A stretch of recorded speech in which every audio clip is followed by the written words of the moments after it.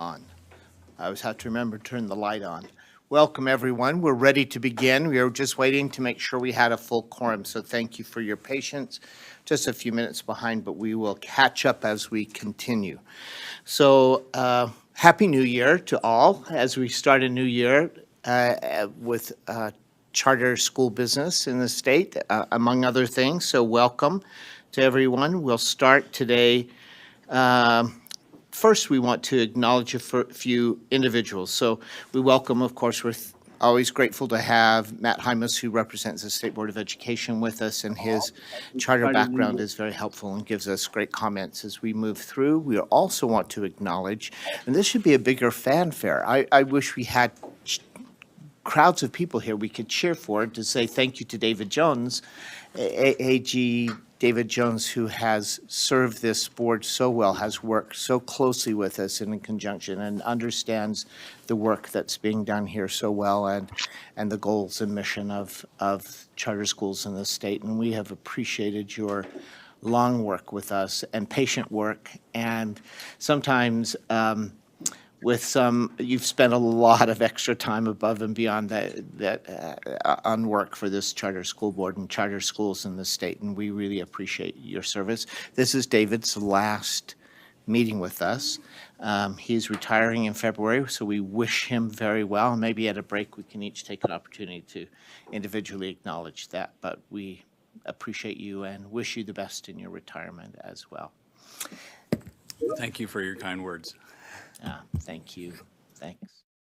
Sitting to David's left, we have Kevin Olson, and Kevin will be stepping into the position that David has held, representing the Attorney General's office and helping to support the work we're doing. He said already he's met with the staff and is eager to be here. He likes all of the staff so far, so we'll see how that continues and goes along. So hopefully that will continue and he will enjoy the work as well.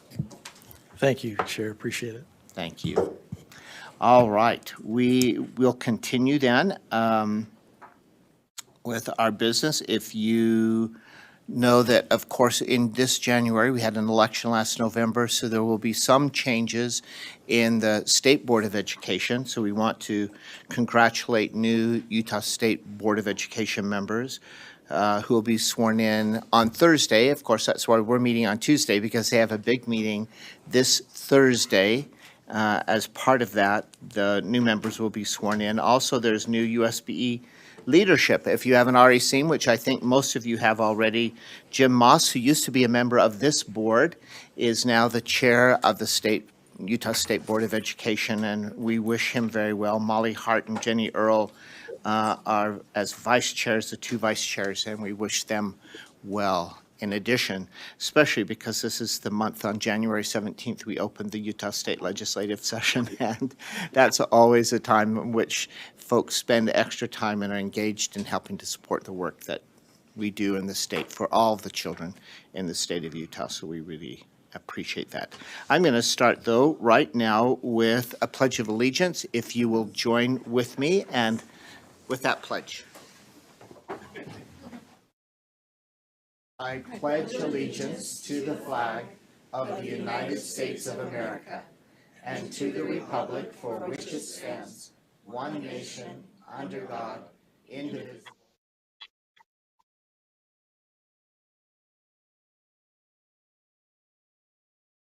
Thank you. As part of the meeting, we start with have started with a thought most recently too, right?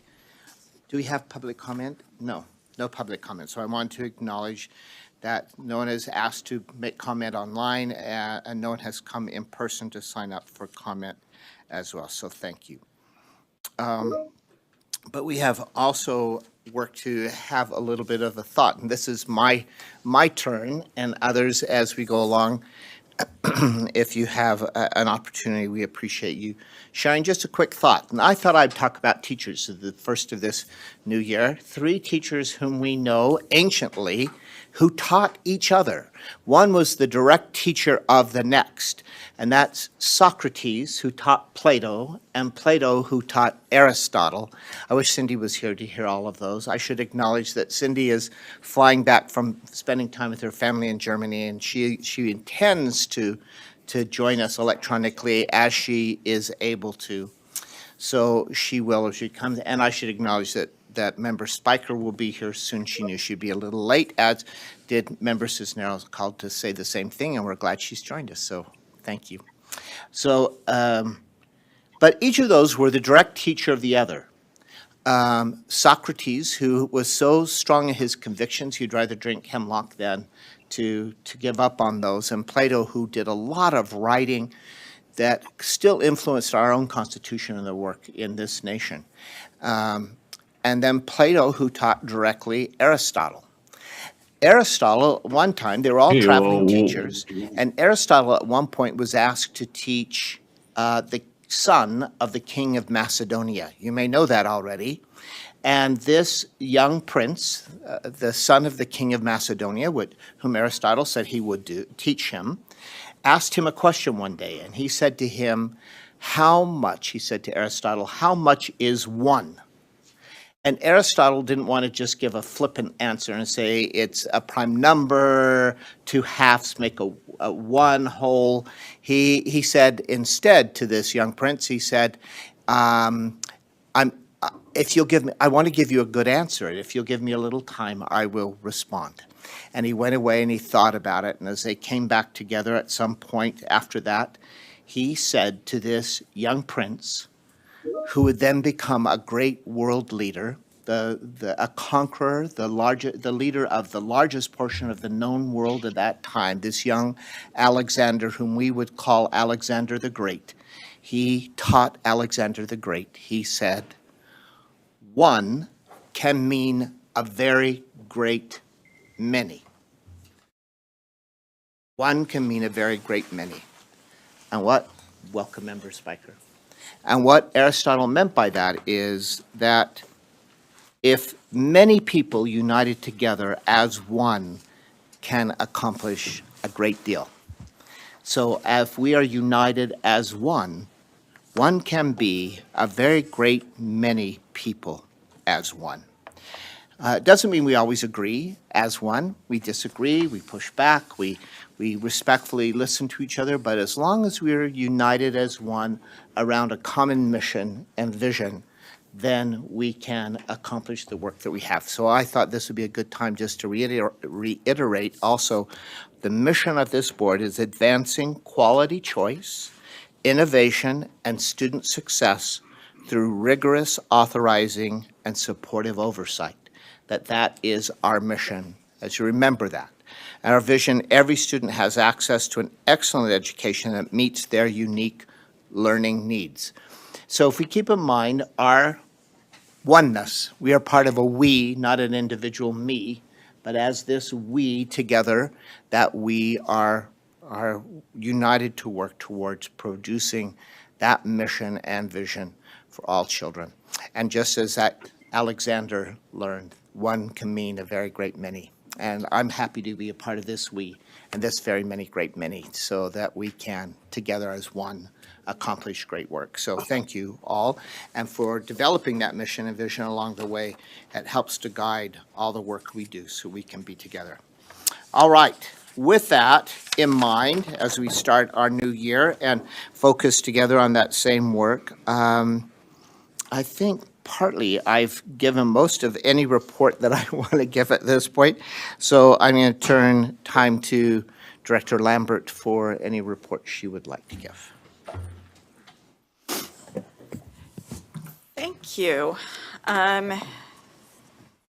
So we have a new sharing thing here, but I'm told it's much better. And okay, I'm trying to, there we go. Awesome. Okay.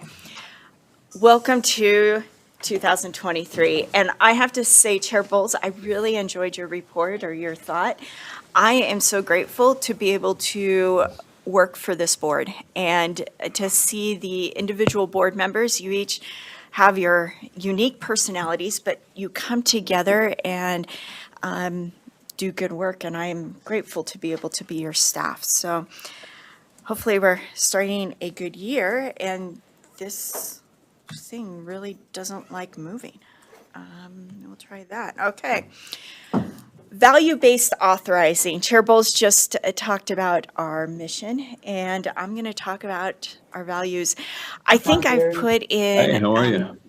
Pretty good. We have a voice from above. But we've been really trying to, as staff, focus on our values and let them guide us. And what we do is every staff meeting, we have a staff meeting about every other week, twice a month.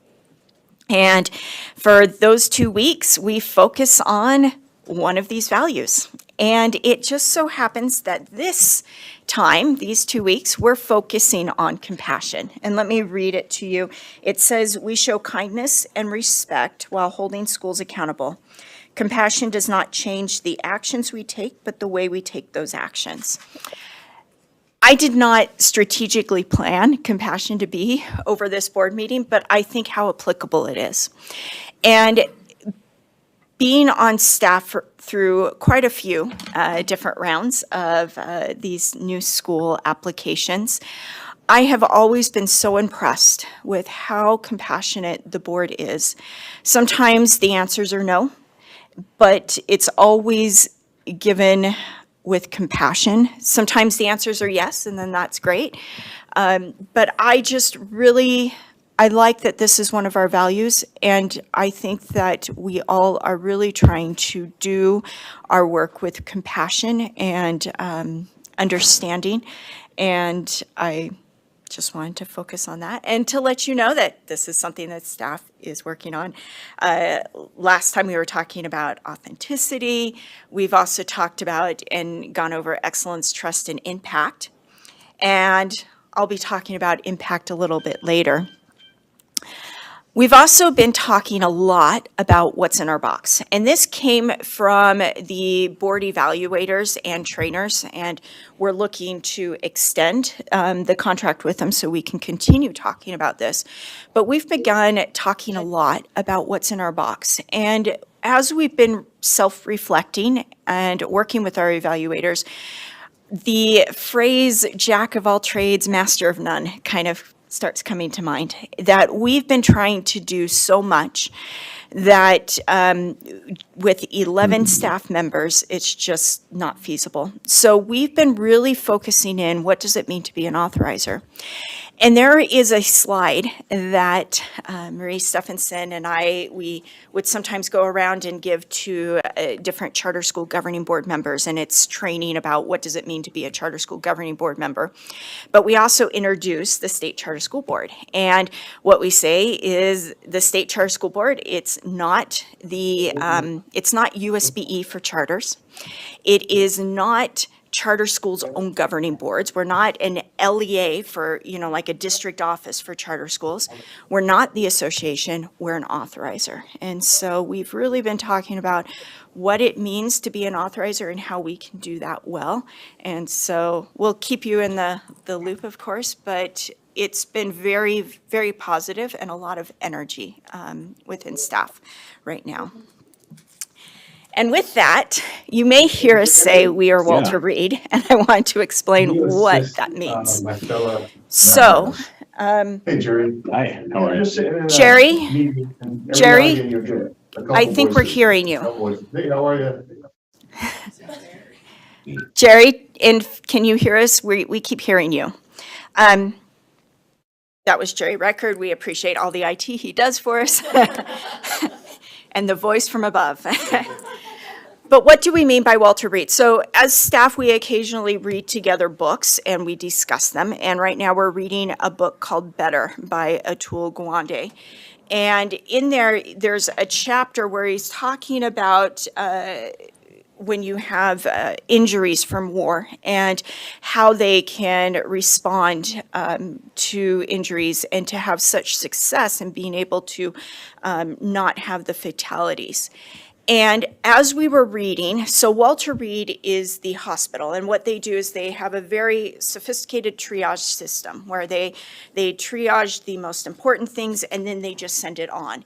And it took a little bit of getting used to that. A lot of times people that were on the front lines, they wanted to continue and fix stuff and not just, stop the initial bleeding. And as we realize that, a lot of times, we also want to take over and be like the first responders, and we're just not. Walter Reed is the long-term care. It's the hospital when they come back into the States. It also helps maybe set support policy type things for those first responders. But that's where we say we're Walter Reed. We are not the schools themselves. We don't govern. We don't run the schools. And so some of the things, while the campaigns, that can be very useful, it may have been overstepping a little bit of what where we're getting into the weeds and maybe taking on a little bit too much of what school governing boards can and should be doing. So we've been thinking about how can we support those governing boards to do the work, to be those first responders, and how we can then step back and make sure that we are Walter Reed. Talked about impact and also excellence, and this also has to do with your board goal. So a year ago, you set some goals, and one of them was to create an LMS that would support governing board members and provide that training. It only took about a year to get the contract in place, but it is. It is in place, and we are so excited to be able to start this. And what is going to happen is by the end of this fiscal year, so June, we're going to have a micro-credential system that is where all the governing board members of the schools that we authorize, they will have access to this. And at launch, we're going to have at least 10 micro-credentials, and then by next year, we're going to put additional 20. And so what it allows is our governing board members to be able to get these micro-credentials of tools and things that they need to be better governing board members. And so we're providing this. We finally have contracted with that vendor there, and we're on track to meet the originally scheduled deadline. The other thing that I want to talk about, this has been going on for a little while, but we just thought today is very relevant. So the pre-proposal training. This is maybe a real-life picture of a pre-proposal training. Those that are going to be involved today probably know this very realistically. Our pre-proposal training was 3 hours long, and it really was just a lot of information thrown at them. And as we've been looking at the applications that have come in and the desire to maybe wanting to grow more community-based charter school ideas, we've been thinking about how we can change things up so we can get the kind of applications that we want to be approving. And so what we've already begun doing, and we piloted it the first time this December, so we've got it down first to a 20-minute introduction to the charter school world, to what it means to be a public charter school. And we had 7 participants who gave us feedback, and then what we're going to do is we're going to put it into a very well done video that then we can post, and then anyone can have access to that video. After they watch that video, which they can watch in their PJs at home, then we ask them to do a few things that is more individual and more targeted. So then we would ask them to put together at that point a governing board. And we recommend 5 to 7 governing board members at that point. Then we ask them to come up with their why. why are they wanting a charter school, and just have that really well-crafted, well-defined, well-thought-through.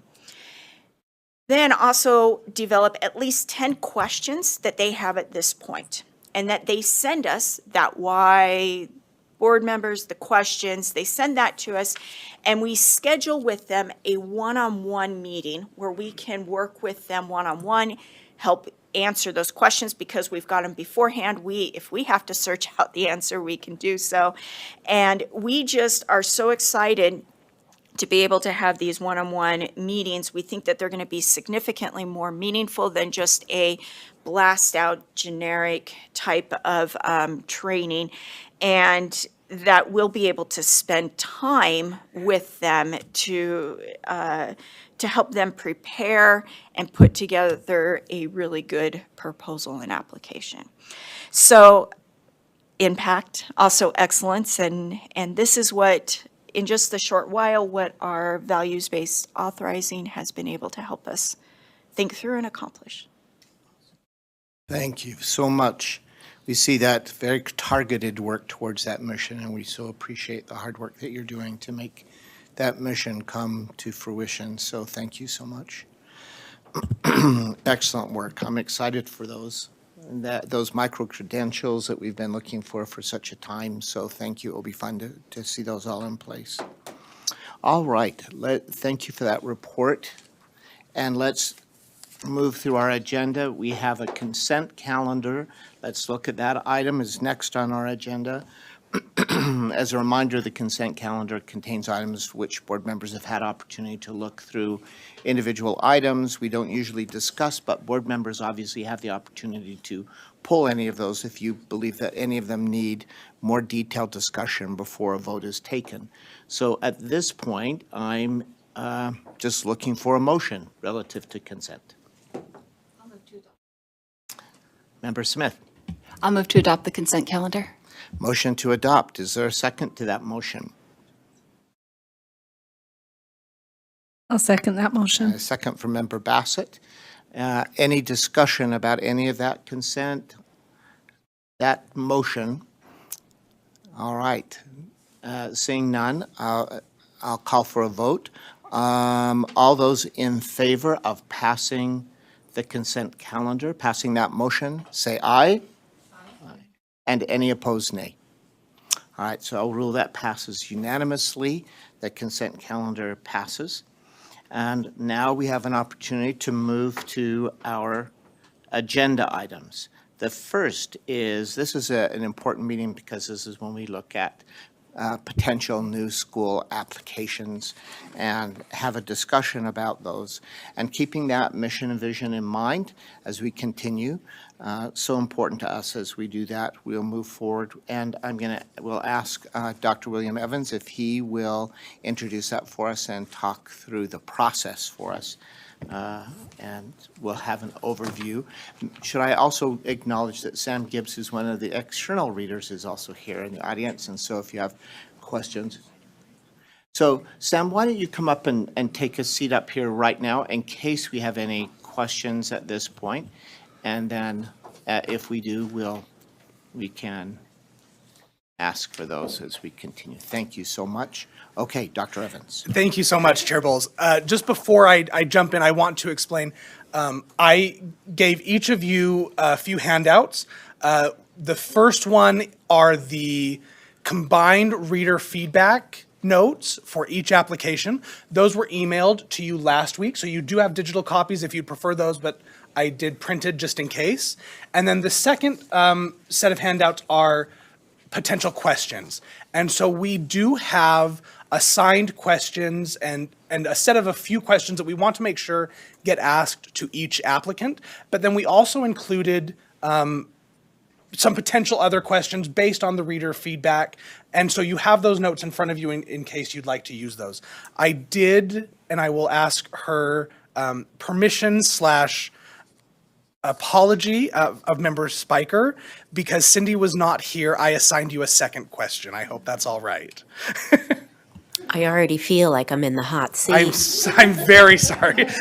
Dr. Evans, Dr. Evans? This is what happens when you live in North Ogden. It was a lot of traffic. No, just just wanted to joking. say I'm honored and happy to do that. Thank you. You're welcome. I'm now with you, Member Spiker, because Matt Evans has Matt Hymas. Hymas, sorry. Evans and Hymas. Anyway, Matt Hymas has had to step out for a moment, and he asked if I would also read his questions. So we get a double dose of both of us. Thank you, Member Smith. And we're both tall as well, so it's very easy to confuse us. So I recognize that. Thank you. In the past, with some of the presentations that we give, we do open it up for a lot of interaction from the board members. For this one, I would ask that any questions you do have, hold on to them until the end. We've got some opportunities built in for question asking, and that way that will allow us to get through all the information that we've got, for today. For our agenda for today, I just want to give a brief overview, both for the board's benefit, also for the applicants and for any members of the public who are listening, just about kind of what the process is that charter schools go through to get their applications to this point. I'm also going to share a little bit of the reader background of the individuals who we had help us go through all of these applications. They did a wonderful job, and we are so appreciative of both their expertise and the time that they dedicated to helping us get these applications to this point. Then we'll jump right into Peak Academy's application. They're our first capacity interview for the day. Our second one will be American Principals Academy, and it's not reflected here on this agenda, but at that point, that's most likely when we will have lunch, and then we'll finish off the day with Elevated Charter before we then jump into some time to discuss, and then we'll make any recommendations there. For the application process, this is really integral. So charter school authorizing is one of the main things. If you listened to Chair Bowles' message at the beginning of the meeting, we are about rigorous authorizing and supportive oversight. So those are our two main components of what we do.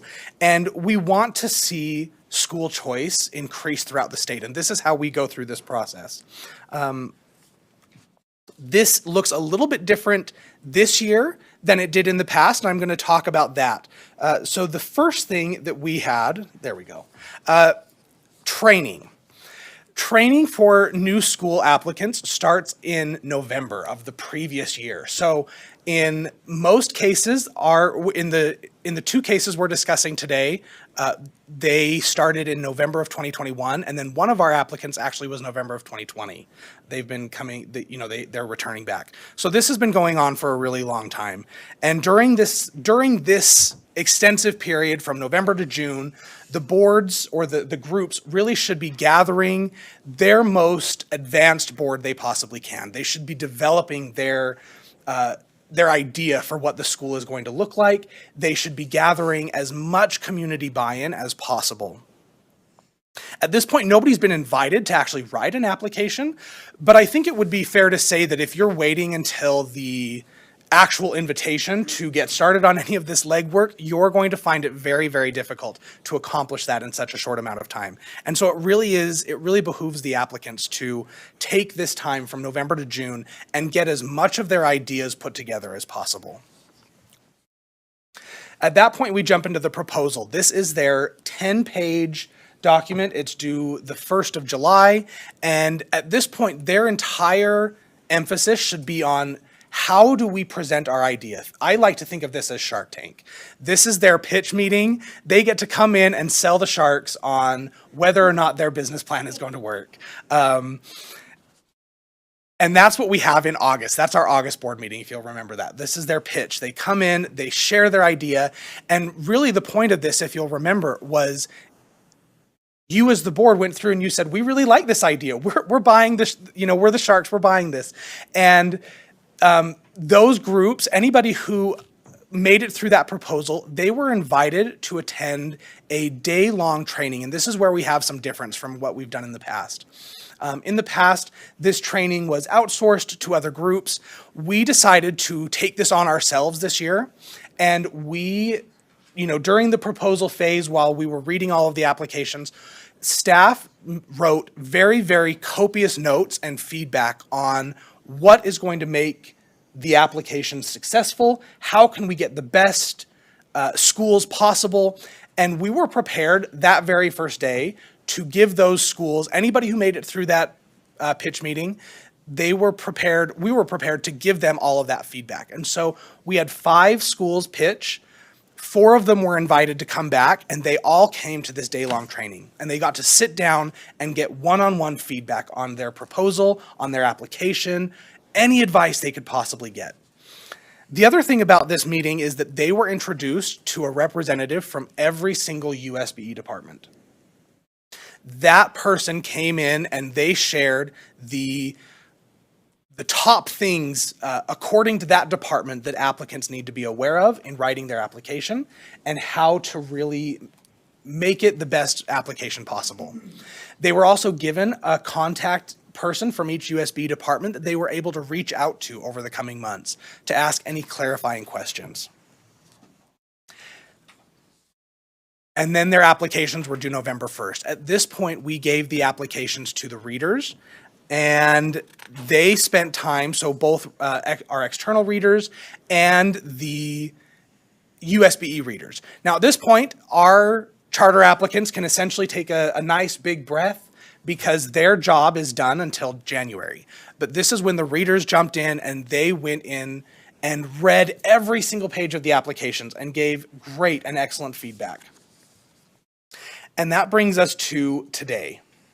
And so I want to talk a little bit about what today is, both, again, for our benefit as the board and for the members of the public who might be unaware. Today is a capacity interview. Sometimes people think of this as like another sales pitch. This is not, you've already pitched. Your idea's already been bought. You've already been invited back. This is a capacity interview to see if the applicants have the capacity to run a school. This is also for board approval. I want to explain, reader feedback is great, and we value that reader feedback, but the readers did not decide what school gets to go forward. That is the board's board's purview exclusively. And I really want to stress that as the readers read through everything, their idea of how can we help the board make the best decision possible was kind of paramount or primary in their mind as they were reading.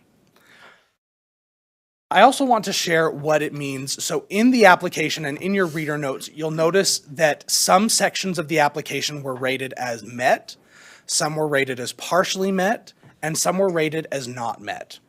These are very broad categories. And in the past, we've had a really good opportunity to bring all of the readers together and to talk with them about all of their different pieces of feedback and then come to a consensus rating. This year, because of various illnesses and schedule conflicts, we weren't able to bring them all together into one group. And so you'll see in your notes that there is a much broader representation. Some readers felt that certain sections were met, that the information included there, was satisfactory for a successful school. And other readers noted that it wasn't met. In some ways, this was hard. For us as staff to put together, really good recommendations for board. But I think in other ways, this is really powerful because we avoided that groupthink, right? Typically when the readers all come together, the Mets and the not Mets kind of eventually just decide that everything's partially met. We don't have that this year. Everything wasn't partially met. We do get to see their differences there. And lastly, today is about clarification. And so that's why we have Sam Gibbs here with us, myself. We've provided the notes. The boards themselves are going to be showing up. And this is for you to get any additional information so that the board can make the best decision possible. I want to share a little bit about the applicants. So like I mentioned, we had 5 schools apply at the proposal. 4 of them were invited to write a full application. One of those, specifically Key Academy, which was going to be the dyslexic school, they withdrew their application around October. And so today we get to hear from 3. The first applicant is Peak Academy. This was formerly known as Prosper Us Academy. They are based in Morgan County, and their original application was for a K-12 school. They've refined that down to grades 6 through 12. Peak Academy is seeking a waiver. They are seeking a waiver specifically for the 5-day school week. They want to offer a 4-day school week, but they are not seeking any special treatment or priority consideration. And then my kind of brief summary for how we would describe the school would be it's a mix of CTE with project-based learning, some CE courses, and a few other elements as well. Our next applicant that we're going to hear from is American Principals Academy. This one is based in Cedar City, Utah, with a max enrollment of 858 students. They're proposing a K-8 school, and they are not seeking any waivers, priority consideration, or special treatment. And the way that I would describe this school is most likely a classical ed model. And then our third application that we're going to be hearing from today is Elevated Charter School. This one was formerly known as Quest Prep. When they did their proposal, they've changed their name to Elevated Charter School. They are proposing a statewide online school with a max enrollment of 900 students, serving grades K through 12. They are also not seeking any waivers, special treatment, or priority consideration in their application. And the way that I would describe them is an online with a synchronous component. So not just the asynchronous is do it whenever you have availability. Synchronous is we all come together online. And so that's the way that I would describe them. Let's talk a little bit about the readers. And again, I want to express my sincere thanks and gratitude for everybody who read applications, both our external readers and all of the members of the USBE. Every department sent somebody to read, and we're just very appreciative of their time and their expertise in this process. For our external readers, we received a lot of applications from schools. So back in September, we reached out to all the school directors, all the boards.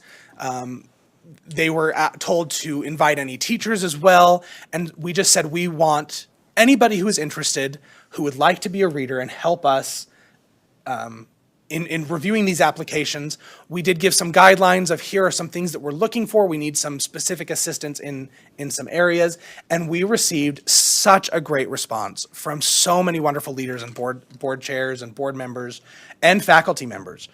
We narrowed that down, got a really good group together, and they had expertise with students with disabilities and students with unique learning needs. They had expertise with building school cultures from scratch and also rebuilding school cultures, in struggling schools. They have expertise as school leaders and in developing school leaders. That was also a really great component. Some of them have served on boards and they brought that expertise as well. And then also we had a very unique set of models that were represented. And so it wasn't all just the same thing. It wasn't all, just elementary schools. They were from all over the place. The other thing that I want to stress is that we had readers who were representing both national and local contexts. And so we had, it's not just that we're looking at what's happening right now in Salt Lake City, but we're also looking at what is school choice really reflective of across the country, and how can we make school choice better for all of our communities here. And every single person that we had reading is a proponent of school choice. They want to open schools. That's their whole priority. Our next group were the USBE readers. We invited every single department and we had just a wealth of experience. I do want to say that because of, again, sickness and some really difficult scheduling conflicts, some of the people who were providing feedback were not able to give us as much feedback on all of the different sections, and so they really focused in on the area that they were where they had expertise in. We are very grateful for the time that they dedicated and and we are hopeful that we can revise how we work with them in the future so that we can get more of their good thinking. At this time, I'm going to jump into our capacity interview for our first school. Let me just share some of the information. This again was Prosper Us Academy in Morgan County, looking to do grades 6 through 12. Now, in your documents, again, that I sent you last week, if you have those open on your computer or if you want to turn to your notes, there was a lot of different reader feedback. I want to just condense down and give just a brief summary of some of the thoughts that came out of the readers' feedback before we jump into the interview itself. One of the strengths that the readers noted is that they were really intrigued about the potential for increasing school choice in Morgan County. They did recognize that it is a different market than what we've seen in the past. Another strength is that this application has been revised since the proposal and really shows that the applicants took the information that staff gave them on how to make a better application and incorporated a lot of that. And so we're really proud, grateful, and it shows a dedication to making sure that the school is the type of successful school that we would want to see. Another one is that readers really admired the school's plan for developing students' soft skills. This was something that the readers noted as being different from the other applications this year. Now, there were a few concerns. One of them is there's concerns about the lack of clarity in the relationship between the school, the builder, and the landowner. And so readers noted on a couple of different instances that they really weren't sure how the arrangement was working, what's happening with the building itself. There were mentions within the lease agreement about, or within the budget about a lease agreement, and that confused some of the readers, and so they would really like some clarity about that. There's also concerns about the described program still, even though it's been refined, still trying to be too many things for too many people, and how can we make that more refined? And then lastly, there are concerns about Morgan County's ability to, yes. So I just wanted to check and see, one of the concerns that I have as I look at this application, and you skipped it over, was the personal line of credit in the budget. Are you going to come to that, or was it resolved? Where are we at? It was not resolved. I'm going to leave that open to the board to come to. I'm just giving kind of a brief. These were the quick things that I found. Yeah, as I was reading over everybody's notes. Do you mind if I clarify a little bit? So right now, William's giving the very general strengths and concerns. What you'll be able to do is we have, every school will have the same, 7, 8 questions. You'll ask those questions, and then you'll have opportunity to ask all those specific things. And So I get don't that have clarity. to substitute that question in for the question that you. Correct. We've got, because we only have the 3 today and we don't have satellites to hear today, we're able to really spend some time with the boards and get your questions answered. Perfect, thank you. Yeah. That's a typo on my part. I apologize. Member Olson just made clear to me that the questions that I included said satellite. So when I copied and pasted, I was not as mindful as I should have been, and I apologize. It should say new school. Questions are still the same, but yes, they're my apologies on that. Okay, so the third concern that readers noted was that it seems to the readers that it's going to be very difficult to recruit not only students but also teachers to this school, especially when they say that they're going to recruit people from the local community, when the salaries that were listed in the budget seemed very, very low in order for a person to live in Morgan County. So those were some of the reader feedbacks that I wanted to share. Now I'll share with you, before we invite the school up to answer any of your questions, I want to just share staff's recommendation. And staff recommends that the application for Peak Academy in Morgan, Utah not be approved at this point. Readers were intrigued by elements of the application. Specifically, there was interest in financial literacy and project-based learning. However, enrollment data for the surrounding area shows decreasing student enrollment. The focus on the application was on a new building, which, like I mentioned, had some concerns for readers. And history demands caution in situations where enrollment data contradicts a developer's hopes for facility use. If the board does feel like they want to learn more about this after interviewing the applicants from Peak Academy, there'd be an option to invite the group to do more community events and get more information from the community to really refine down what that idea is going to be, and also get better information about committed enrollment so that we can see, how many people we're actually looking at there. And then another option would be to ask the applicant to return with a more robust market analysis on the area and on what's really available there. At this point, I will turn it over to, to Chair Bowles to conduct the interview. Just as a refresher for the board, these are the members of the application team who are here today. So I have their names all up there for you just as a little refresher. And then also just my quick summary of some of the application highlights. And so at this point, Chair Bowles, I'll turn it over to you. Thank you so much, and thank you for that clear overview and those who have spent the time to read. We've also all had those applications. I want to make that clear that we've had those applications and had opportunity to read them in depth, and we appreciate the readers who give clear feedback, those who are in the trenches every day doing that work, that they have great experience and help to bring good advice and may pick up on things that we individually may or may not have noticed. We appreciate that. I'm going to add also, I believe as a board, a part of our purpose is we all also, as Dr. Evans said about those who read, believe in school choice. We as board members also believe in school choice. We believe that that's an important aspect of education, that families should be able to have choices in the education that their children experience. We believe that. But we also want those schools whom we authorize to succeed. And we've had over time experience of common problems and concerns that schools have stumbling blocks or blockades that don't allow them to succeed.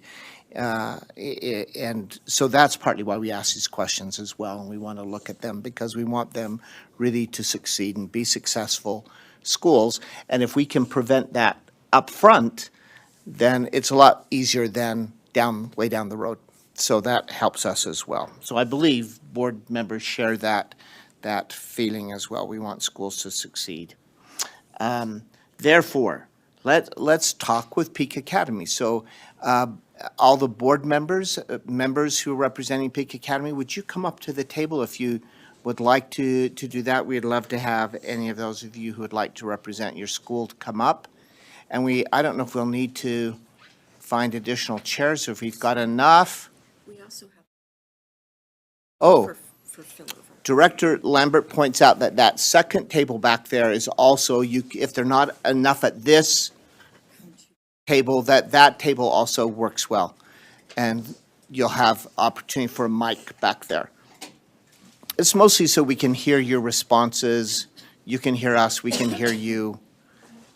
And anyone who's online can as well hear. So, board members, I'll reiterate what Director Lambert already reminded you, but we have a set of questions that we're going to ask consistently of each school. Then, you, in reading applications, may have additional questions that will help you to make a decision about how can we make, is this a school that can be successful?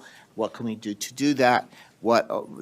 Any of the questions that you have relative to the school. But we start with the first, and then if you'll just follow the order that you see on your list, and then after that, if you'll just indicate to me, I can call on you to ask individual questions that you might have. Yes. Can I please ask that everybody state your first and last name and your position, please? All right, so I'll ask that in my question too, my start of the question. So perfect segue, thank you very much. So my first question is to ask, are all the board members and the director present?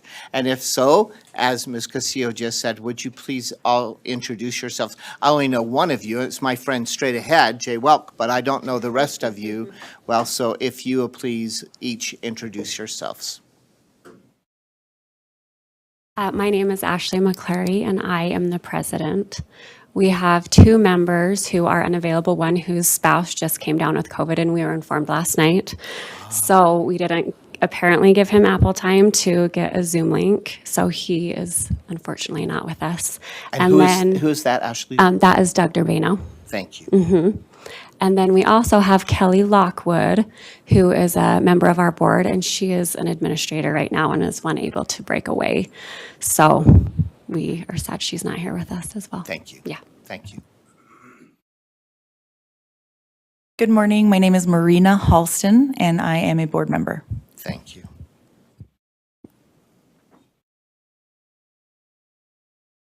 Morning, my name is Jay Welk, and I'm also a board member. My name is Crystal Nielsen, and I am the co-chair. Hi, I'm Julie D., and I am the secretary.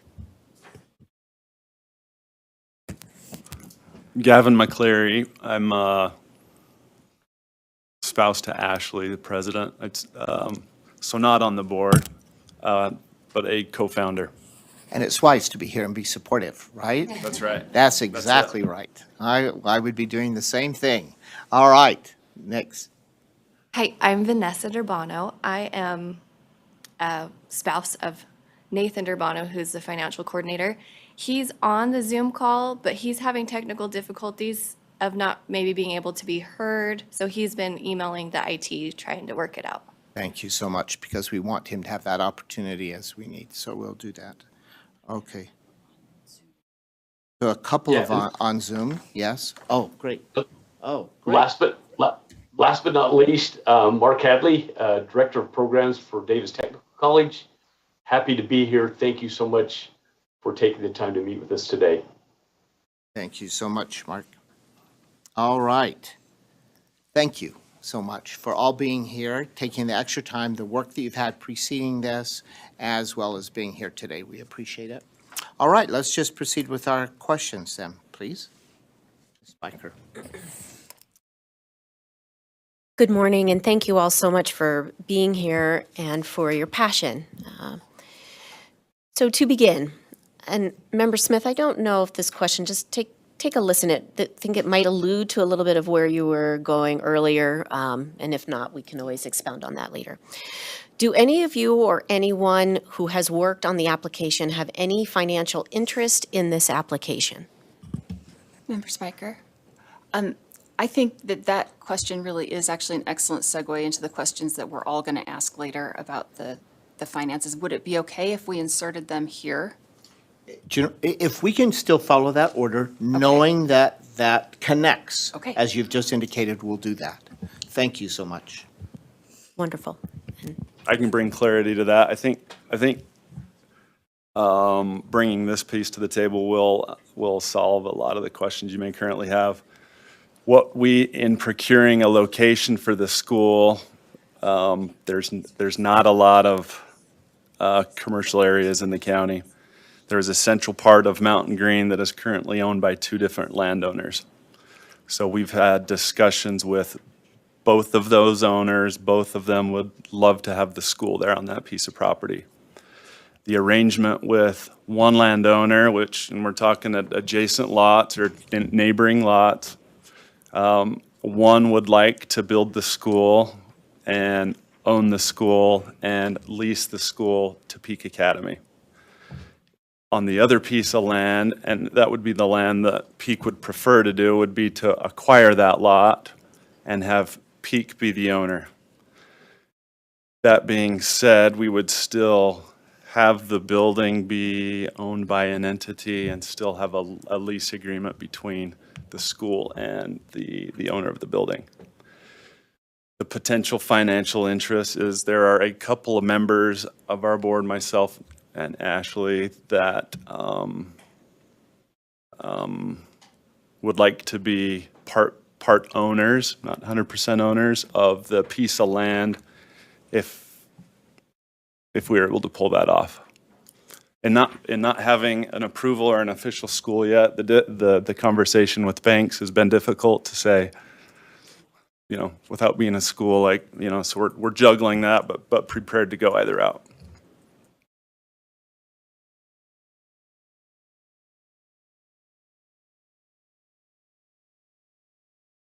Member Smith, go ahead and ask your question, because I think. I'm sorry, thank you for that clarification on your building situation.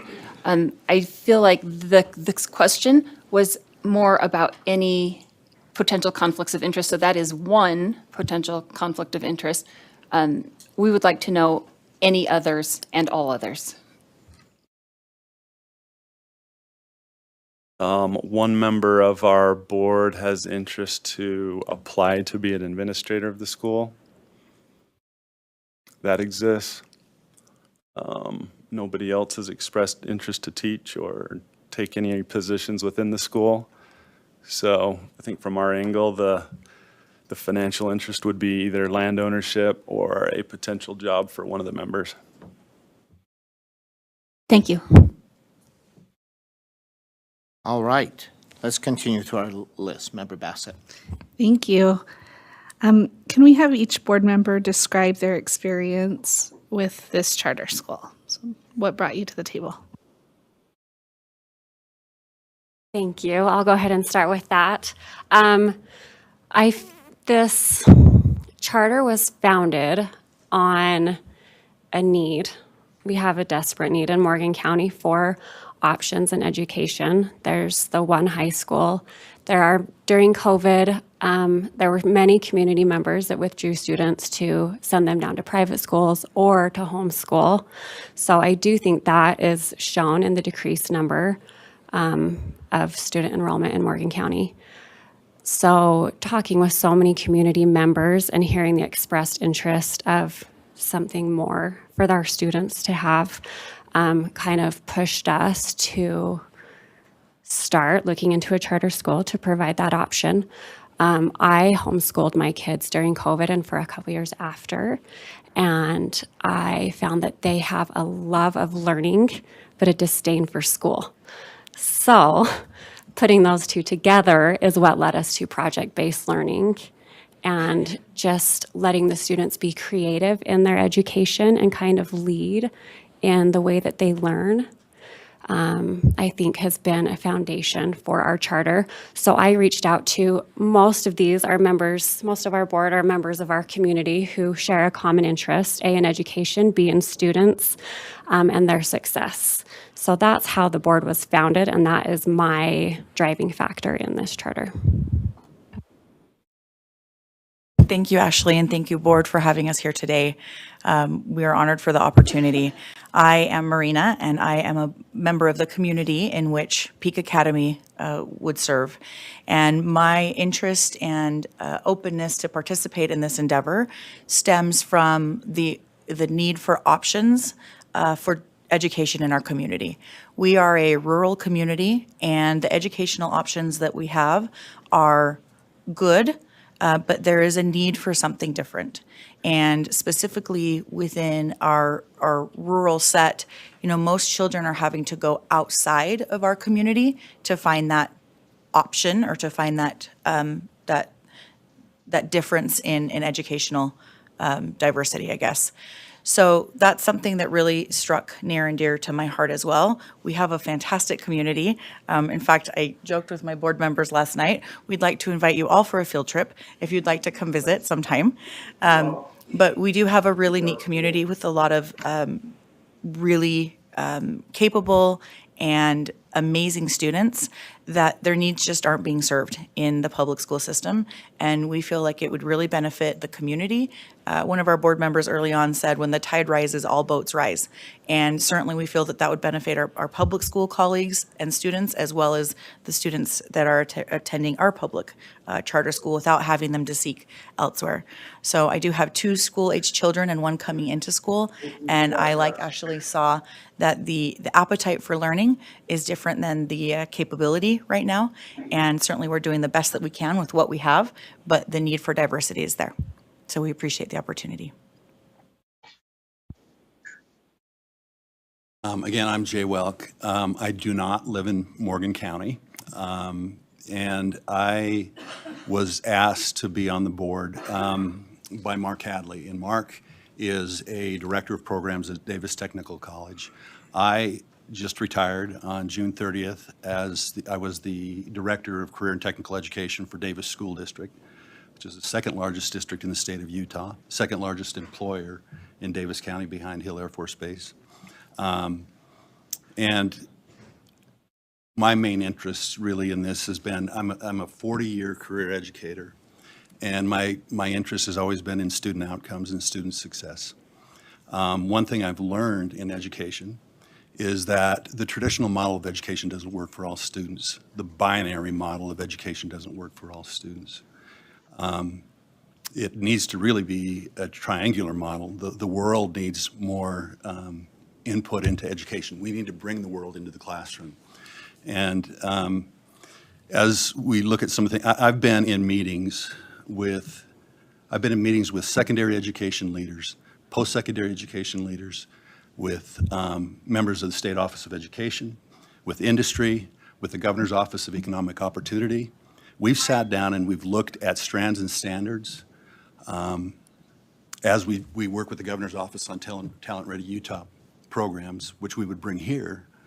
And industries will sit there and look at the strands and standards and they'll say, that's not how we do it anymore.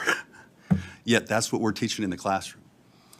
And what we're trying to do is we're trying to make the world or industry be embedded in our school, they will inform education. Industry informs education.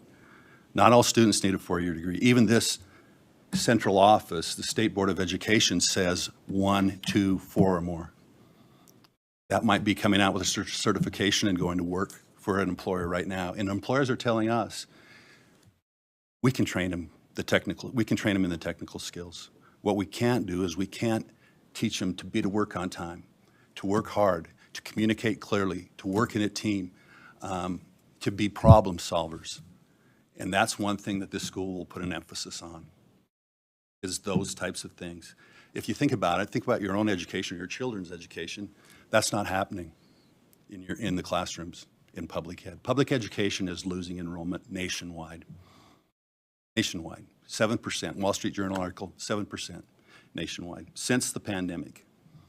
Post-secondary education is losing enrollment. And that's because students are realizing they can go on. They don't have to have a 4-year degree. And we're advocates for a post-secondary education of some type. We're not against that. But not everyone needs it. And not everyone needs it to have a good job and benefits. We work closely with industry. We have established relationships with industry. We have established relationships with the Governor's Office of Economic Opportunity. We have established relationships with the STEM Action Center. We have established relationships with post-secondary education and also with secondary education. I'm coming out of secondary. Dr. Bowles was my big boss at one time, and I loved working for him. No, I didn't mean that. No. But I think we're all on the same page in what we want, whether it's charter school or public school, is positive student outcomes. And we believe that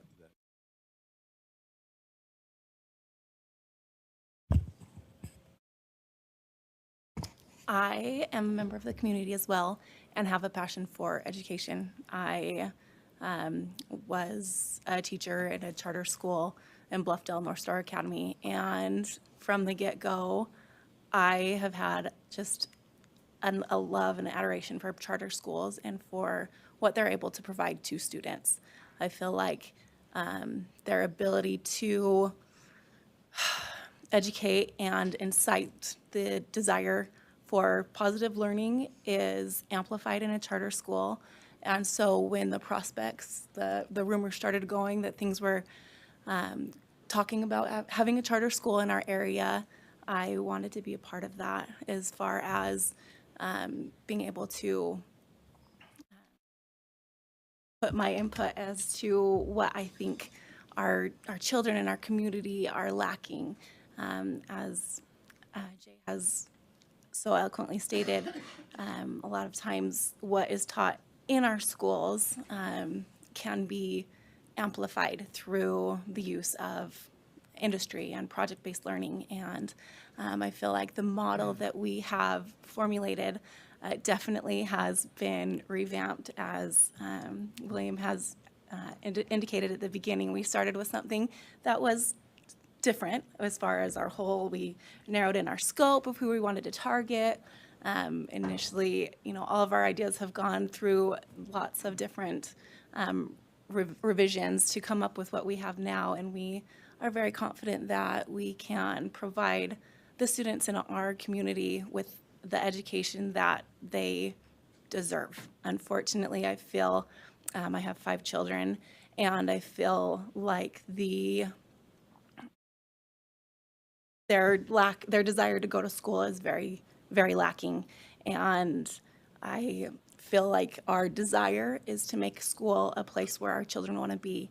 We want to incite that desire and that intrinsic motivation to own their own learning and find what passion they have in life and to pursue it. And we want to be able to give them that zeal and that boost to allow them to reach anywhere they want to go.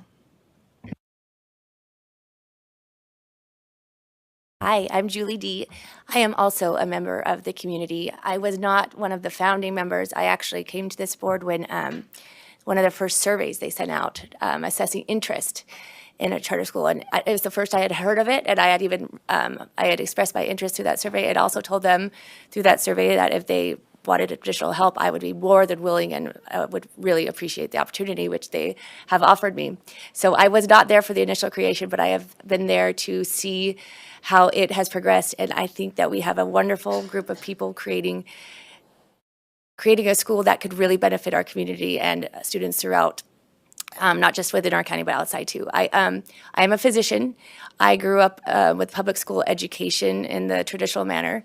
I knew I wanted to be a doctor my whole life because my dad was a doctor, but I did not actually get to do anything doctor-like until after I graduated high school, 4 years of college, and 2 years into medical school. It was my third year of medical school when I actually got to do something clinical. I mean, I had done shadowing and things. And I think what we're trying to create here at Peak is hands-on opportunities, real world problem-solving opportunities for students to experiment what they want to do with their lives. If I hadn't had a dad that was a doctor, I wouldn't have known what I wanted to do. But I feel like there's so many opportunities out there that we are not, our students are not having the opportunity to experience. I have also 3 children at home. One of them just entered high school and is not being challenged. I have a 6th grader who they're just not being challenged. I think we have great potential within our within the students of our community, and we just need to tap into that potential. I love the vision of the charter board, the Utah State Charter Board, that we want to create new and innovative learning experiences. That's exactly what we want to do. I also have a son with special needs.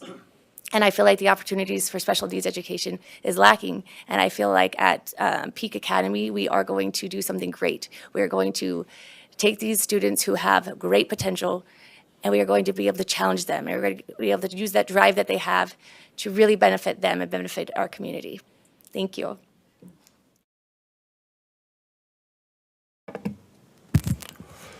I'm Gavin McCleary. For the last 5 years, I've served as the chair of the Chamber of Commerce for Morgan County. So I've worked with school boards, worked with local business, worked with youth groups, and I've had a unique vision on the county and for what its needs are, and also hear live what the people are wanting.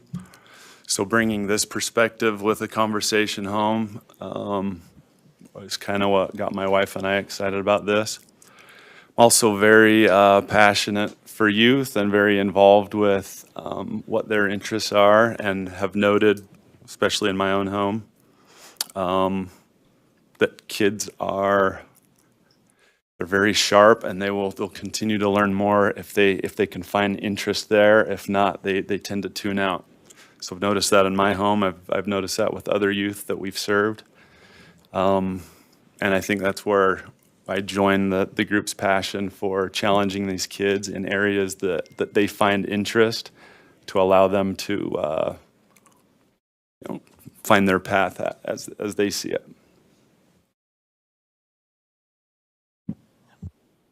So I am Vanessa Durbano, and we take our children to a private school outside the canyon.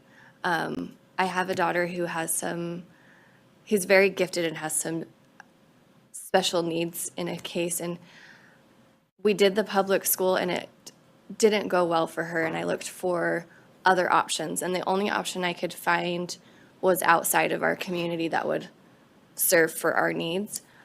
So when I was approached, I was really excited about this because I would love to have something closer to home for all of my children and for my children's friends to participate in, because I see that I was lucky enough to be able to afford the private school and drive out the canyon, and I know that there are others that can't do that. So I would love to have something closer to home that can benefit all of the children, and this just like melted my heart, and I wanted to be a part of this. I just love kids and I want them to succeed. And so this was my little mommy heart was so excited to be a part of this board. Mr. Hadley, your turn, I think. Great. I'll jump in. Thank you again. Wow, where to start? I will say I was invited to be a part of the board by Ashley and Gavin. They're friends of mine, and they knew my passion for youth. I've been involved with youth groups for all of my life, and especially up in the Morgan area. I had a real passion for them. I also am a product of CTE. And so I've got a huge passion for CTE and seeing the advantage that it brings to youth. I appreciate it so much, Jay, for coming on board. Jay and I, if I want to say this, and this is not in a bragging way, but we were a dream team for CTE. We were both passionate about it, and we were thinking outside the box. But I do want to say this, that this is in no way a reflection of Morgan High School. I have a passion and a love for that school, and the programs that we have from Davis Technical College at Morgan High School are very, very successful. And I've seen the success, and I knew that through this academy that we could provide even more success and more programs that could be available to them. I am a thinker outside the box when it comes to CTE, meaning that there are ways of bringing CTE to so many different students. At Davis Technical College, I've had the privilege of starting 4 different programs in the Davis School District through Jay and his passion to bring 3 programs to Morgan School District and to bring a program that was available to the Weber School District as well in our diesel program. And I felt like that CTE needs to be, to Jay's point, needs to be more options. And when I was asked to be on this board and that they wanted an emphasis on CTE, I was all in, knowing that through my great president here, President Brush, that we could figure out how to bring CTE to these students here at Peak Academy. So I am more than thrilled and more than privileged to be here to think outside the box and make this academy successful through CTE and provide these great youth from Mountain Green, from across the hill over in Eden to in the valley and into Summit County to invite them to come and learn more about CTE and what's available and make them believers in themselves, that they can have this passion that can earn them a great living for a long, long time. So thank you for listening to me, and thank you for this privilege of being on this board and being a part of Peak Academy. Thank you. All right, let's continue with questions. Sorry. Can I just speak to the members that aren't currently here? Absolutely, thank you. Would you like them addressed? So Nate Durbano was brought onto the board for his business experience. He has successful businesses, and we know that that's part of the charter school is running a successful business. So that is his contribution. Doug Durbano he also, like Jay, speaks for himself and and Mark and all of their experience and his degree, his law degree, which is also something that we need on our board. And Kelly, we saw a gap with an administrator. So she came to our board after our boot camp. We were very aware of that big gaping hole. So Kelly has graciously accepted a position on our board and has brought a valuable insight. So thank you. Yeah.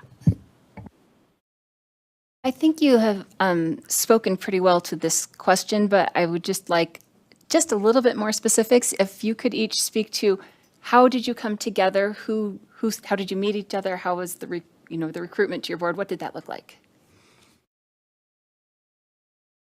I will take that one again. Thank you. So I think it was very important for me. Gavin and I had discussed the passion for education in the community, which is what started the charter conversation. And then I think it was important for us to have members of the community involved. I thought that showed support and is necessary, especially in a small town, to assess the community support. So that is where the outreach for community members began. Marina was invaluable for her marketing and her people skills, so I felt like she would be a good asset to the board. She graciously accepted. Am I answering this appropriately? Is this what you're going for? Okay. Mark, as he mentioned as well, has always been very involved with the youth in our community, and we share a similar passion in that. I know that he wants our students and just children in general to succeed. In addition to his experience with the CTE, he offers a wealth of knowledge into the direction we were hoping to take our school. Jay, as well as Mark, a wealth of knowledge and more than we could even hope for, and their experience and dedication to the board. Crystal was a previous teacher, so we thought that was a good asset to have on our board, someone with some teaching experience. I don't want to say that we tried to stay away from a lot of teachers, but I do think a teacher was sufficient for us to incorporate a lot of different perspectives and avenues and approaches to education. Julie, again, also very driven, very motivated, a get-her-done person, and brilliant. So who doesn't want that on the board? Brilliance is always a benefit. And then Nate, as I mentioned, his business experience, and Doug for his law experience. Is that good? Thank you. That's really helpful. Yeah, thank you. I have a question. Nate is in my ear and wants to see if he could talk speakerphone through my phone. Is that okay if he wanted to add something? He just can't get his mic on the TV to work. Is that okay? Yeah, Okay. Yeah, right. absolutely. Just put that close to the mic and we can hear that. And Okay. Great. Hopefully you guys can hear me. we can. Thank you. I'm traveling internationally from business, and there are some restrictions on Zoom for trying to connect out of the country, so it will not let me connect. I've tried piggybacking onto one of my office computers, which is good, so I can see the meeting that's happening, but that computer wants to use the microphone and camera there at my office and not the one here on my laptop in front of me, since I'm just mirroring my computer there in the States. So I apologize that I'm not there in person and not there via Zoom, but I did not anticipate that there would be a block in place by the administrators of some sort from Zoom. So, I think what we have to maybe tie up the question that you had asked is we have a very unique group of individuals that either live in the area and that are passionate about the ideas of having a additional option for schooling. And then instead of filling the board with members of the community that are just husbands and wives and parents of children that'll be in school that have really good goals and really good ideas, we recognized early on that this charter school is still a business. It has to be ran as a business. It has to be ran successfully. It has to work financially, or it will fail, no matter how good the students are or how good the teachers are. So we decided to diversify our board and brought in some of our community connections and friends that have roles and responsibilities in all different areas of industry in our community. I think we have an extremely passionate board about the school, about business in general, and the need right now in our community for an option. And that need is only going to continue to grow as more and more homes get built and more families move into the Mountain Green area and out of the Canyon or Morgan area. So we felt that diversifying this board would provide a great advantage to us, and I believe that it has. And I'm very proud to be a part of this board and the creation of this charter school and the future success that it will have as a unique and additional option to the traditional public school system that in most cases is years behind what it should be and years behind what it is in other states. So we have a lot of work to do, and we want to get that done right here in our community. And we think we've got the members, the backing of the community, the backing of the USCB, we hope, and that we'll get our license and we can get going on constructing the building and creating a state-of-the-art school and state-of-the-art education system that is desperately needed in our community and many others in Utah. Thank you. Thank you.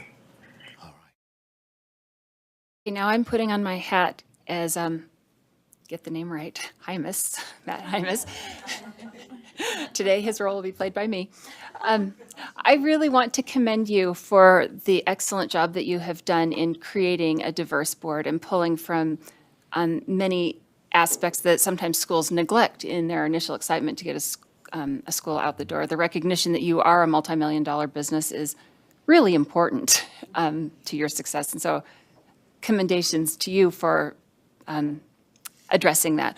That said, no group is perfect. No group is without some gaps in their expertise or knowledge base. Do you feel like there are any gaps left that you would like to see filled? What do you see as the, so to speak, weaknesses? Not that your board is weak, but everyone has weaknesses. What do you see as places that you could improve and strengthen your board? Thank you for that question. That's something that we have thought about at length and had conversations about as a board. And something that immediately comes to mind is certainly we are diverse from a professional background perspective. We are diverse from a expertise perspective. We all bring something a little bit different. However, you can clearly see we are not racially diverse, nor are we socioeconomically diverse. And that's something that, because we live in the same community, we are very similar in that regard. That being said, this board has done a phenomenal job, and I really need to commend Ashley, our president, on this, that when we identify a gap, we reach out proactively to correct that. So initially we knew we needed an administrator on our board. once we started talking and once we received some of that initial feedback from our initial meetings. And we immediately identified that opportunity to fill that gap with an administrator who had that experience. So something that this board does very, very well is identify and address as far as some of the gaps.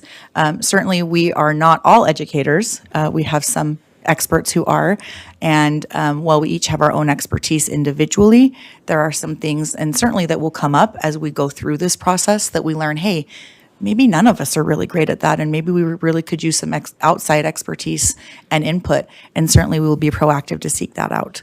Does that answer your question? I feel like it does. Are you all satisfied? Thank you so much. Nate had an addition to that, if thank you. you will allow. Thank you. I just wanted to add as well to what Marina said is this board is in no way saying that hey, we are the experts and we are the professionals and we're going to be the ones to run this school. We think that we will be able to hire much better, more qualified and brighter minds to be involved in the day-to-day operations and the administration of the school, and that this unique and diverse board of individuals from different industries will really just provide that unique view that you may not get if you fill a board full of lifelong educators or lifelong administrators. So we think that we can add to those positions by hiring the right people that will be able to care for the day-to-day operations of the school and the students and the teachers. Because in the end, we can have the best board members in the world, and if we don't hire the right administrators or the right teachers, then we've failed as a board, and the school would struggle as well. So we're very excited about the board that we do have, but we are also very aware that we will be hiring and seeking out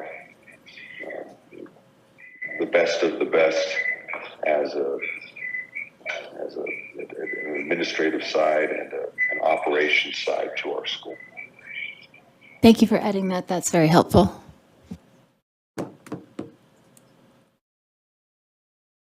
Good morning. How did you come to choose this educational model and curriculum? And were there other, I'm going to guess the part's yes, since you were large and streamlined, but maybe discuss that process of streamlining, because the question says, were there others considered? We know there were. So instead, would you tweak that a little bit to how you streamlined and settled on what you settled on?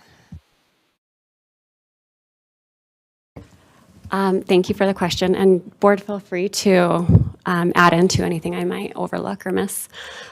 So in the initial conversations about the charter school, we actually had talked about doing an immersion program. However, upon research, we know we don't have a demographic for a true and successful immersion program. My kids had been taking language. There's a desire for second language speakers in Morgan County. We've actually had multiple members of the community come out, and that's something that we've talked about on our Flex Friday, is offering language courses in a few different languages. Back to the charter though. So then it went back to researching how students learn. Once we went away from the immersion program, we learned that would not be successful for where we were and what we were doing, but it kind of spoke to the different options that we need. Therefore, the project-based learning jumped out at us. CTE jumped in as well in the sense that they are similar, right? We know that, as Jay has said, that not every student needs a college degree to be successful. We wanted to open that avenue to more of our students. and children in the community, knowing that not all of them will go to college and not all of them are fully utilizing the CTE courses, which are great at Morgan High. We intend to offer different courses than the high school is currently offering. The project-based learning, just through talking to community members, there really has been a lot of community outreach through this whole process, and most people have felt that their students and their children learn in hands-on settings, which is not as common in our community currently.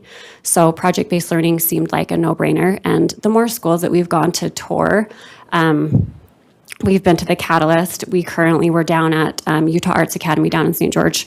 We met down with Shannon to tour George Washington Academy. Those that have the project-based model and the CTE emphasis are what speak to us and what we feel would be most beneficial for our community.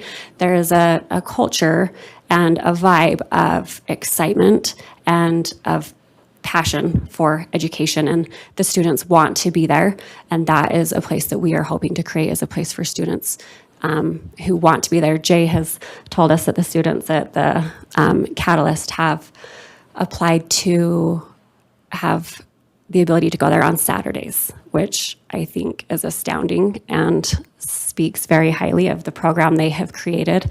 And we would like nothing more than to create a place like that for our students to want to be, to feel like they are being productive and learning in their best capacity. Does that answer it? Do you guys have anything else to offer?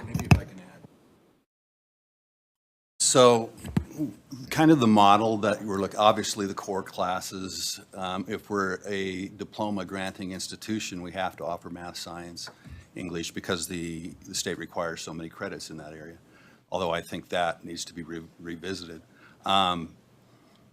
What we're looking at and what you saw in the application was really based on a strategic audit we had done while I was still in Davis School District.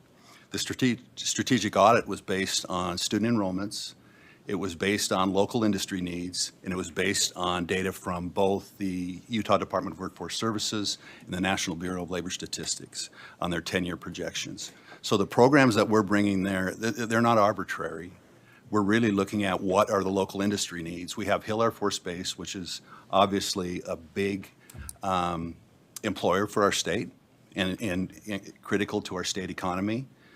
When you look at computer science, when you look at unmanned systems, drone aviation, again, the Catalyst Center in Davis School District is a completely different model. Unlike Ben Hart from the governor's office calls it the gem of Utah schools. And if you get a chance to visit it, visit it. But no bells. The industry people don't come, partners, they don't come to be guest speakers. They come to give us projects. We ask them to give us their 10th or 12th project, one that they don't know they're going to, or they know they're not going to have time to get to, and give it to our students. And then they meet every 2 weeks with our students, and they're working on, that could be app development. That could be something in business marketing. It could, but an entrepreneur mindset is something that's really key to this particular school. Students can only take what's offered. And most schools offer the same stuff, to be quite honest with you. What we are offering at this school, again, meets local industry needs. Computer science, drone aviation, business marketing, entrepreneurial mindset.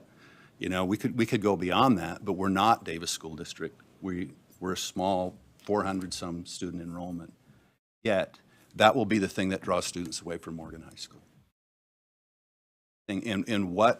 And with all due respect to the readers, Mr. Gibbs and I are former colleagues, and more than that, we're close friends. And what they see as trying to be all things to all people as a weakness, we see that as a strength, because we're offering things that other schools aren't offering.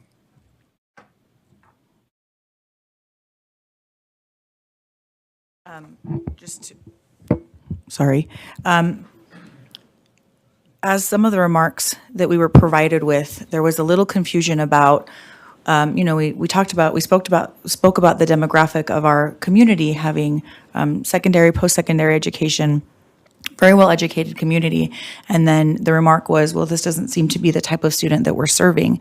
And I think the confusion there might be that with this discussion of CTE and project-based learning and readying the student for real life, whatever that looks like for them, it certainly does not eliminate the chance that they will have to continue in their educational pursuits as well, if that's something they seek to do. We believe that these skills, these 21st century skills, taught in the manner that we are proposing will prepare them really for all aspects of life, that these are transferable projects, transferable CTE opportunities and experiences that really will overall better the student for whatever that next phase in life looks like, whether it be industry, whether it be continuing education, whatever that looks like for them.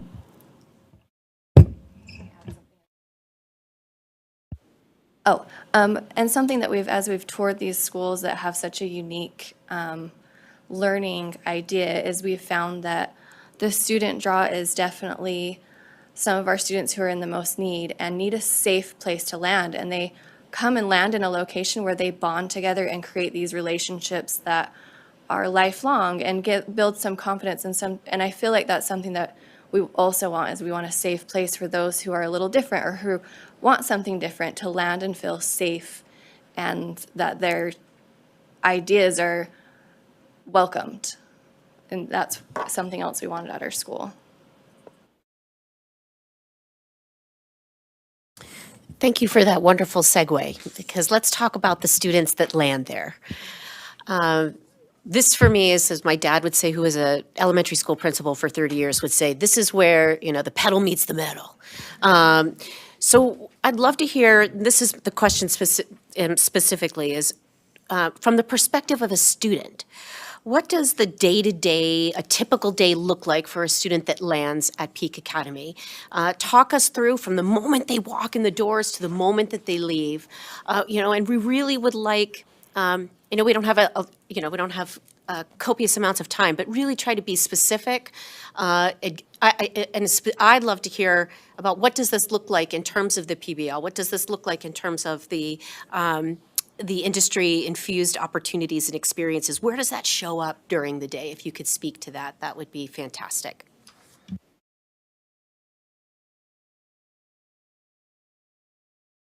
We have a very collaborative thought process on this board. We often finish each other's thoughts and sentences. So thank you for allowing us that. So basically, as our students arrive, we do have a unique, I guess you could say, age range from 6 to 12. So some of our students will be bringing themselves to our school and some of them will be brought. But once the student arrives, they will come check in, come to their first period course, and there they will be greeted by their coach, teacher, administrator, leader, that they will be working on a plan, an individualized plan for each student for their growth throughout the year, throughout that day, throughout that week, throughout that month. And once that student checks in and embarks on their course schedule for the day, for the younger children, it might look more like core courses, your math, your science, and then have that in the morning.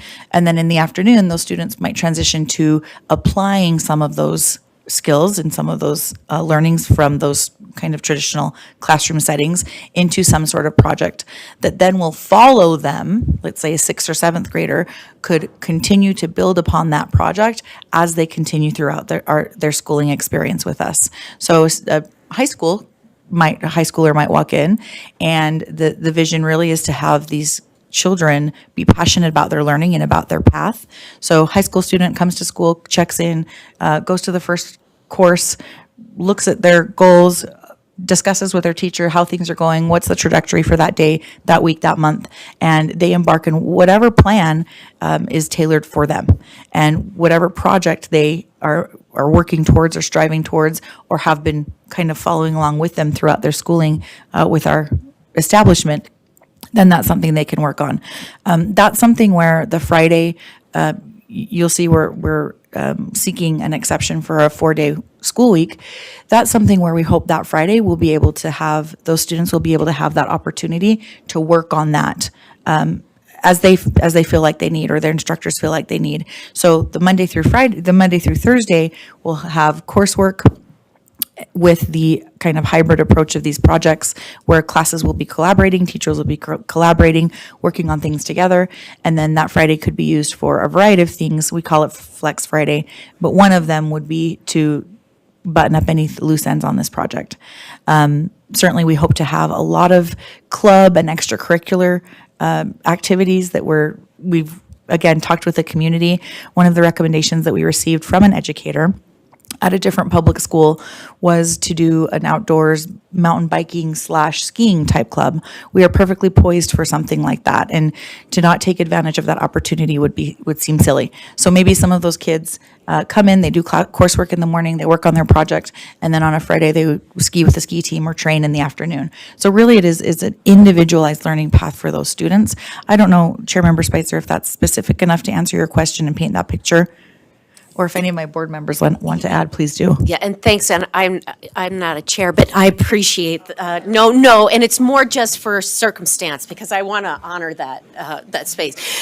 No, I have a lot more questions, because I would like some more detail, but I think I'm going to hold them based on what comes out of the next question, then we can come back, because I think probably some of my other colleagues do as well, and I will come back with some follow-up questions. Thank you.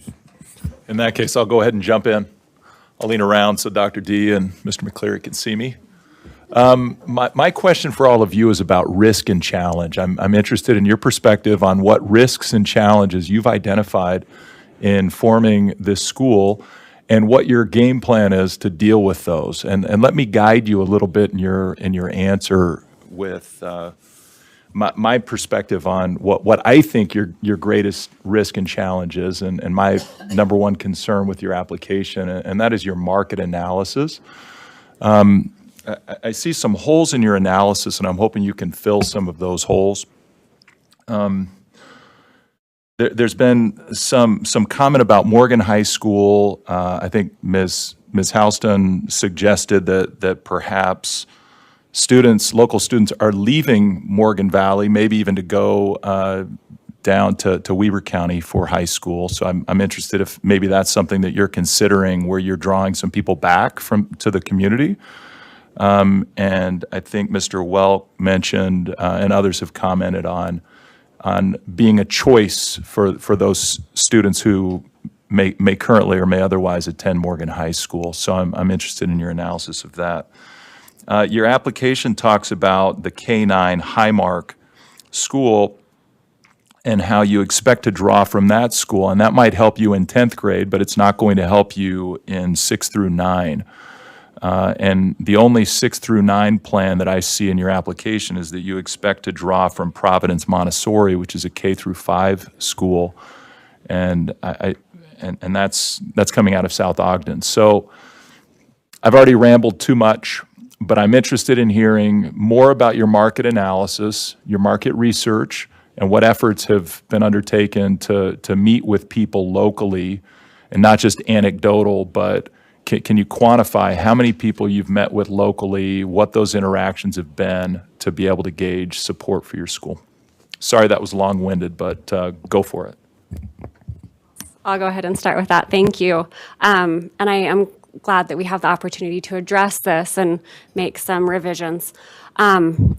So as per Providence Montessori, we have been in contact with the owners of Providence, and there actually is a large group of those in our community that currently take their children to Providence Montessori. So we have talked with not only the owners of Providence, but a lot of the parents who are currently making the drive down the canyon to take their students to Providence, and they have expressed a sincere interest in attending Peak. So I do feel confident in our 6th grade class size. If you look, there was a survey, and granted it was small, it was bigger than our first survey, but still small in comparison to the size of our community. On that survey, we reached about 340 community members and received a lot of information. And one of the questions we asked is, what grades would you have a student attend if there were to be a Peak Academy? And the total for that was 370 students, ranging in grades from 6th to 12th. The 6th grade was our fullest, 12th being our least full. But I think that is a huge reflection of the community interest, and that we were only able to reach such a small amount of people, but nearly have met our max enrollment of 420 with 370 just in that survey saying that they would send their students there. So I thought that was a big thing. Let's see, our original numbers were based on, and our original proposal, if you'll remember, it was 3 times the size of this, but it was based on growth projection. So we honed that into current population instead of the growth projection. So we felt like that was adequately reflected. There was a graph that showed a decrease in Morgan County's student attendance or student enrollment. And I think we've touched on that a couple times. One being the amount of people that are currently either homeschooling or driving their children down to other charter schools. There are a lot that attend Highmark currently as well, and private school options. So I do think that we will bring a lot of those students back to our community with a viable option. And I don't know how it would reflect, but it was the 2019-2020 school year when our district took the 5th graders out of elementary and put them into middle school. So I feel like it showed kind of a downward trend, which I think might be reflective of that, pulling the students and changing the whole district guideline or district grade set, which that was another problem for us. Our initial proposal, we had wanted to do K through 12. Only because in talking with Mark and Jay, they have told us that the state has an interest in starting these classes and these specialties earlier. They want to reach the students earlier to better prepare them to have a certification in a CTE course upon graduation. And when they're starting these courses in 10th, 11th, 12th grade, it can seem to be too late. So the sooner we get these to the students, the better chance they have at succeeding in these. So that was our drive to go for 6th grade. Initially, like I said, we wanted K through 12. You guys, it was pie in the sky, and we gratefully accepted that criticism. But we had to start at 6th grade. We would have taken 5th grade to follow the district guidelines, but then we were told that would put us in an elementary bracket, so that would open a whole different door of problems for us. So hence our 6 through 12. Marina mentioned the ski team. We have been in contact with many people who would be interested in running that program, and their outreach and student involvement and commitment is ginormous. I mean, more than I think we can plan on, but that's another marketing strategy tool, is to have a ski team that will recruit many students. Does anybody else have stuff to add that I've missed? I have a clarification question. I just wanted to be sure. You mentioned a Montessori school that is K through 5, and you're saying that you would draw students from there into your 6th grade, and that is one of the reasons for finding a breakpoint there also, right? For confidence that in spite of not aligning with the district, you have another sort of feeder situation, for lack of a better. Okay, thank you. And when we talk about, we're not asking elementary school kids to choose a major or career, but we are trying to expose them to certain things. That could be having them learn to code, basic code. You know, we've gone into classrooms where 3rd graders do basic app development. 6th graders are programming robots. So they're exposed to those things early on, and they find out I walked into a classroom and I saw a student working, they were doing coding, and they had different activities going on. And I asked the student, well, what would you like to do when you've grown up? And the student, this is like a 6th grade student, I want to be a software engineer. I want to create my own apps. I want to do some things that way. But they're thinking, at least, about some things that they might want to do. And really, this school, we could align that. We could better align that. We really kind of work in silos from elementary to junior or middle school to high school to college. And we really want it to be a kind of a K to gray education. And we'd also we're required by state board rule for us to be an approved CTE program. We have to have so many career clusters and pathways. We have to have so many CTSOs, career and technical student organizations, which are leadership organizations. So we would have all of those for us to receive funding from.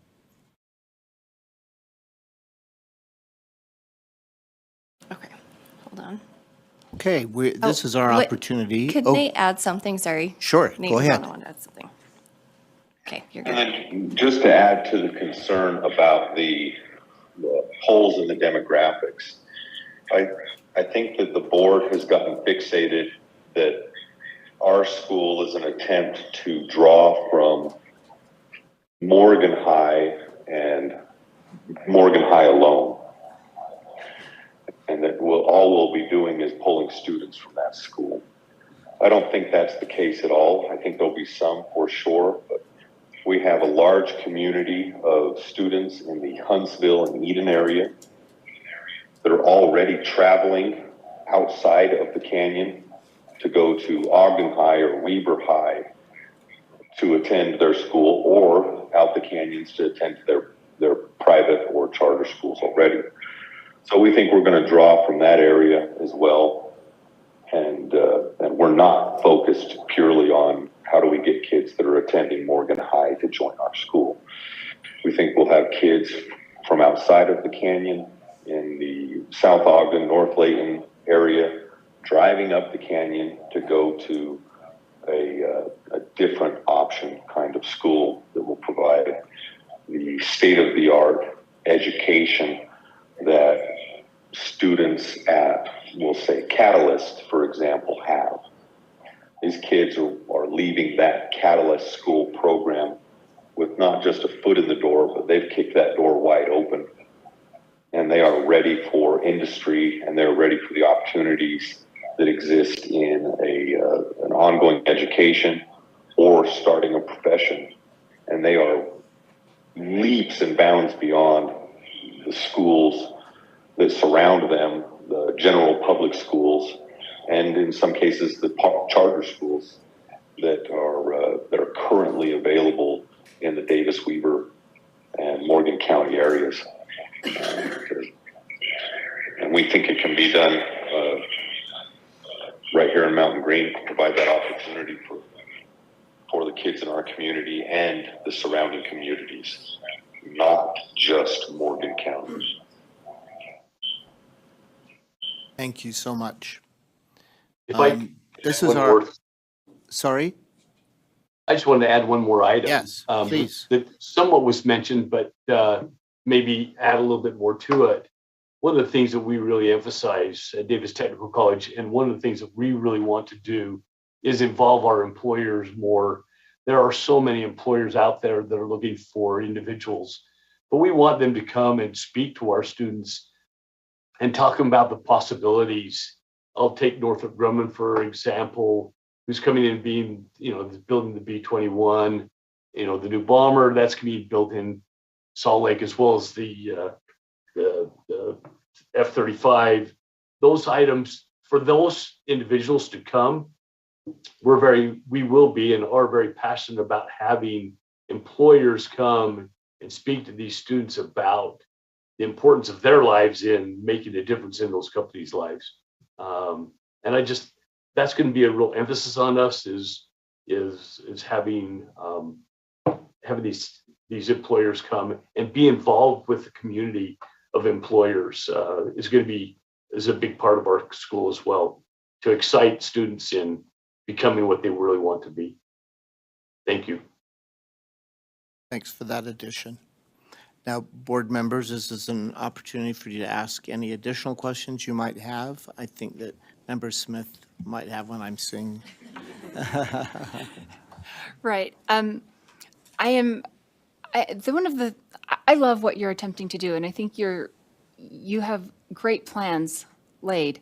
I am concerned about one of the notes from our readers in the financial realm, which is that there is in the budget, you have a personal line of credit.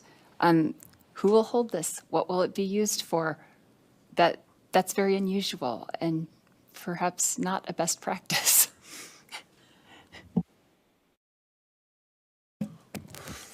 I'm a risk guy, or like in my day trade, so I think I'm the one that suggested this to the team and saying,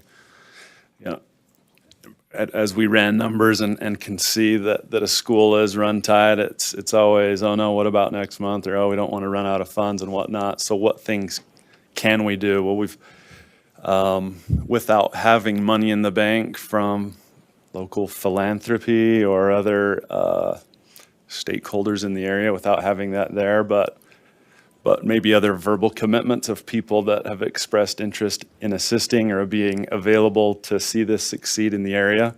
Those type of conversations have existed, and it was put into the budget as a line of credit or availability of credit if funds were needed. So these are community members not affiliated with the school who have expressed an interest in lending the school money? Correct. Okay, is that adequate? Or also industry interest in, in the budget and saying, how are we going to buy furniture? We may be able to omit some furniture purchasing by employers who have expressed interest in putting forth equipment. So this for would be students to a learn. loan to the school, not to an individual? No, not an individual, but correct. Okay. And it would be held by persons or organizations unaffiliated with the school? Correct. Additional questions? Member Spiker. I have a few, and I'll start with just one, and this was also some feedback, and I think even Dr. Evans, you brought this up in the beginning about staffing. I am a professor at Weber in teacher education. We were just notified 2 days ago about our enrollment numbers of people that want to be teachers. And I'm sure that I don't need to share with all of you, we are not on the increase. And this is a trend that we're seeing happening nationwide. And I did note the starting salary of a teacher in the school at, I believe at $49,000 was the base salary, and looking to hire 9 teachers. I'm curious if you could speak a little bit to, and I'll just quantify this a little bit. I know that is almost half of what a master teacher is making in Weber School District. That's somebody that's coming in with years of experience, of course I know, and though you need to ask yourselves, what teachers are you going to be recruiting? A first-year teacher, or are you looking for teachers that have expertise in order to implement the program that you're really hoping to deliver? I'd like a little bit more information about that and how you choose, and how are you aiming to be competitive to bring teachers to Morgan that have the ability to live there, be part of the community, and have a salary that actually is respectful and sustainable. And then also seeing 9 teachers. Could you speak a little bit just more about, and this is just when the student shows up for the morning and they're touching base with the teacher, is that the math teacher, is that a science teacher, is that an English teacher? Are you looking to hire teachers that have multiple certifications or endorsement areas? And then if that's the case, definitely you need to be prepared to be paying more than $49,000 a year. I just would love to hear a little bit more about just how are you structuring, how are you going to staff this? How are you going to ensure that the students are actually getting the education that you say that they will get with the numbers that you have? And then the last thing I'll say is that I know that running a charter secondary school is incredibly challenging in this market. And you are, and again, I don't live in Morgan, but I live in Weber School District, and it is very hard. In this charter school the secondary program I tried to run was competing against Weber High School, which is a powerhouse, sports, community, the dances, I mean, the culture, I mean, you're competing against that. And again, these are like lots of questions, but these are integral to your success of your school. One, from staffing and having the people there to be able to run the program that you want, and then also, and compensating them for such, and then really running a viable school to compete against a powerhouse high school in your community. I'd just love to hear a little bit more about that. So if you look at that, no 2 districts are alike when it comes to compensation. You talk about Weber District. I was in Weber District as well as Davis. Weber District, they will give a cost of living increase every year, and they'll give a step-up increase up to 20 years. Then you don't get one till the 25th year, and then you're capped out. you only get a cost of living increase. Davis District, they give you cost of living increase and step increase every year that you're in education. Alpine District offers no early incentive retirement or early retirement incentives. If you have built up vacation or sick leave, you lose it once you retire. You either use it or you lose it. So when we talk about that, our incentive package could be in the form not of just salary, and this is one thing I think needs to be looked at. If you look at benefits being included as well as salary, teachers actually do pretty well. If they had to pay their own health insurance, and they had to pay $1,200 a month for that health insurance, that's part of, that's being picked up. Like in Davis District, mine was just over $200 a month for families. Yeah, and this is an excellent point. I completely agree. And I know as a charter school director, trying to honor my employees with benefits that were sustainable and affordable was challenging. I know because I was paying out of pocket myself during those times when I wasn't employed by a massive corporation industry like Weber School, like Weber State. So I hear you. I'm sitting in classrooms with teachers, pre-service teachers, and I'm hearing what they want to make and where they are going to get that money. I think also, I'm just so tired of having conversations about money and salary for teachers when it isn't enough. And I'm going to tell you because I've been teaching for 30 years.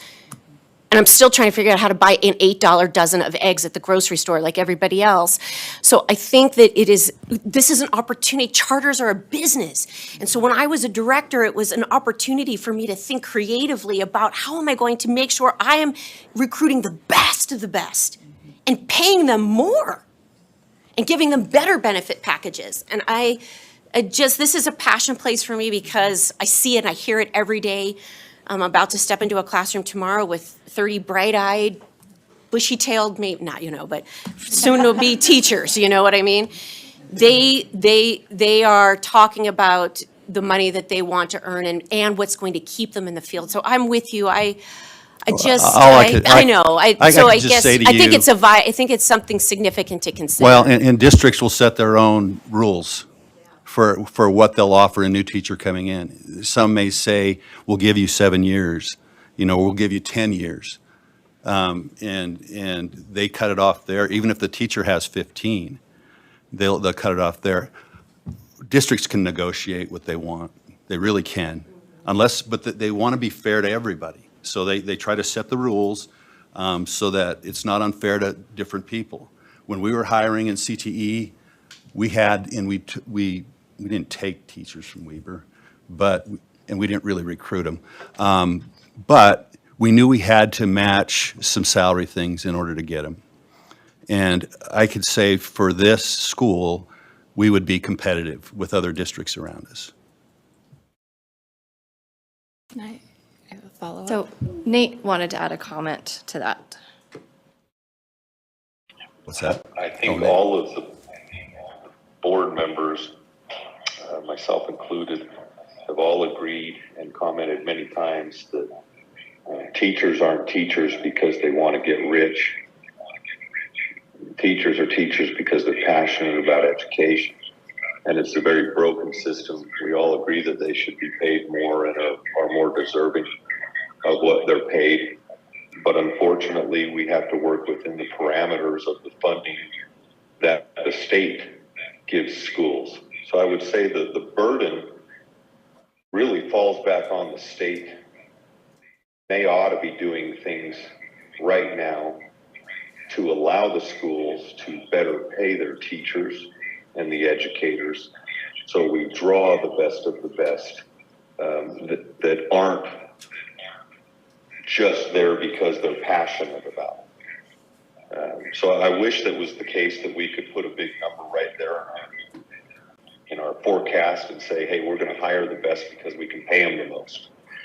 We still have to work within the confines of the state, which I think are extremely low, and it is pathetic, but we hope that in adding certain things like a 4-day waiver, and state-of-the-art facilities and unique educational opportunities and for the students and the teachers, and continuing education programs for the teachers. We will create an environment that not only has students that want to be at school, but will have educators that are passionate about being part of a school that is trying to do things differently and is doing things differently. But yes, of course, the answer is we wish we could pay teachers what they're worth. So I think what Member Spiker is getting at is that, in her opinion, the amount you have budgeted per teacher as salary is too low. And that she's saying from experience, she knows that you will not be able to attract people at this salary. Is that basically what I'm getting at? And I think also it is not reasonable to come back and say this is the state's problem, because it's going to be your problem when you can't attract teachers. And every other school in the state manages to hire teachers on what they have. There are ways to do that. You can shift money out of your facilities and towards teacher salary, which is what the school that I started did. They meet in a ridiculously non-high-tech facility so that they could pay teachers top dollar, way more than the local district. When you count in their benefits that it puts them above their surrounding districts, you have to remember that the surrounding districts are also giving their teachers significant benefits. So it's not fair to bundle that into your compensation package if you're not bundling it into theirs, right? So I think what she's getting at, and what my concern is that we feel like you really need to carefully reevaluate your teacher compensation plan, because we feel like it isn't realistic. The other thing that I have a concern about is the number of teachers that you have on your plan as a ratio to your enrollment seems low.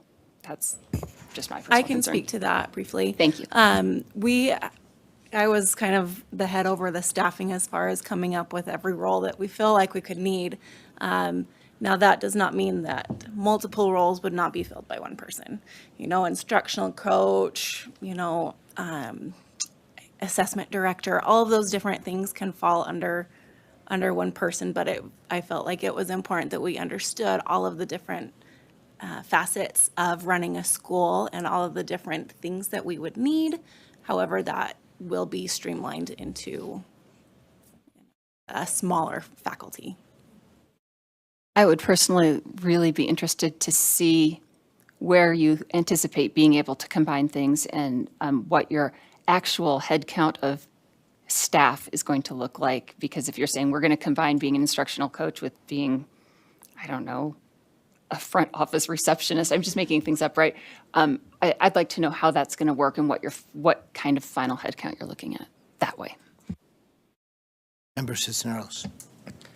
Member Smith, I work at a similar size school. We have 18 faculty, so their numbers are actually realistic. And I'm an instructional coach and administrator, so we combined weirder things. I'm also a nurse and all kinds of weird things. And I love the diversity of my job. I don't just have to do paperwork all day, thankfully. I have 3 completely unrelated, but I think quick answers. Can I ask them all in succession?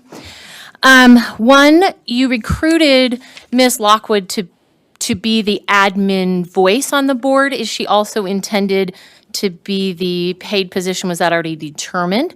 Number 2, how do you anticipate the break in grades? Is 6th grade going to be self-contained with 7, 8, 9 a middle, 10 through 12 a high school, or do you envision that a different way? And then what have you calculated as your break-even enrollment in order to make your anticipated budget work? And address a couple of those. Thank you for the question. Mrs. Lockwood was brought to the board with her interest in being an administrator. We did tell her that was a possibility. There's no commitment. We told her we would be holding interviews. We felt that having her on the board in the founding of the charter might be beneficial as we could assess her shared vision, which is something that's very important to us in an administrator position for our school, is understanding and sharing the vision that we all hold and the things we want to accomplish. So no, it was not given to her, but it was discussed. Let's see, what was the other questions? I'm trying to remember. What's our break even? Oh, that would have to be for that guy. I have the numbers back here. Our break even for the 2024 student enrollment would be 225 students, and that would be where we had slated for 9 teachers to go down to that. If we reach our full capacity of the 300 students, we have slated for 15 teachers for that school year. To add to that, just as a reminder, thank you, Vanessa, for providing those. Our plan is to start K through 9, or excuse me, 6 through 9 in our first year, and then subsequently add a grade each year. So those students, so it's not like, that's where we would get that growth as well, with a little bit of homegrown growth from our own students who are just growing and filling those grade levels as we grow. So our initial year is Full capacity of 300, we're 6 through 10 is what we're doing. And then at break even, we would need at least 225 students. So the projected teacher number was for that, the 220 to the 300 students. Thank you, that's very helpful. Oh, good. And sorry, the final one was how you anticipate splitting your grade configuration, because 6th graders and 12th graders are completely different animals. And I use that word deliberately. They do have bushy tails. In our discussions, we had talked about doing 6th through 8th and then 9th through 12th. Okay, additional questions from the board? Just a question, comment? Yeah. I love the idea of, and one of the statements that was said is that the school, they're seeking for the school to be industry embedded, an industry embedded education. I really liked that when that came up this morning. And it just made me look back at your just initial mission, which really the focus for me looked like it was fiscal stewardship. And I just, which I can see in fiscal responsibility, but it seems like based on what I heard this morning, there's a bigger focus on industry partnerships, internships, problem-based learning. And I just wonder if that's if there's a way to highlight that more in the mission versus fiscal stewardship, but just from wordsmithing, or just to really make that clear in terms of what you're hoping to do. No, I agree. Thanks for the suggestion. Additional questions from the board? Board have any questions for Mr. Gibbs, our reader? Anyone have questions there, things you'd like to know? I think you had some thorough writing as well, if there is anything. I want to make a couple of comments. I know there are some things that you can't yet do, as you know, that as Mr. McCleary mentioned, like you're building, you can't secure land until a school has been approved, and that can't happen. Yeah, I think you know also, we don't approve, in this body, we can't approve a change to the academic calendar, 180-day rule. That has to go to the State Board of Education. So that isn't a sure thing. You know, obviously, that's something that you'd have to have that would be flexible for you. Others have talked a little bit about salaries as well, and kind of positions as well. You've talked about knowing things like, when I saw that you had included an athletic director, I thought, oh, that's because Jay is there, and Jay was a great athletic director too. So, but you don't, you know, those details, there's some details that I see missing in that way. Let me tell you some, academics are always really important to me, and academic levels of achievement, and to just talk about project-based learning, which I also believe in, but I'm not seeing what are the markers that I know students have achieved the goal. By this project, if they succeed in these ways, I know that now I can challenge at a higher level. Are they just all the same? I'm not seeing an academic program working. I'm seeing projects and stuff, but not goals. How are we going to have students progress? What kind of mathematics do they need? Jay talked about, I've seen first graders programming, using Minecraft and others and programming robots. I've watched them do that. And so at a very early age, which I know that's not what currently is in your configuration, but they also have to have mathematics along the way in order to do a lot of that work as well. And so what are the mathematic markers in those projects? It feels still a little nebulous to me, and I offer that. I do, however, see your great passion. To a person, I know you're passionate about what you believe in and that you want to have a school that accomplishes the things you talked about. And there was one thing that you talked about that I don't also believe in, that students don't all need a university post-secondary education. There are other kinds of post-secondary education that they can receive. I mean, students should have those options, and there's a broad range, that there are things in the CTE programs that students should and could have. I was on the DATC board for quite a while, not representing the Davis School District, but Weber State University, actually, when I was on it, now the DTC. I know that they have a good presence. I've toured there. I've been in Morgan a lot because I also was responsible for the Head Start program in Morgan District, but that had they had a strong presence, the DTC, DATC then, DTC now, presence in Morgan, so I know it's accessible. This is my concern. My primary concern is that I'm hearing your passion. These are the things you know that students need, that you would like them to have. And I'm sold that you believe that. And I'm sold that a lot of that, that yes, there are those things, there are students who should have those. What I didn't hear is that we're having families and community and students clamoring for that for this school, pushing for it. I'm seeing you saying, we really like this, kind of are in that if we build it, they will come mode, as opposed to we know that people really want this. Nationally, in the maturity continuum of charter schools across this nation, we hear over and over, these days we really need to be concerned about, is this really what the community wants? From a grassroots level, community is pressing for this. That we are hearing, instead of this is my passion, I really want it, and sometimes that's just, there are things we each are passionate about. Well, it'd be great to have a school like this. I'd love to play in a school like this. I would love to have one. But is that something really this community wants?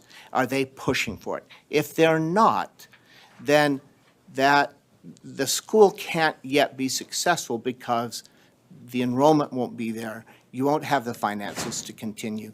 You won't have you need that market analysis that says, this is what we want, not just grade configurations alone, or just that we would like to, we would support a 4-day week, or, all of that's important, but what are they really clamoring for that would say this market is there? And I'm not suggesting just from Morgan High School. Could be Summit, could be Huntsville, could be a lot of places from Davis, from Weber counties, places that people say, this school exists, we will make sure our students get there. So what is it that people are really clamoring for? I'm not at this point convinced that I've heard that the community is clamoring for this.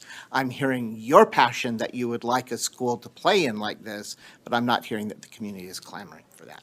And that's a disconnect from my view.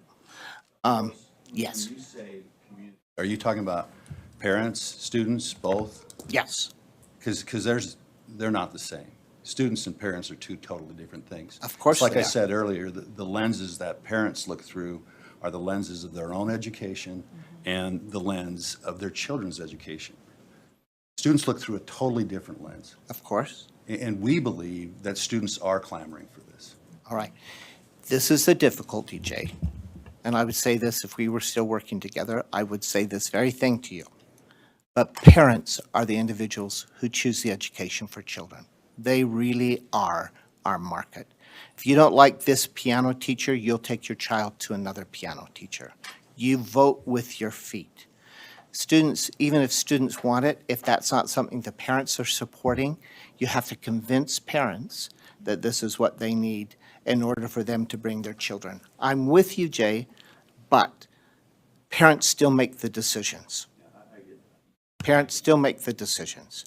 And so you have to have parents who say, or at that point that they say, yes, this is what we need for our children. We're ready for it. We will support it. Because if it's just what children want, they'd say, I would rather have recess all day and not have math and science, potentially. I'm not saying all students will do that, but yeah, of course the industry does. But that is the pull, not the push. You see the difference? It's saying industry would really like to have all these programs, and I know that. Northrop Grumman, we just talked about, and we had them in our schools. We were participating in that. And they want individuals who are ready to work with their hands and do hands-on work. But you also have to have a market of people who will enter the pathway to do that. Not just saying, come on, we want you. You have to have people say, we're ready to enter that and to come with you. And I'm not seeing that happen yet. I still feel, I'm not yet convinced. I know you're passionate about it. I'm convinced if I heard you talking, I'd say, wow, this sounds like really a cool place to be. Yeah. All right. Okay.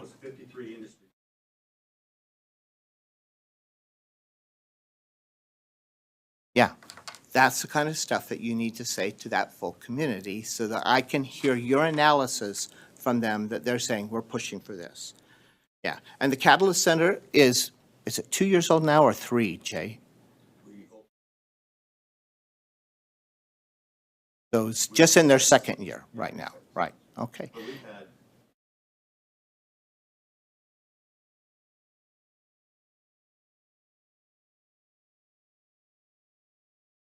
Okay. And so you see again, my point is, there are people saying, this sounds really cool, this will do well for education, we need this in our state. You talked about GoEd, for example. These are things, but I'm not hearing families say, we agree with that so much that we join your passion and we will enter the pathway to come there. I haven't heard you say that yet or convince me of that yet. So I'm just telling you what I'm seeing as a concern. I'm seeing, here's something wonderful, but I'm not hearing people saying, I'll come to that. So that little piece, I have little things that you could adjust. Were the school approved? Like, students with disabilities, I think there needs to be a better plan. Dr. D talked about that relative to students with disabilities or with IEPs being in this program. I didn't see enough of what will we do in that case. A couple of other little things like that could be fixed and changed. I'm just telling you right now where my major concern is, just so that I don't want to, I just want to be open and honest and upfront and transparent so that you know. I love your passion. I don't think you're wrong that GoEd wants it, that the governor says this is a good thing, that others are seeing it's wonderful. I'm just not knowing if you'll have the supply chain open for those folks to come in through it. So that's my concern. Now, we don't vote right now, board members. We're not going to do that to the end of the day, but I want to make sure all of your questions are answered first, and then I'd like for you folks to have any parting comments that you would like to make from Peak Academy. Member Smith. I just wanted to say that the one thing that helps me with your same concern is her mention of the survey that they sent out talking and where they got a overwhelmingly, I would put my kid in this school kind of response. And so that was very helpful to me in addressing that concern. Thanks. And maybe address that, because I didn't hear in that survey, as you described it, that this was the kind of school, yes, I would bring my child to this kind of a school. I heard that we would like these grade levels. more discussion, not that this school, and maybe I'm wrong, so that would be a good time to discuss that in a minute. Can I address that for you guys? Let me see if I have any other board members who have a question, and then I'll give you all the time you need to do that. I want you to have ample time. Any other items from board members? All right, please, yes, make that comment. Sorry, Chair Bowles. Yeah. Oh, In sorry. that response, you had also, Ms. McCleary, you made some reference to the, just the ski, snow need and why that would be attractive for some families. Maybe you could just where you got that data and how that feeds into the need for the school. That would be great. I'll take that first and then let Vanessa finish. Does that work? Thank you. So obviously skiing is a big part of our community.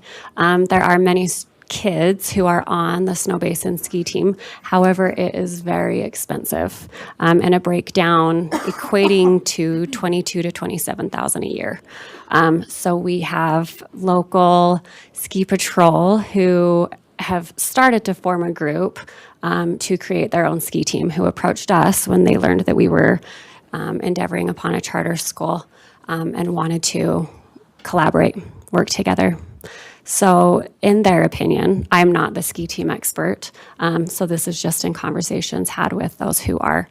It would be far-reaching in that most ski teams affiliated with the mountain specifically are quite expensive, but if you have your own and you can collaborate with the resort, then you can make it more affordable, thus recruiting more people from surrounding areas who would love to be on the ski team but cannot afford the $27,000 a year cost.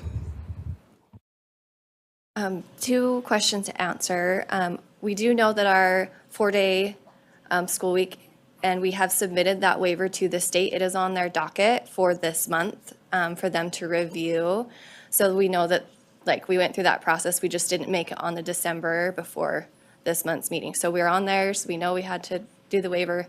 We're hoping for a good review from them.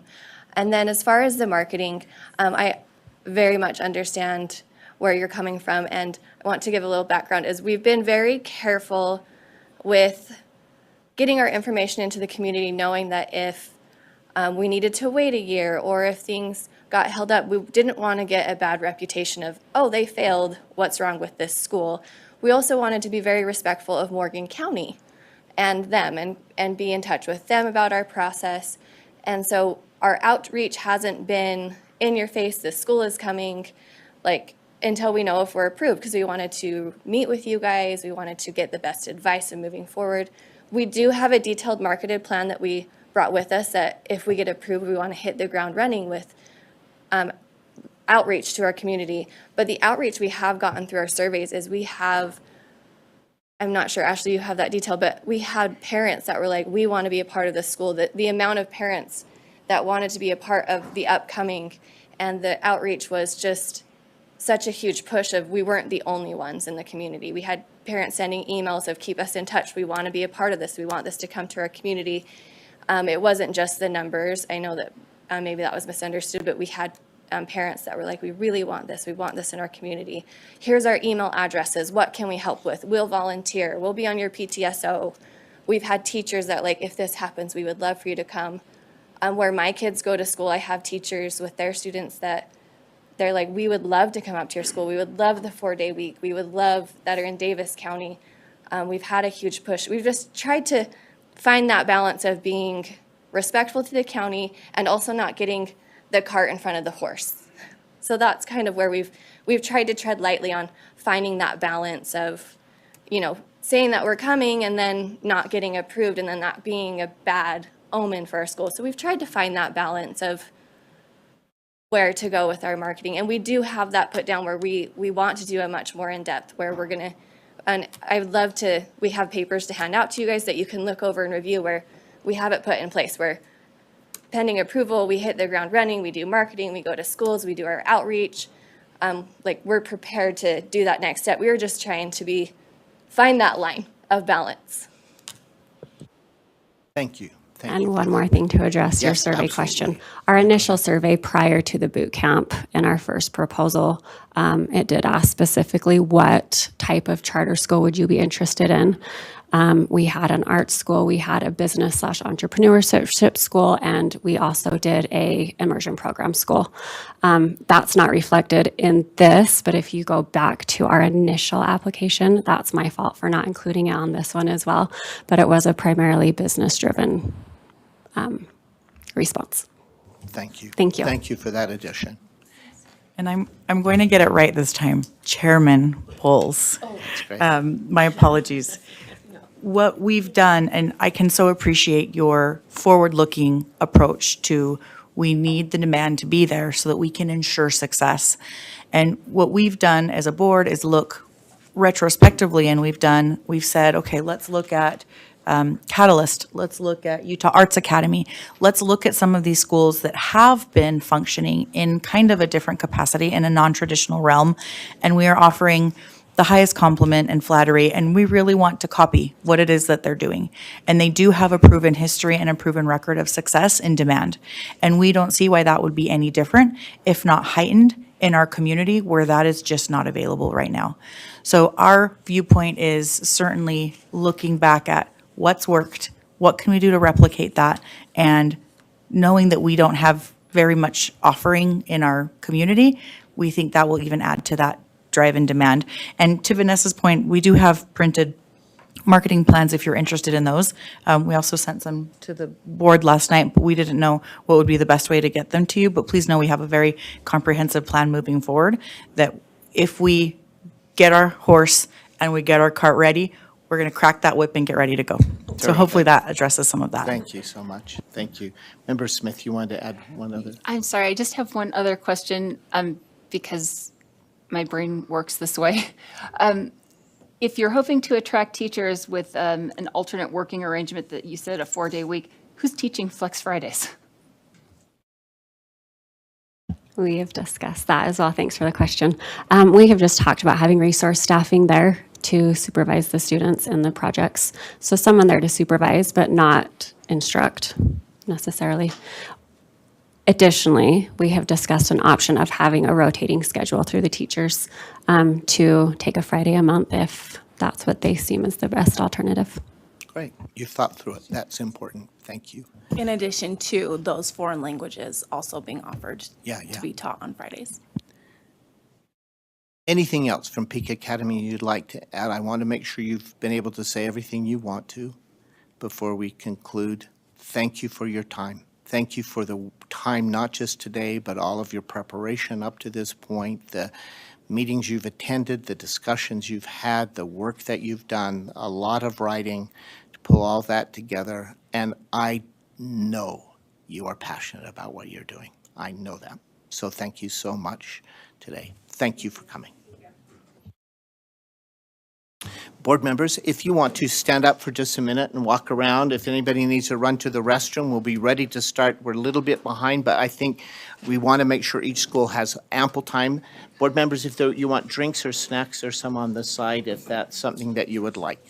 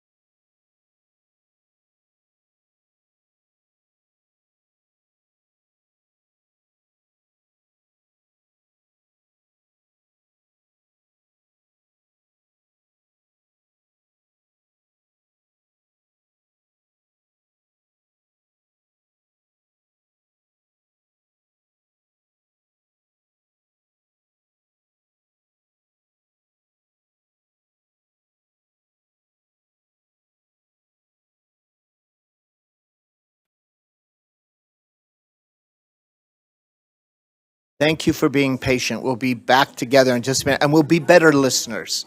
So thank you.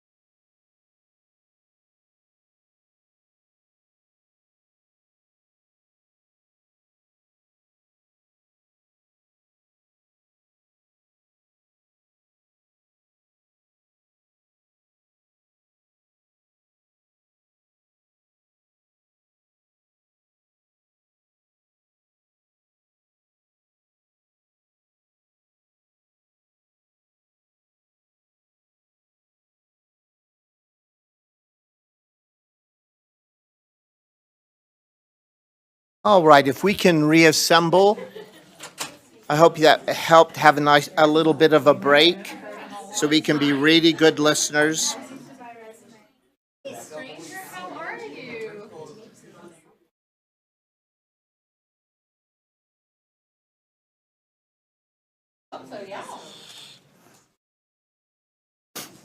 All right, we're only missing Eric. We have a couple of board members, I think, that will just step in and join us in just a minute, but I will, do you want me to start? Do you want me to wait? hang on one second. I'm happy to do whatever Director Lambert is you would just like. saying ollie ollie in free from the hall, I think. I'm very flexible.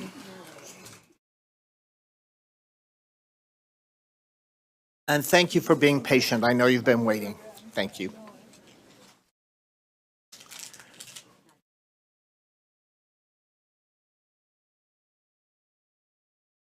All right. And Member Smith, we just need. And there she is. We're good to go. And I'm looking to see what her shoes look like yet. I haven't seen. All right. Good. We've got the team.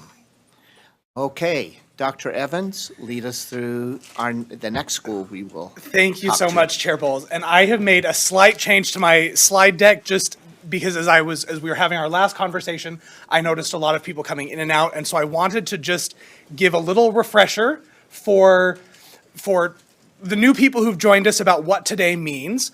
Today is not a pitch meeting. Today is a capacity interview. This is the chance for the board to gain additional clarification on what is going to make a school successful. Also the board approval, the information that has been given to the board is based on all of the different reader feedback, all of the notes that they took, all of the meetings we had with them, and that within that, there's a lot of variation between the ratings of met, partially met, and not met. In the past, there was a lot of inter-rater reliability that the readers were able to come together and come to a consensus on how the application should be rated. This year, we did not go that route, and so we get a lot more variety in readers suggesting that a section was met, while other readers suggested that it was not met. So I just want to give that kind of as a basis again to let everybody know where we stand. So let me jump into the very, very general strengths and weaknesses from this application. One of the things that the readers noted in their comments was just a real general excitement about the opportunity of increasing school choice in Cedar City. The enrollment in the district has been very stable for a number of years, and the charter school that is down there currently does have a wait list. It's a Montessori school that has a wait list. And so there was some excitement noted by the readers about, there does seem to be an opportunity here for this. Some of the concerns that were expressed by the readers were about the board's capacity to oversee delegated responsibilities. So within the application, there were a number of references to things that would be outsourced, and the readers really had concerns and questions about whether or not the board understood that it was ultimately their responsibility to be responsible for all of these things, not the contractors. There were also concerns noted by the readers about any arrangement already between APA and APA. They noted as they were going through different sections that it was just impossible to distinguish between the two. So there were questions there about that. And then lastly, the application includes some statements that the readers felt were verifiably false oh, that's not showing up there on there we go. Now it's there. My screens are now different, which I'm not, oh, there we go. Okay, this new system. So there were questions, and I think this really speaks to the attention to detail that the readers gave, because the readers went to almost every single link that was used as a citation. So they really did do their research and pay attention. And so they felt that there were a lot of statements that were misleading and or just verifiably false. And one example of that I'll give was a statement or a claim about Iron County School District's bond, and the claim was that the bond did not address any elementary classrooms, and yet the citation that was included, the first line of that showed that a portion of that bond actually was dedicated to elementary classrooms. So there were just a lot of questions like that from some of the readers. The recommendation at this time, staff recommends that the application for American Principals Academy in Cedar City not be approved. While the application demonstrated a potential market for school choice in Cedar City, it failed to present a compelling, and that's the word from the notes and from the application, compelling case that this model was the right fit for this market. Readers expressed serious concerns about the model's ability to meet state and federal requirements for special education. The application indicated that certain key responsibilities would be outsourced, which resulted in questions about the board's capacity to adequately govern the school. Furthermore, the application left all readers with lingering and serious questions about any relationship between the board and the education service provider. During the August SCSB board meeting, the State Charter School Board made a motion, or their motion advised the applicant to make sure that the new school would be an independent entity and not a satellite for other schools. Further, the board advised that that procurement be followed precisely. Readers were unable to see these types of distinctions within the application as advised during the August board meeting. If the board so if the board does feel like this is an application we want to hear more from after the after the interview, an option might be that staff would be directed to verify that this is the model that this market is looking, that this model is actually what the market is looking for. Little tongue twister there. By doing that, by hosting meetings with community members. Another option would be that staff would like to see any contracts with providers, since a number of key elements within the application were said that they would be outsourced. Staff would like to see what those contracts would look like to get a better idea of what the school is actually proposing. So at this point, I will turn the time back over to Chair Bowles. Again, for board members' benefit, this is a little background on the school. 858 students are for the proposed enrollment serving grades K through 8. And then these are the members of the board that were on the application. And so I'll turn the time over back to Chair Bowles. Thank you so much. So, American Principals Academy, please join us at the table, if you will, please.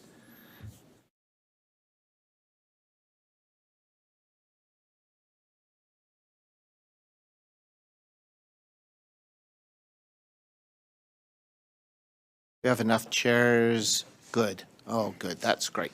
So we can see all of you. So I'll start right off with, if all of your board members are here and the director present, and the best way to know that is if you'll each introduce yourselves and we can kind of see that. Go ahead. I am Kelly Hoffling, and I am the parent advocate on our board. I'm Karen Thielen, and I'm the chairwoman of the board. Scott Herrick, Vice Chair. Hi, Matt Howard, Treasurer. Casey Anderson, I'm a member of the board, and my responsibility is community outreach. Cami Merrill, I'm the secretary of the board. Wonderful. Thank you all for attending. It really makes a difference, big difference to us to know that you're all here and interested. So thank you so much. So board members will follow the same process. If you'll go ahead and ask these set of questions, we have that common base, and then ask any additional at the end. Okay. Good morning, and thanks for your patience as we were a little bit behind schedule. Do any of you or anyone who has worked on the application have any financial interest in the application? I know I don't. I don't think anybody else does. No. Yeah, my name's Matt. No, I don't have any financial benefit, incentive, yeah. I do not have any financial conflict, and in fact, driving up here, traveling with my wife, she would say it's more of a liability. I don't know if we all need to clarify. No, I have no financial interest. I do not either.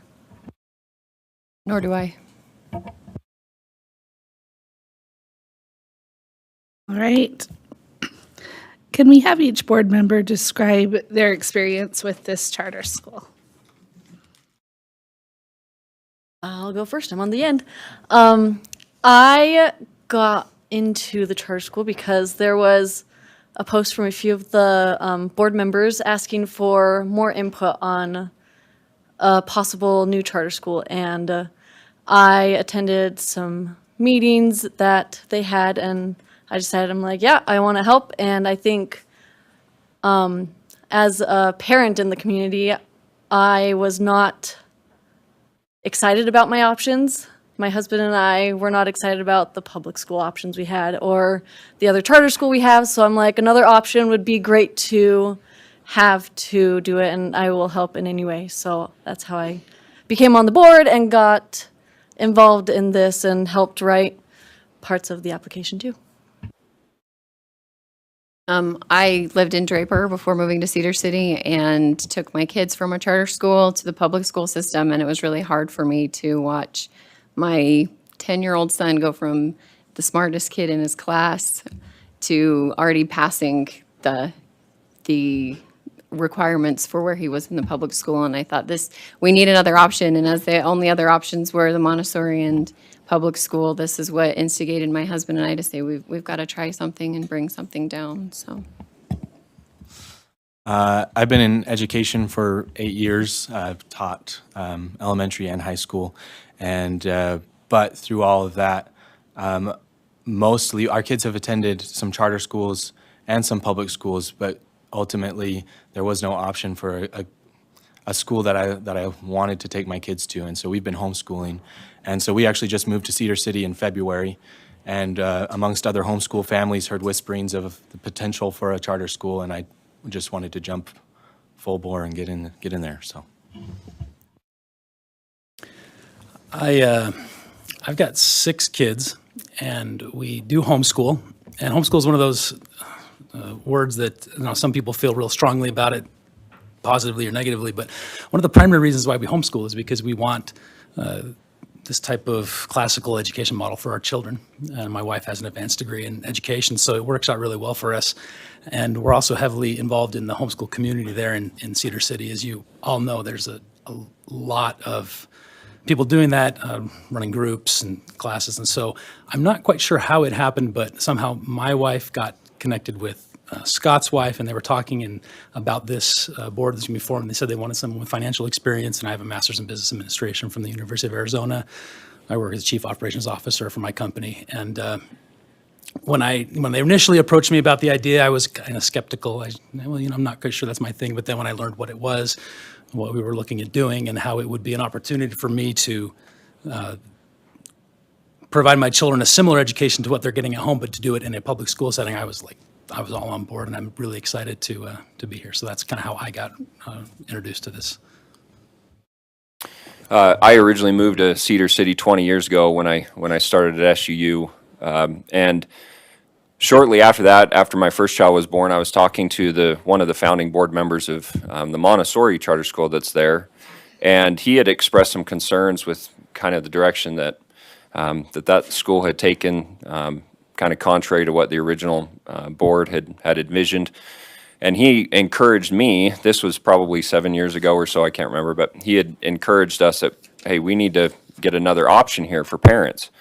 So anyways, fast forward, the first thought is that's crazy. It's too much time, too busy.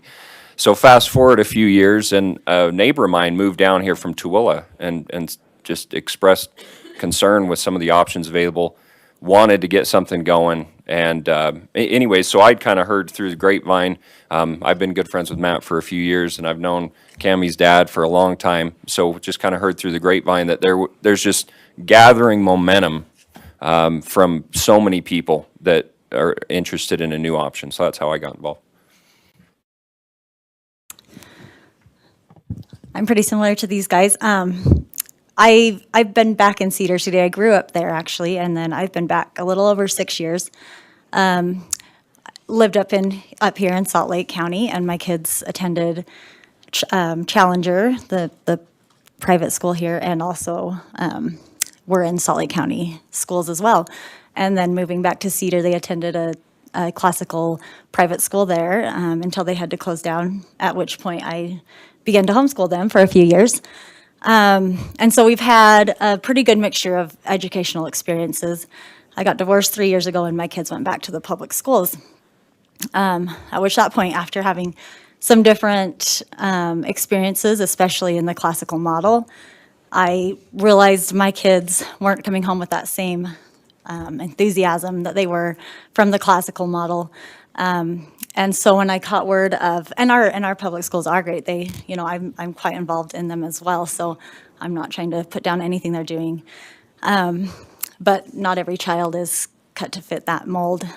So as I caught word through the community that there were some talk of a classical model of school coming, I jumped on board, and I'm very passionate about that model, and just, I guess that's how I got here.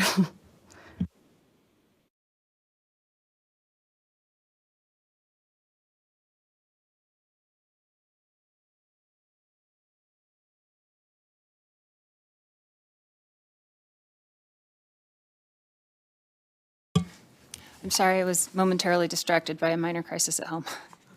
Are we on my question? Yes. Okay. As I listen to your descriptions of your backgrounds, I'm impressed because you're sitting where I once sat where you're sitting. I was a parent who was very concerned and who had taken my kids to private schools and homeschooled and regular district schools and found those options unsatisfactory. So I really deeply understand the drive to create a different option for your children. It is somewhat concerning to me that almost all of you are in that same category, right? Like, I don't see a lot of diversity. I don't see a current school administrator on your board. I don't see significant business operations experience on your board. It may be there. It has not been presented, right? It mostly looks like a group of parents who didn't like what they had, which is fine, right? Because I've been there. But not a lot of outreach into, like, curriculum design and all of the many facets that it's going to take to make a school successful. I'm concerned that I don't see that represented on your board. That said, can you tell me how you did come together, right? What brought you together? Was it just a shared interest in finding a school for your kids? Was there something else? What other kinds of efforts have you made to pull in the expertise that you don't have? I guess I think the reason why people reach out to me and thought I'd be effective as community outreach is because just having a lot of connections in the community as far as, I've been in Cedar City for 20 years, but I've been actively engaged with so many different partners. So when you say, why did people reach out to me? I think that they saw that benefit, that we can hit the ground running on marketing, making sure we're getting the word out. That's an advantage. But also, the people who know me know that I've been a vocational rehabilitation counselor for 10 years with the state of Utah. And what we do is we work with special education students in schools with IEPs and transition-aged youth, and just being able to go and work in those schools and see the current services that individuals with disabilities are getting with schools.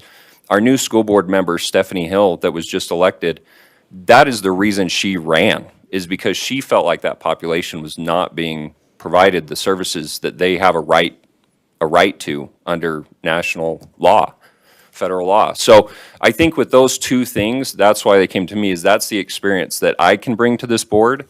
And I promise you that my top priority is making sure that we have good people filling those areas where I don't have personal experience. It's so important to bring together a collaborative team where everybody has something that can offer, and that's what I'll be absolutely looking for moving forward, not only as future members of the board, but also for staff, executive director, and those sorts of things. As somebody who can bring something to the table that I personally don't have. And that, I think that's how you're successful, is by building a good team. I can speak to that too. I think the kind of the impetus, or the if there was one person that was kind of saying, gathering us together, that would be our director, which is Karen. She was kind of saying, I'm going to make this happen. I'm going to do it. And so, me personally, what I feel like I've able to expand on that, lack of, I've never run a charter school. It's true. I can speak a little bit to my business experience. I may not have elaborated on this sufficiently in the board bio. As I mentioned, I have a master's in business administration. I currently work as the chief operations officer. Among my, we're a relatively small company, about 50 employees, spread across 12 states. And one of my responsibilities is human resources director. And so, very familiar with all of the compliance issues of working with various states and various government entities to keep everything on the level. And then we've also, in the 5 years I've been with this company, we have we've started two, but we work with 3 different outsourcing companies across 3 different continents, Africa, India, and the Philippines. And I've been instrumental in bringing those operations up, starting them, holding people accountable, metrics, measuring, all the standard things that you would expect from a business operations perspective. And so while I don't spend most of my time working on the numbers side of the business, I'm very comfortable there. I'm more on the operations people side of the business. So that is there, and I do intend to,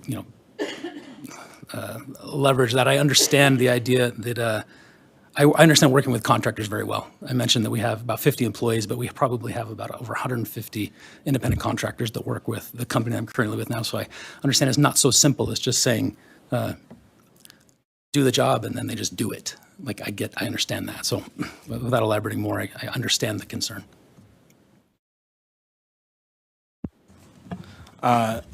So, I mean, yes, we all have a lot of similarities in a passion for our children. I think every parent does.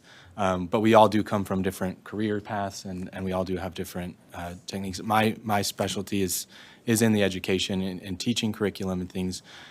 So I am passionate about education, not just my own children's, but other people's as well. And I know everyone else on the board is, and I don't think that's a bad similarity to have necessarily, right? But I'm really confident in the team that we're surrounded with right now. Just everyone is all out and getting things done, and they all have different skill sets that I don't have, and it's been a blessing to work with them. I feel very confident in the diversity that we have here because of all these great people and their experience. Because I haven't been in Cedar City for very long, it's nice to have Casey and say, hey, Casey, we've got a question about this. Do you know someone who can answer these questions? And he can say, oh, yeah, we've got so-and-so. I know Kelly knows a lot of people in Cedar City as well. So it makes it an advantage for us, for me, not having been there long enough to say, okay, this is where our question is, who can we go to? And we know people that can answer those questions for us. And we're not afraid to reach out and say, help us. We're new at this. We really want to make this come together for our advantage. I'd just like to add something, sorry. I feel like we as a board connect into different facets of our community. I'm part of a mom's club. It's called Mom's Club of Iron County, and I've served on the board for the past 8 years that I've been a member of it. And I've gained experience through that on how to serve as a board member and we do community service. So I have different options and different people I know through the community. Also, I think something that's a real strength for our board, we know our lacks, we know where our gaps are and everything, and I think something that's really special for our charter is we have the support of our school board. And they've come and they've asked, what do you need help with? And if we have any questions, without a doubt, I know we can ask them, hey, we have a question on this. Do you know anybody who can help? Do you know anything? And they are more than willing. They are supporting us and backing us and want our school to succeed almost as much as us because they know the students and they know what is needed to help them succeed as a local state school board and to help us succeed as a charter board. Right. Yeah, and I'd be the first to admit that I don't have the experience in running a school, and but our job as a board is to govern that school, and we are obviously open to reaching out and finding the best, resources that we can in each area that we need to cover. And we have a lot of great expertise here. I'm very connected with our school district, and I feel like I can be a good person to be a liaison between American Principals Academy and Iron County School District as well. We do have their support, but we do want to have a great working relationship with them. That's important to us because this is our community and all of our kids. So.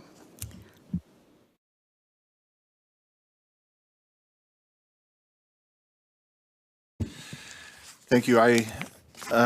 First of all, I don't know if this has been done already. I appreciate that all of you are here. It's not an easy drive from Cedar. I wouldn't have driven down to you, but I'm happy that you're here. It's fantastic.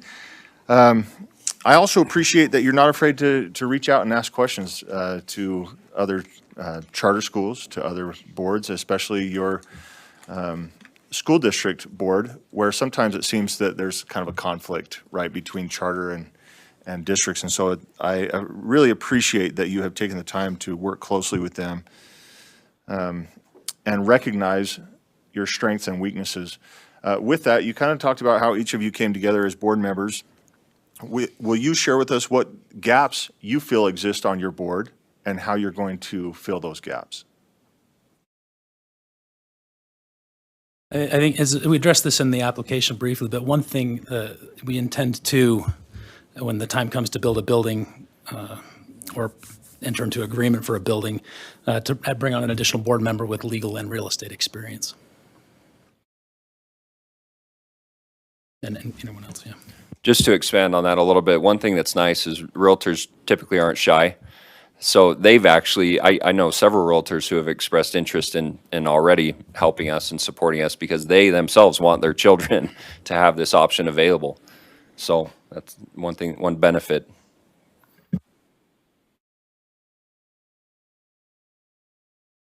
One, I want to give my sincere condolences to your community for the tragedy that you all are probably facing with as a small, tight-knit community. So I do want to take a second to acknowledge that, and especially having to come up and do that today.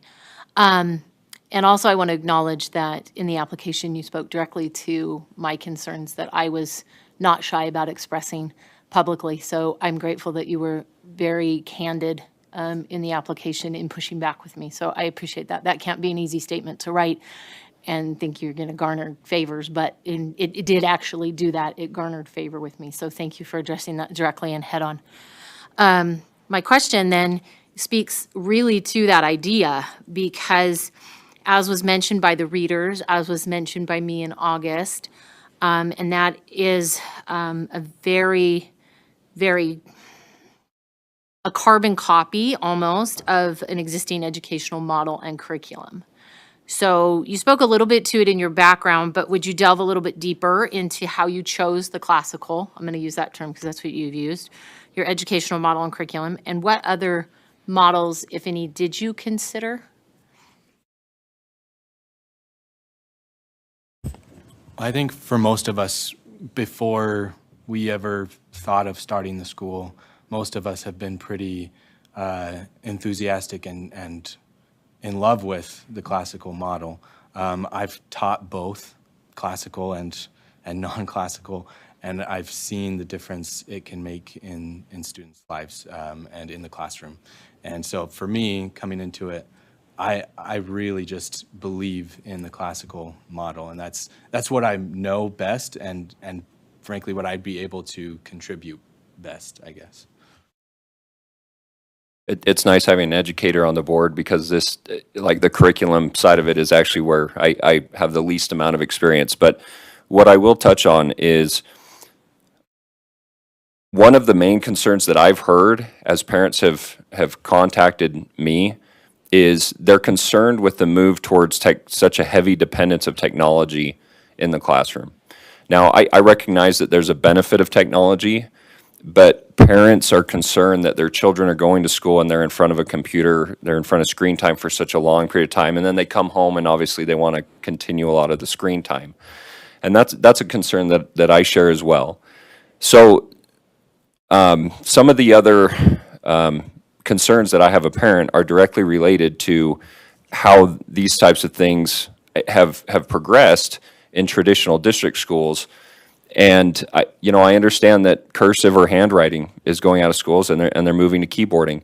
But I believe, and I think the research shows that there are some benefits of continuing to pursue that. And I've seen that with my children. So about 4 years ago, I went down to George Washington Academy, who has extremely strong performance measures.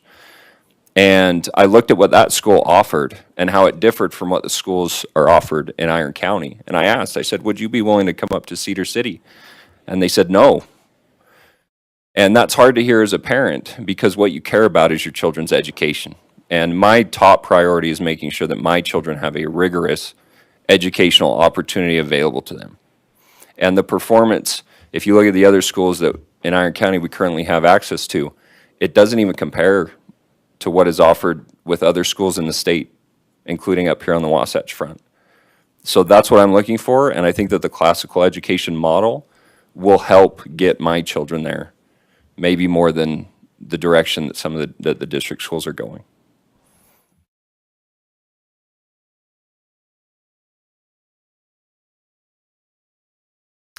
So maybe we could continue that and thinking about the role or the day of a life of a student. Could you walk us through from the moment the student walks in the building, what might a typical day look like? And I know it's going to be grade and age dependent, but give us a sense of just what, from interactions with peers, teachers, content, extracurricular, just what does that look like over the course of the Sure, absolutely.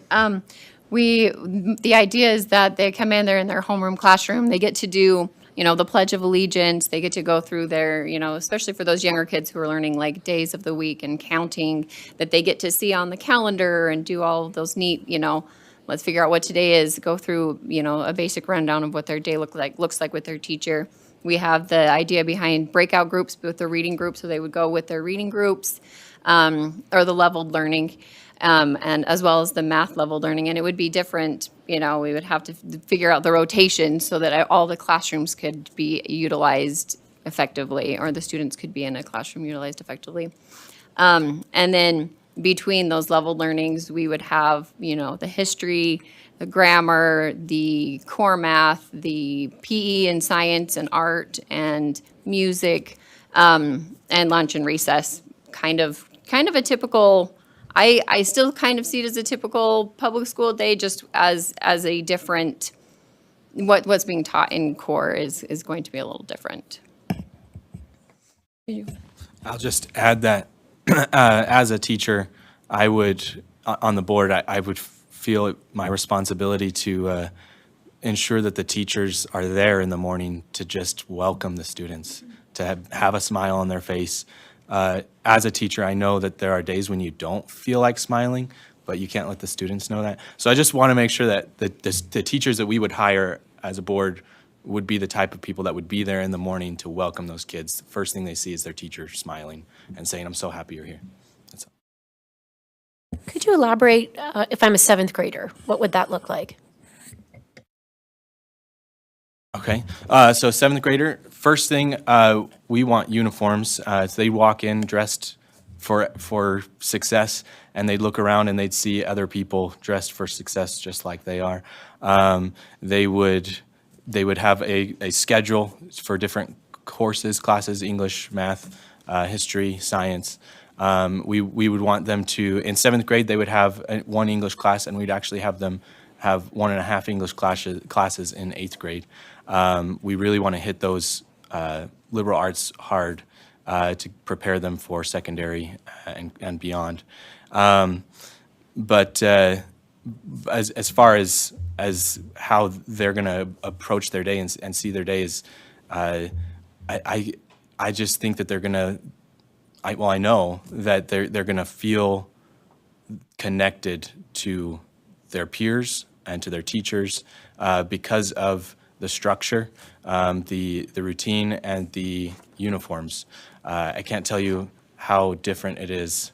Well, many of you know how different it is to have kids looking at each other's shoes and commenting on that instead of asking about assignments or projects that are being working on and things like that. So their typical day would be really focused on their education. Good afternoon, folks. I'm next. My question for you is about risk and challenges. I'd like to know which risks and challenges you've identified in preparing your application, and I'd like your analysis of how you plan to deal with those, or how you have dealt with those risks and challenges. And if I may, as I did with the last school application, my concern about your application, or at least one of them, I have other questions I'll save for later, is in your market analysis and in the projections that you have for what will be a very large school without any sort of bubble of some kind, but filling all of your grades, all of your classrooms at capacity from year one. And so I'd like to hear a little bit more about your market study. You do mention a survey.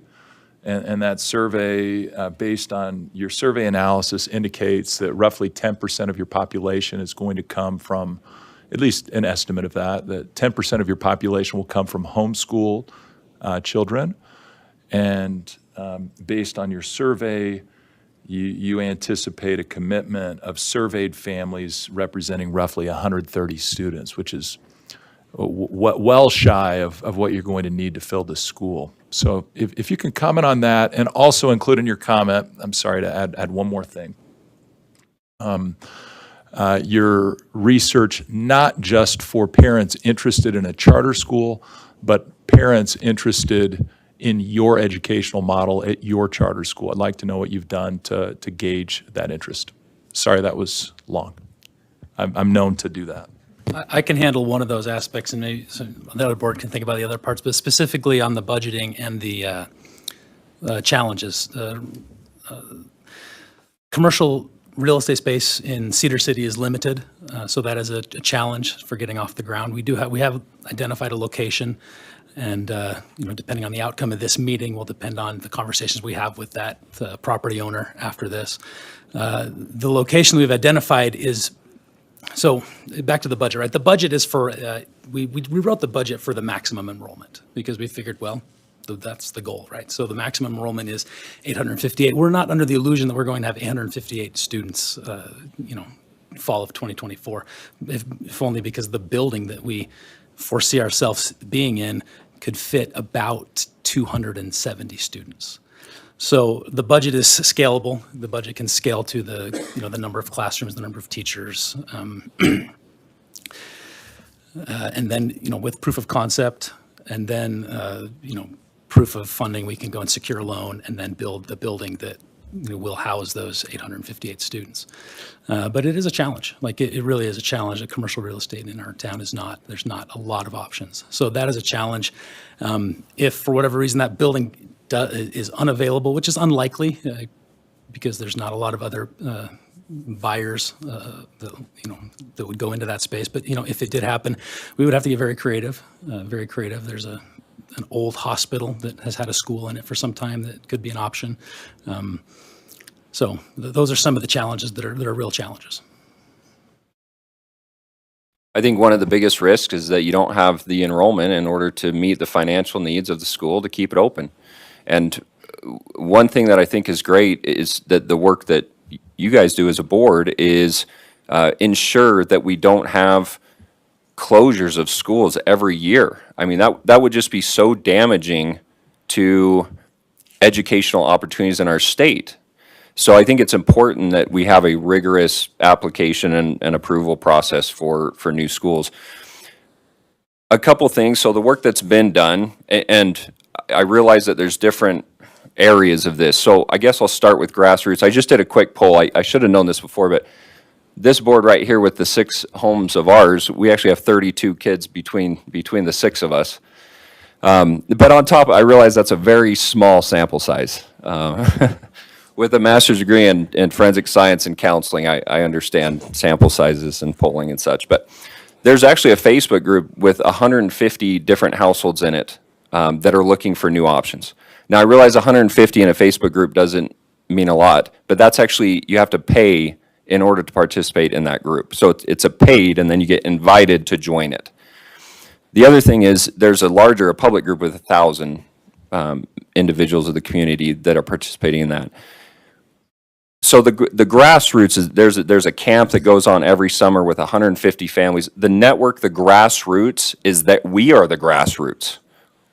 One of the weaknesses of our board is we don't have a 40-year administrator of a school on our board. We're the grassroots. But the other side of that is it's also important to have community leaders involved. And I don't know how many charter schools have the complete support of their local school district, the superintendent.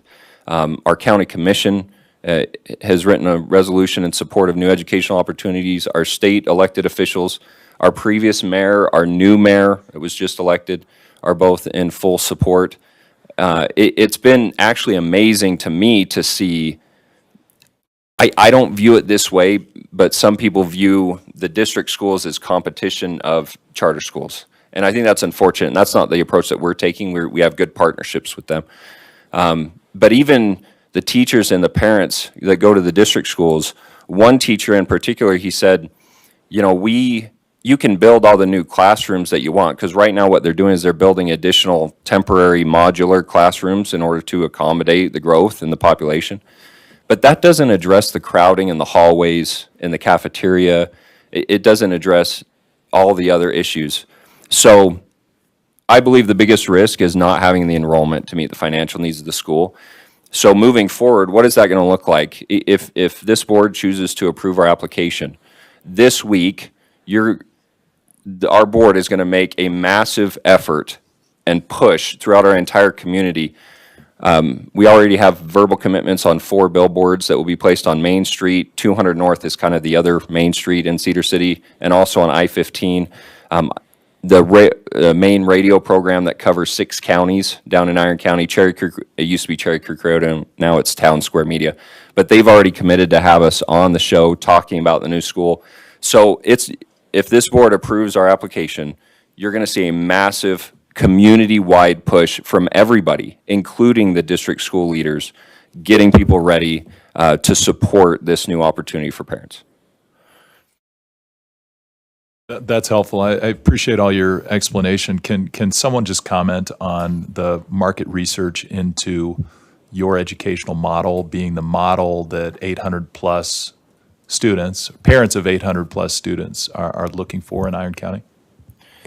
So your question, just to clarify, is market research specifically on whether a parent would choose a classical model versus the existing option? There was not market research done with that specific question. I think we do have a form of that, not necessarily for our specific one. I know, as this board knows, American Preparatory Academy has tried to move down there, and for reasons unbeknownst to me, they haven't been allowed. But once that option was put forth, I know multiple families personally who have said, "This is what I want. I would put my students in that kind of classroom, in that kind of school, because that's what I'm missing in what they're getting from the public education, what they're getting from homeschool, is that classical model, what they want." And so we have not just copied and pasted American Preparatory Academy. We've worked with Excelsior. We've looked at a lot of different types of classical education models, and from the town's meetings that American Preparatory Academy had, we know that there's a need for this model because that is their model that they model their schools after. And so we want to bring a model.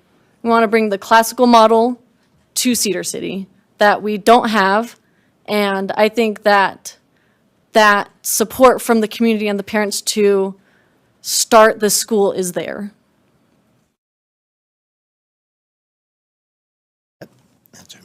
All right, board members, if you have additional questions, this is the time you could ask those.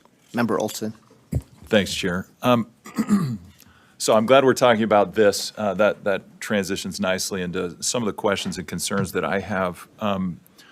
We discussed this a little bit the last time you were here, and I appreciate that the application has been beefed up in explaining what you're looking for, what you're planning in regard to civic and character education.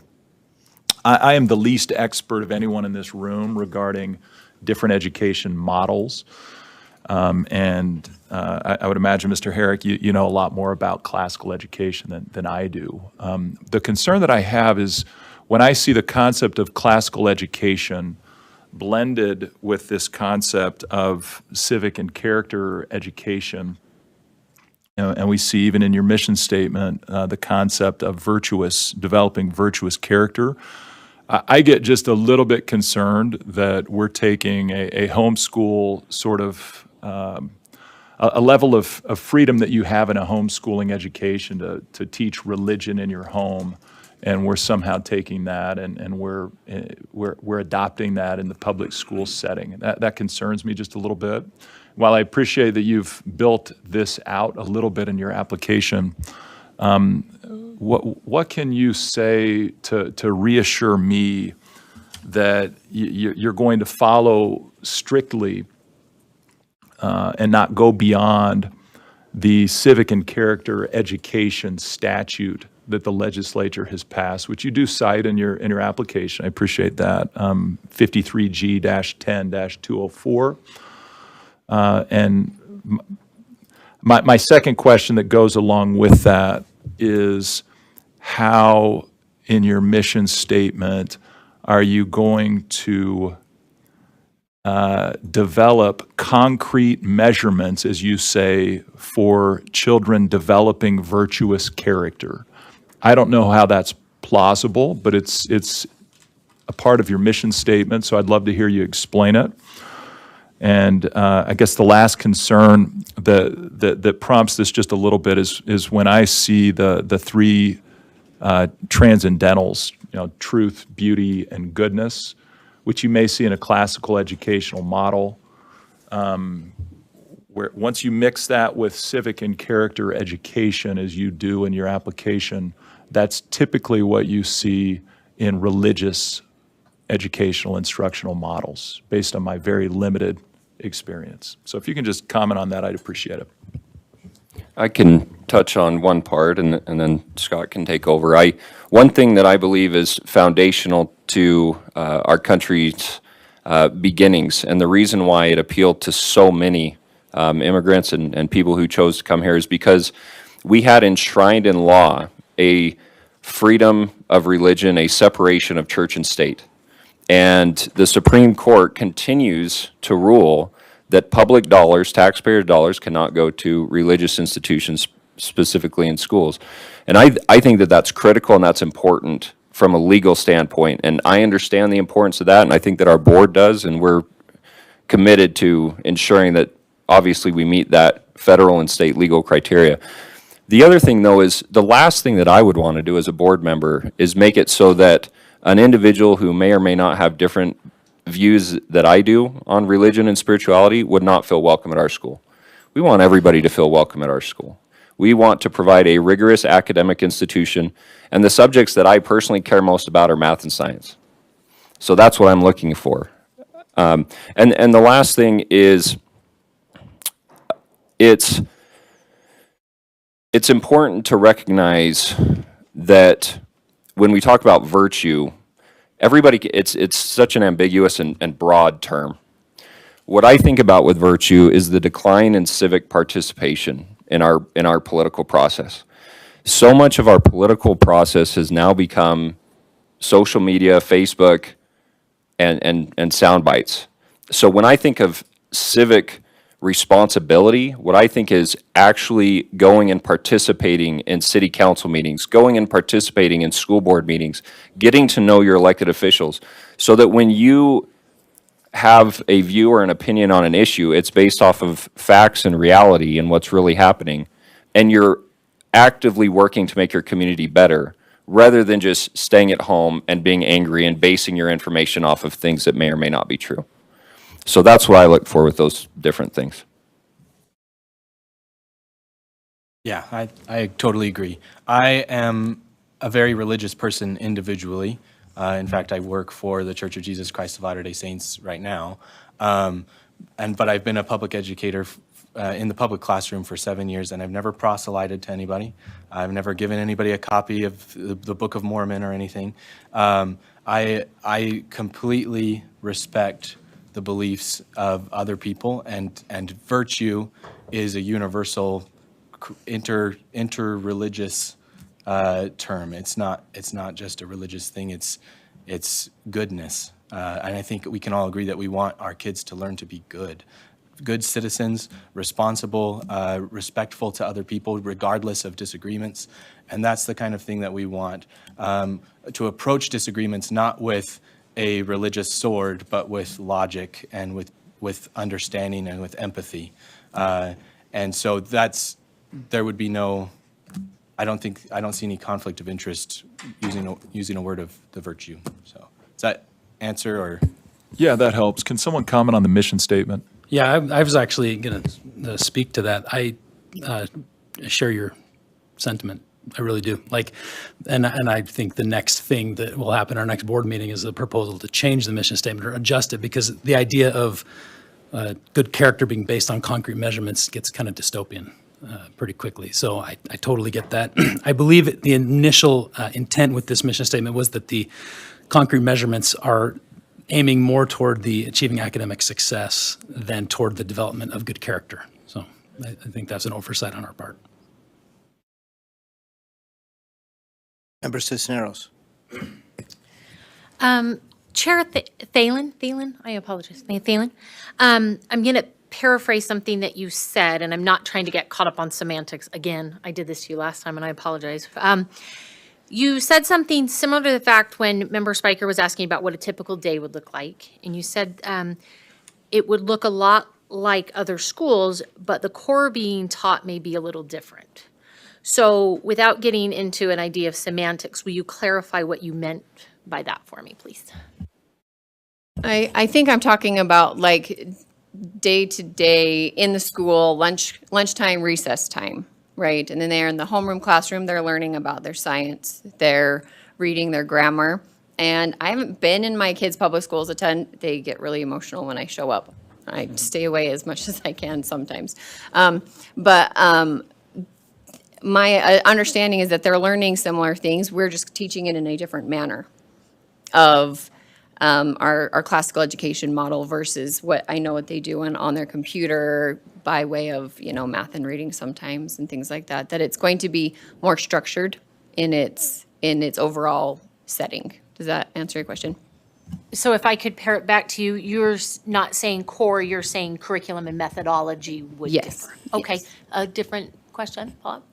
It's addressing something that the readers wrote, and I don't see it quite as black and white like they did, but it seems to be some confusion between the terms of business manager and then a contracted provider. Are you using those terms interchangeably? Are those two people, one's hired, one's contracted? Help me understand what that actually looks like.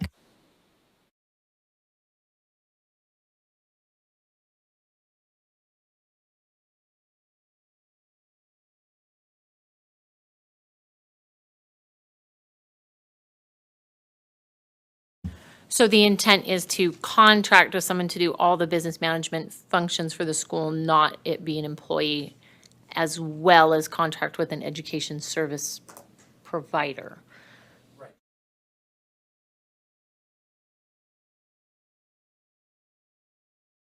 Would you have the ESP do anything else for the school or just business management functions?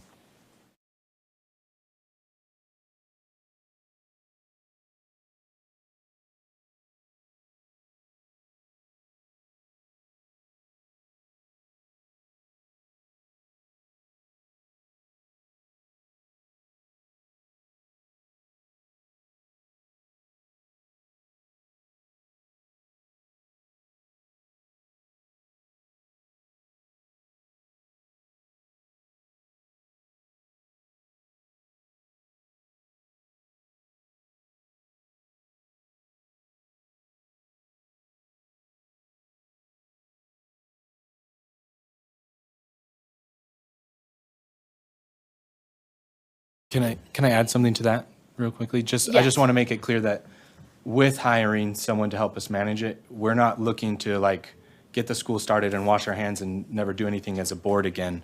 We know that we're still going to be held responsible and accountable, and it's our responsibility and duty to monitor them and keep up on them and make sure that they're following our charter and what we want for the school. So we're still going to be very involved, but a lot of the management processes that we don't have experience with, we're hoping to find someone who is qualified and has good experience with that.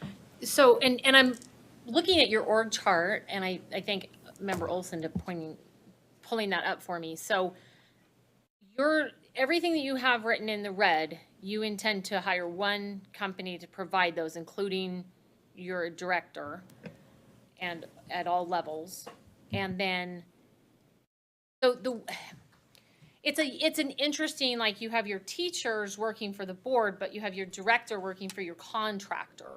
So this leads me kind of back to my belief that you already have an ESP in mind, you already have an ESP model in mind, you've kind of already done the procurement in your head because there's only going to be so many people who can provide that. Like, that doesn't exist in a lot of places in charter world, and a lot of places stay away from that because you're going to end up with a little bit of problem when the executive director doesn't work for you, but the teachers do. We actually have not made any contracts or promises with any management company whatsoever. In fact, it may be that it requires two different management companies to cover these areas. We're not set on anyone. We have not started that procurement process in any way. That would be something that we would do, obviously, if we were granted a charter. So just to be clear, no, we don't have any companies in mind. We have talked to different ones. We have obviously our idea of what we want for our school, but we have not made any, we've not reached out to procure any of those at this point. I was actually talking to a friend of mine who goes through the hiring process with the state agency, and she just kind of expressed concerns over a traditional interview process where you meet with somebody for half an hour and then you make this really like lifelong 30-year commitment based off of this 30-minute interview, right? And so she was expressing concerns about this, and she had talked about how in some other places they've implemented a whole different approach to interviewing where you almost spend the whole day with somebody that is of such importance and value to what you're trying to do. So I would like to see our interview process as a board be as rigorous and difficult and all-encompassing as possible in order to make sure that we are doing the best for our children. So that's new. I'm just throwing that out there right now. But it was such a positive conversation on what can we do at the very beginning, the interview process, to ensure that we're getting the best possible option available for our children. Member Smith. So in that same vein, I have a question for you. If you're contracting a lot, which I appreciate acknowledging where you don't have expertise, but it does require a lot of work and effort on your part to make sure you acquire the expertise you need to supervise the people you've hired, right? And so I would love it if you would speak to how specifically are you going to oversee whoever you hire to be a charter management organization? And then the second part of this question is, how many organizations are there that can do what you're asking them to do? Have you identified any? If so, how many and who are they?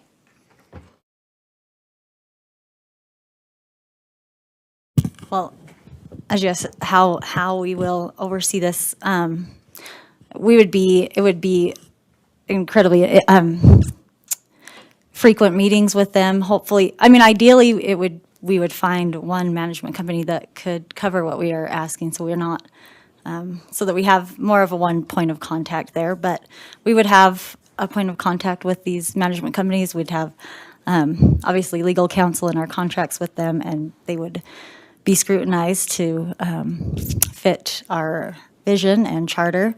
And so very regular meetings with them. What was the second part of your question? I'm sorry. I'll repeat that in a second, but I was just curious to know what will you do if you choose a management company, since there aren't very many that do what you're asking, and you find that they are not performing to your satisfaction. If you don't have the expertise amongst yourselves to figure these things out, and your charter management company for some reason fails, what are you going to do?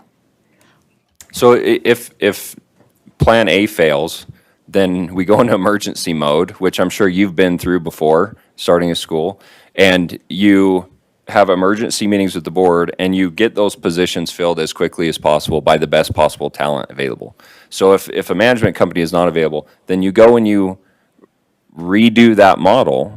You hire directly an executive director, for example. So the first phone calls that I would make would be down to George Washington Academy, and I would ask for advice. And I would ask, Freedom Academy, I think, just opened down in St. George. So they're going through that new model.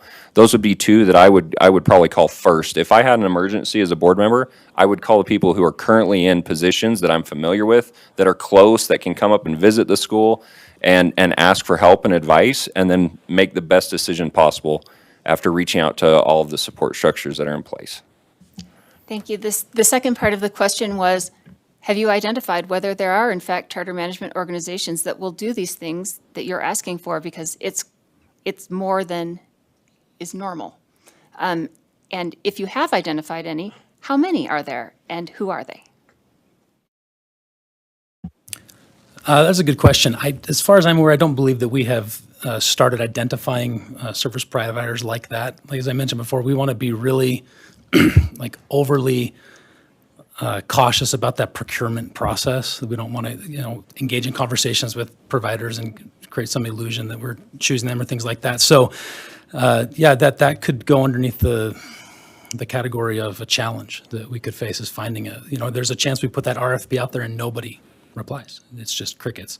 I don't think that will happen, and I think we will get a multitude of people. If we need to, kind of like Casey was talking about, we can improvise and have different service providers for different things. That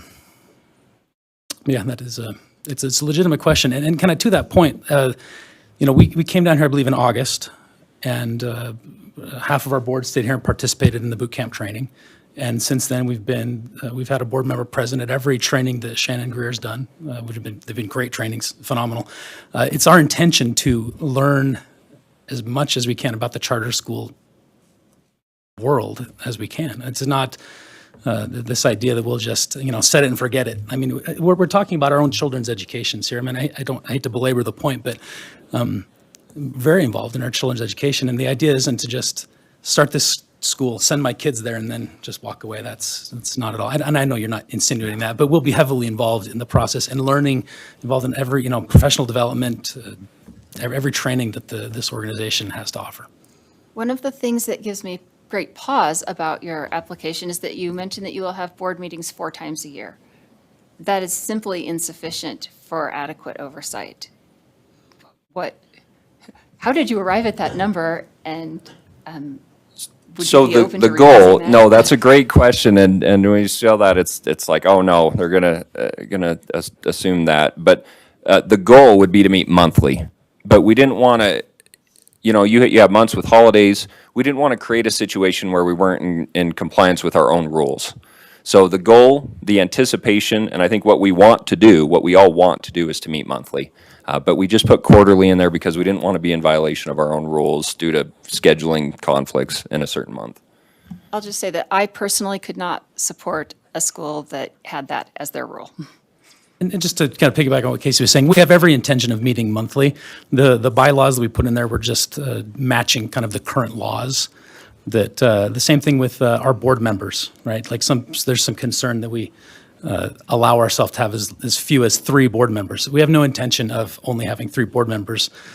We just didn't want to put ourselves in a situation where a board member, quit and we couldn't find a replacement, and then we were out of compliance. So that's the reason for that, is explains it in the charter. But I totally feel the same way. I'm not under the illusion that we get this approval and then we meet 6 times until November, and then we have a school on our hands. No, it's going to be a lot of work. A lot of work. And I'll just add that we have been meeting extremely regularly, more than once a month, and that we've all been here, both times we've all been here. We've all made the extra effort. Finding substitute teachers and things like that for me is not always the easiest thing, but we've all been here, and we will continue to be here. Thank you. Thank you. Additional questions from board members? Additional questions? Let me just say a couple of things, and I'll tie into that relative to outsourcing a lot. Just something for you to think about. When you outsource a great deal, you give up your control.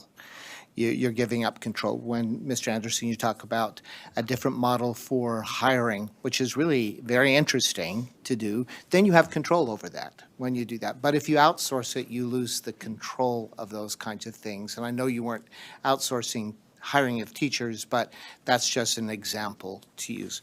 So that does happen. There are little things like you'd also know, I don't mean just to talk to Mr. Anderson, but you know special education well, and to have only one teacher for students with IEPs feels inadequate for the number of students when you know that, we usually plan at least 10 to 15%, 20% of a population may need additional support will be students with IEPs. So little things like that to think about as you're learning the models. I'm really in support of, of the work, the kind of vision relative, you talk about classical education, and I think if I ask 6 different people on the streets what is classical education, they may give a different story or a different definition. The only definition I've really heard at this point is that you would teach cursive, which, by the way, I really support. I like that because a lot of our 7th graders can't read when the teacher writes on the board in cursive writing. They can't read it anymore. That happens a lot. Had lunch with David McCullough right after he wrote the John Adams books, and he talked about how very important it was for us to teach in cursive writing so we could read primary documents because they're all written in cursive writing, and so we can connect with history. And so I really like that notion. There are others who would disagree with me, but at any rate, but that's all I heard. So if I were really pushing a lot today, I'd want you to be more specific in telling me, what does classical education mean? And I'd want you to say, why would individuals choose this school? Why would they choose this school? What is it about that would help them to choose this school? Why would they choose it? And you probably could respond to that. But I'm going to go to another area that we've kind of skirted around. We've talked a little bit about American Preparatory Academy. And there's a lot of thought and in the responses that this is really a way of skirting around a satellite for American Preparatory Academy. It's not, there is a lot of copy and paste actually for American Preparatory Academy. It looks like a lot of copy and paste, and even letters of support are talking about, we would love to have a satellite of American Preparatory Academy in Cedar City. So it feels like not a new school, but trying to find a way to create a satellite for American Preparatory Academy, not a beginning. And I just want to put that out there because we're kind of skirting around it without being honest and open, and I want to be really transparent about that. And I don't know if anyone would like to respond to that. It feels a little bit sneaky, in other words, to me, in that way. And you may want to respond to that. And anything else that you would like to add, because I didn't see any other comments from the board. But I wanted to be open and transparent before we finished. I would like to start off by thank you for your comments and your board's time to hear us and hear how we anticipate starting the school. I think personally I will take all of the comments that are made and really we'll go over them. That's what we plan to do. We have been in contact, many members of the board have been in contact, yes, with American Preparatory Academy, but we've also been in contact with Excelsior, with George Washington, with a multiple of classical education model schools. And so while yes, it looks like it is a skirt around, we are very much, we love the model. We don't like that American Preparatory is connected to that name. We love the classical education model. We love the rhetoric, the grammar. We love being able to teach the students how to find truth and how to find and be good citizens, be good people, because that's all anybody really wants. You want to raise a generation of good people. That's what we're trying to do. And I think that our school can do that. Yes, one education service provider would be a dream. We wouldn't have to work and finagle all these different people. But if we need to and we feel like we can't find just one education service provider, we are open to handling, and as you can see, we are all here. We are willing to put in the work. We are willing to put in and learn where we are weak, where we need to go and how to get there. And we love the feedback. We love being able to, how open your staff is. Hey, how does this look? Give us your feedback. We want to, I know Karen's been trying to set up additional meetings for our board so that we can learn as much as possible, because we are invested in this school. We are invested in the model we are trying to bring. Any additional comments from the board members as we conclude? You're certainly welcome. We want to hear everything you need to say. When I think, and I'm not an educator, so I apologize, I don't have fancy language, but when I think of a classical education, I think of some of the literature that has been lost over time, the classical literature. I just bought my daughter's Pride and Prejudice from Jane Austen. My daughters are 11 and 9. I just bought them that so that they can read that when they want to. So when I think of classical education, I think of classical literature. I think going back to the natural sciences, I mentioned that math and science are my two biggest priorities. And I just think focusing on that, focusing on those subjects, literature, science, math, that's what I view as classical.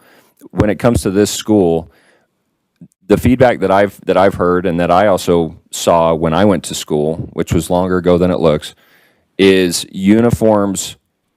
Teachers I talk to like uniforms, but I also feel that it addresses the bullying pandemic issue that we have in our schools. Youth suicide is something that hits really close to home, and I do feel like that uniforms help with that. It creates an aura and environment of we're all in this together type of a situation. So when I think of classical model, that's what I think of, is those traditional subjects, math, science, literature, classical literature, and then also the culture, the environment of the school where we're all in this together, we take this seriously, and we're gonna work hard and have a rigorous educational institution. I'll just add that I'll be open and honest, and I've said it before, that I have been an employee of American Preparatory Academy. That's where I started my teaching career. So I do have that connection to them, and that's where I learned to love the model. If APS decided to put a bid in and wanted to manage the school and they were the best option, I would not turn that down. And maybe that will lose us some votes. I don't know. I know there are strong feelings on that, but I know that they do a good model.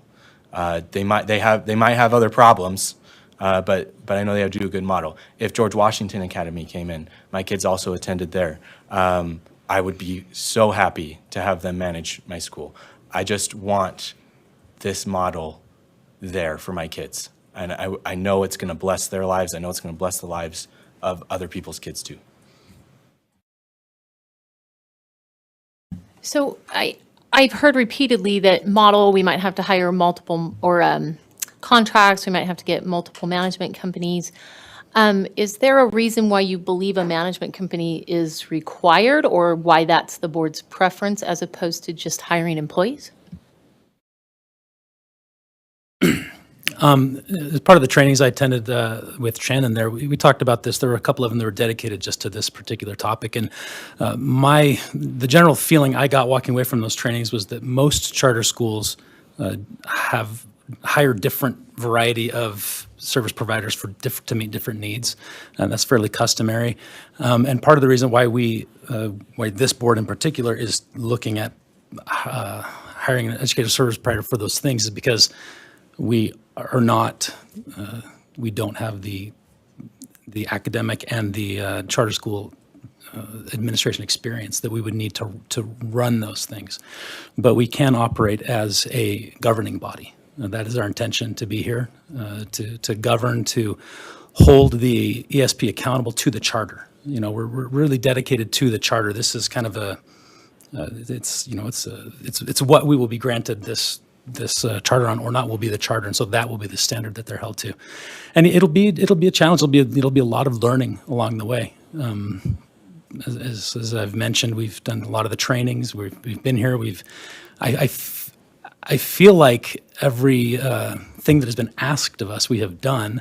And I'm optimistic that that counts for something, and that it's an indicator that in the future we will continue to do what is asked of us to achieve those outcomes, to provide the educational choice for the families in Iron County that they don't have right now. Thank you. That's a great finish to that, unless there's someone else who wanted to add something else. Thank you, board members, American Principals Academy, for not only making the drive, which when you live in Cedar City, that's kind of what you do. I think sometimes people who live on the Wasatch Front think it's a lot farther to Cedar than Cedar folks think it is up to Salt Lake. So it's and plus a wonderful place to visit. So thank you for your time, not just today, but all of the work you've done in preparation, attending the trainings, being a part of all of the work and the writing and thinking about the school. We really appreciate your energy and your passion in doing that. So thank you so much. Thank you. Thank you. Thank you. Thanks. All right, board members, we're just a little bit past the time we would break for lunch, but you're all fast eaters. Teachers have to be fast eaters, right? Because you don't go to the bathroom, you have 5 minutes to eat, and you got to be back because you got to pick up your kids. They're done. But we still have till 1:40. Can we try to be back 1:37, Director Lambert says 1:37, so we can get back on schedule again. But we'll begin again at 1:40. That's the plan. All right? Lunch, I believe, downstairs, 173. It's typical place. All right, thank you all. Chair Bowles, can I just make a little reminder the room is open, so if you've been taking notes, I'd suggest taking your notes with you or, yeah.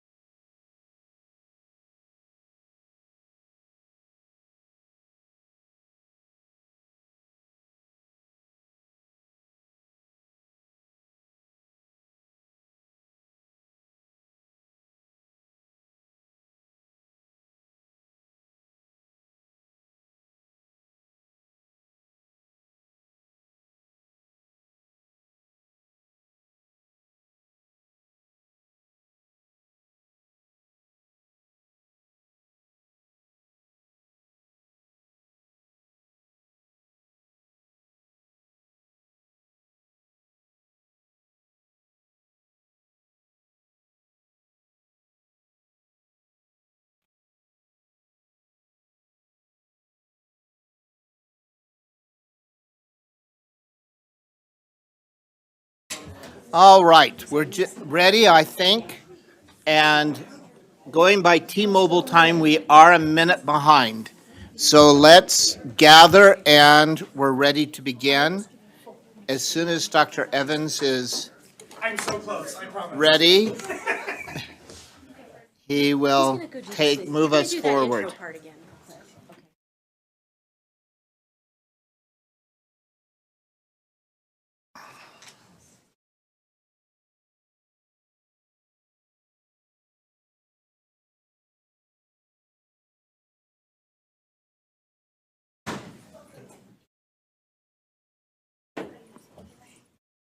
Here we go, okay. Welcome back from lunch, ladies and gentlemen. Just as a little refresher, for our members of our public who are here and anybody listening, today is a little bit different than what we've had in the past. There we go. So in the past, groups thought that our January meeting was another opportunity to pitch their idea of their school, and today is really about a capacity interview. It's the board's opportunity to see if the group who applied really does have the capacity to open and run a school. It's also an opportunity for them to get additional clarification from the public, from the readers. We have Mr. Sam Gibbs here to help us with that if there are any additional questions about how the readers thought about things. I also have my notes from all of those meetings. So we'll just jump right in to our last capacity interview of the day, which is elevated charter. So a couple of strengths. There we go. The applicants, so like I mentioned earlier, this was originally Quest Prep. They applied last year. They were invited back. Quest Prep brought a new application for Elevated Charter School. They've renamed it, and they also put in a lot of work, and the readers actually noted that. So a lot of the readers really felt very strongly that this group had returned again, had refined their idea, had put work in, and just wanted to really compliment that. Another strength is that this board is made up of individuals with very diverse backgrounds. That's something that is really going to speak well towards the board's capacity to make decisions, having a lot of expertise, and not everybody is from the same background or the same experience on this board. A couple of concerns that the readers noted. There are concerns about how equitable access will be for students, and that students in rural communities or homes with working parents will not be able to participate. This was a concern during the primary application. It was addressed in this application, but readers still felt that there wasn't a clear answer, or there wasn't an answer that really made it clear how students, especially let's say K3, are going to be able to participate without a parent by them. There are concerns by the readers that this school would not survive in this market. I will talk a little bit about that. So in the last 2 years, 6 schools, online schools, have opened up. Every one of those schools in their second year had almost 50% less enrollment than they did their first year. One of those was a district program, which we are pretty sure has already closed because they did not register any enrollment this year. And then one of those is a charter school, which was authorized by a different charter. They had projected to open with over 500 students, and they ended up opening with 66 students. And there are now concerns about whether or not the school can stay open. Funding is having to be repaid. And so readers actually expressed concerns about whether or not another online school could survive in this market. And then there are also questions about how well this program will be able to contribute to positive student outcomes. And so readers expressed some concerns on the application, talking about the highly qualified teachers that were going to be delivering the instruction, but they didn't really feel that there were clear answers on where these teachers were coming from, how they were going to be trained. And so those are the concerns that were shared. At this point, I will read staff's recommendation for Elevated Charter School, and then we will jump into the capacity interview. Staff recommend that the application for Elevated Charter School, a statewide school, not be approved. The applicants took feedback given to them during the application cycle for SY24 and returned this year with a more robust application. Unfortunately, it is unlikely that the market could sustain another online school. The nearly 24 online options, including the 6 that have opened since the pandemic, have been plagued by enrollment issues. One LEA, again, this is the one that was authorized by a different district, has ended up only enrolling 66 students. These schools have experienced closures, restructuring, and requirements to repay funding. In light of this market, the application failed to demonstrate that the school could be successful in drawing away students from an already dwindling enrollment group. Now, after this capacity interview, staff have, if the board feels like there is still an option for this, there are a couple of options or opportunities that the board might want to consider. For example, a statewide school might not be the best option, but rather something that was site-specific, confined to one geographic area instead. There also might be an opportunity to consider looking at either a smaller enrollment or a restricted grade band rather than a K through 12 doing just a 7 through 12. So those are some of the options that exist at this time. And I will now turn it over to Chair Bowles. This is, again, our information for the board members that were listed in the application, and just some other details about the school. And so Chair Bowles, I will turn it over to you. Thank you so much. Thank you so much. So elevated charter school board members, please come up and join us at the table. Thank you.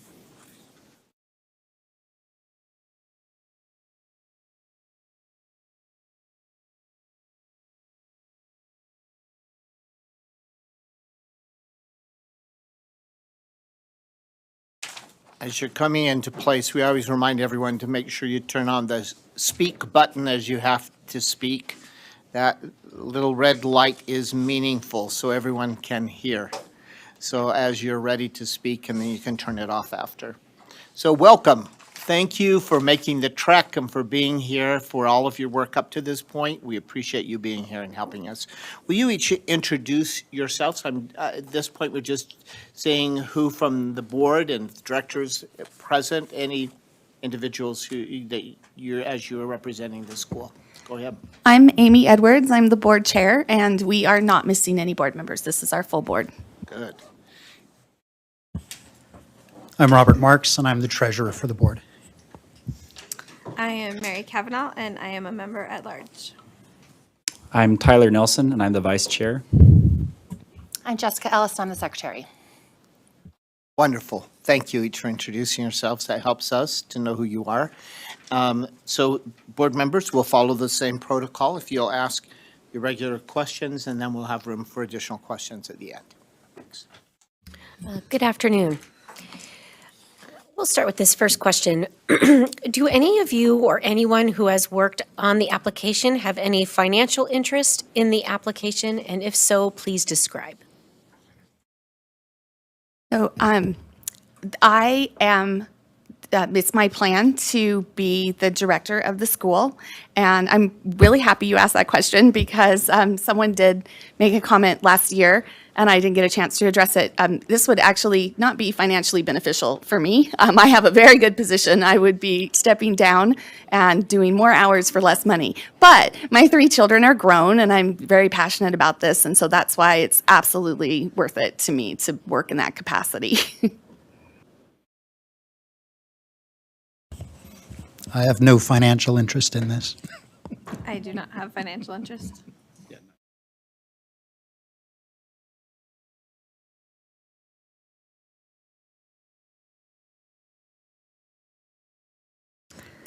Hello. Can we have each board member describe their experience with this charter school? Okay, so this started out as me. I'm a 30-year professional educator, and this started out from my experience, things that I saw along the way as a teacher and a parent that I loved, that worked really well for students, and things that I didn't, and taking the things that I loved, and kind of that was the seed. And then I reached out to several people with different backgrounds and connections to them, and together we like finessed which of those things would work. I think I started with too many ideas, and I love this board. They helped narrow it down to some very workable, cohesive elements. But like I said, I've been a teacher in on-site public school, on-site charter school, online charter school for the last 6 years. I actually helped create a program in a different state that's very similar to this, although not the same because there are things about it I don't love. I also homeschooled my 3 children. They're all in college right now, so I have some more time to devote to this kind of project, and super supportive family. So I've been in banking and finance for over 30 years. I'm a certified internal auditor and certified regulatory compliance manager. I'm the board chair for the American Bankers Association Regulatory Compliance Schools. I've been on that board for 12 plus years and on the faculty for 10 of those, 11 of those. I have 7 children, 6 of whom I raised, not alone. My wife did the work, trust me. We've had our children in public schools, in charter schools. We did homeschool. I grew up in the military, so I've lived in different countries and different states, all within the Department of Defense education system. I was at one school that had a graduating class of 31. That was very, very small, the smallest school I had been in. When I received a phone call asking if I would be interested in assisting with the board, I said, absolutely yes. I'm looking to be able to give back to my community. I'm looking to give back to the next generations. I have skills with finance and business planning, controls, governance that I can bring to the table to help make sure that how are things actually being done? It's one thing to have a great idea. It's another to do it in a compliant fashion. It's an entirely different matter to do it in a way that is sustainable. So I bring that to the table, and I was very excited when I received the invitation to join the board. So I have worked with kids for 26 years, whether it be teaching in a public school, charter school, private school, or now I run 3 daycares. So when she came and asked me to be on the board, I said yes, just because working with, somehow working with kids eventually, hopefully. And so I do management, and so hopefully that will be a part of it in the long run. And just getting to work with Amy again was also a plus. My background's not primarily in education. I'm a physician, and so most of my experience has been from the student perspective. I've had many years of education, but I am currently serving I actually work as an assistant adjunct clinical professor with Rocky Vista Medical School in Ivins, Utah, and so I have that experience. And growing up, my father served on our local school board. I have 5 kids that have gone through, they either have completed or most of the way through their education here in Utah. And I've served on both our hospitals board. I'm currently serving on our board of managers of our physician medical group. It's 180 physicians. And so I've worked in leadership positions as in the hospital and and from a business perspective. And so I bring that to the table. And that's how I've gotten involved and hope to contribute. Hi. So my background is, I was called alternative education. I was a director of a Boys and Girls Club, and I also worked for a nonprofit that taught computational thinking and programming. And what we taught was teachers how to teach it. And I've gotten to do that on several different continents. And I have a real love for alternative education. I have seen many kids flourish when they are offered something that's not kind of the standard that works for everybody. I happen to raise children who all kind of fit the mold. And so I really love the opportunities. I've also worked with a lot of really socioeconomically disadvantaged and English as a second language population of kids. And I feel like I understand some of the difficulties that are unique to that population. I came to the board, I was aware that Amy was thinking of doing something different and offer something different in Utah, and it was really important to me. I actually had a son at the time who had graduated from BYU and had a totally remote job. Like his first job out turned out to be totally remote. My current job is I work for a completely remote company. And then I watched, the honorary nephews and nieces as they came out and often were getting these remote jobs and started talking about, yes, we love living in Utah, but they kind of see marriage and raising their kids a little differently and with a lot more flexibility. And my own son has said to me, I would love to live in a community I love, but if I can take my kid during the school year to Washington, D.C. for 2 weeks, I don't want him to miss 2 weeks of school. Like, how do you do that? And so in talking to Amy and with the idea that you can keep your child with you, but still have a classroom experience, because I I personally, as I hear about a lot of other online schools, the idea of a lot of kids I know being just on their own with a computer wouldn't really work for them. But if they have a teacher in a classroom they're participating in, that would be an entirely different thing. And I have seen that model work for kids before. That's my experience. Thank you.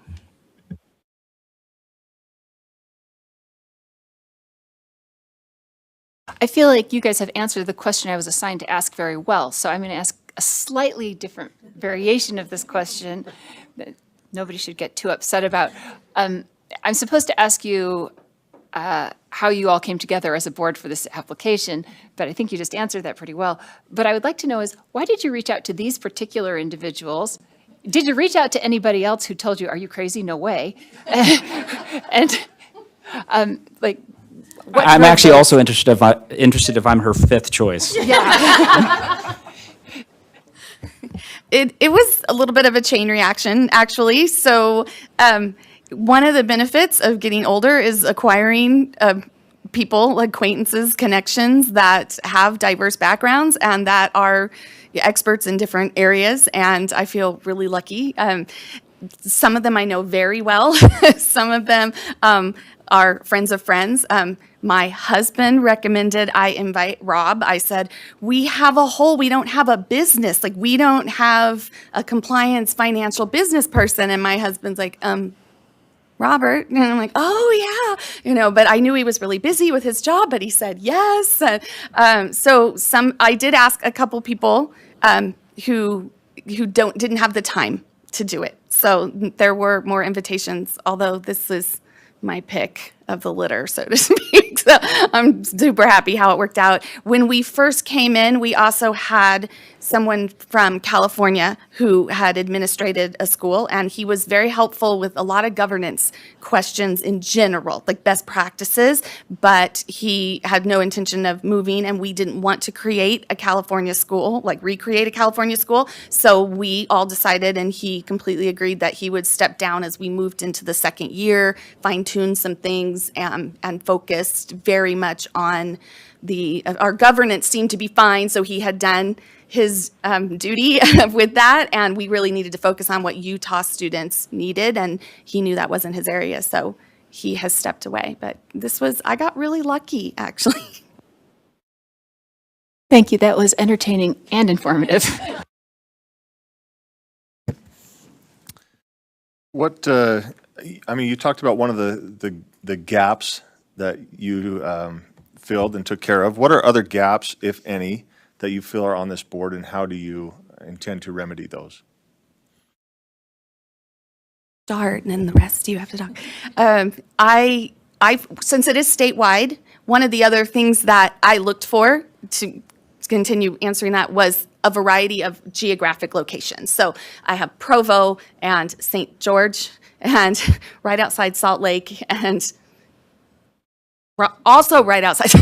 I'm better toward the middle and I'm in Springville.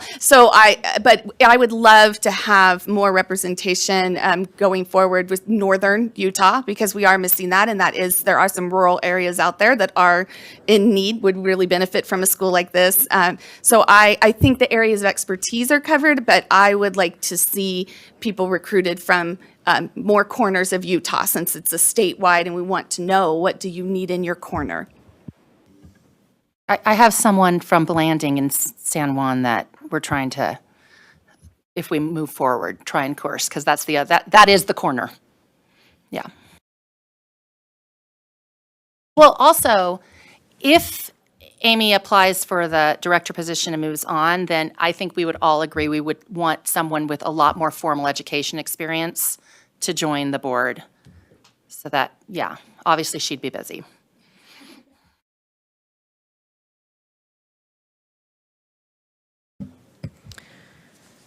You did touch on this a little bit, but looking for you to elaborate and give some specifics in the details of how you came to choose this educational model. For your case, it would be online and statewide.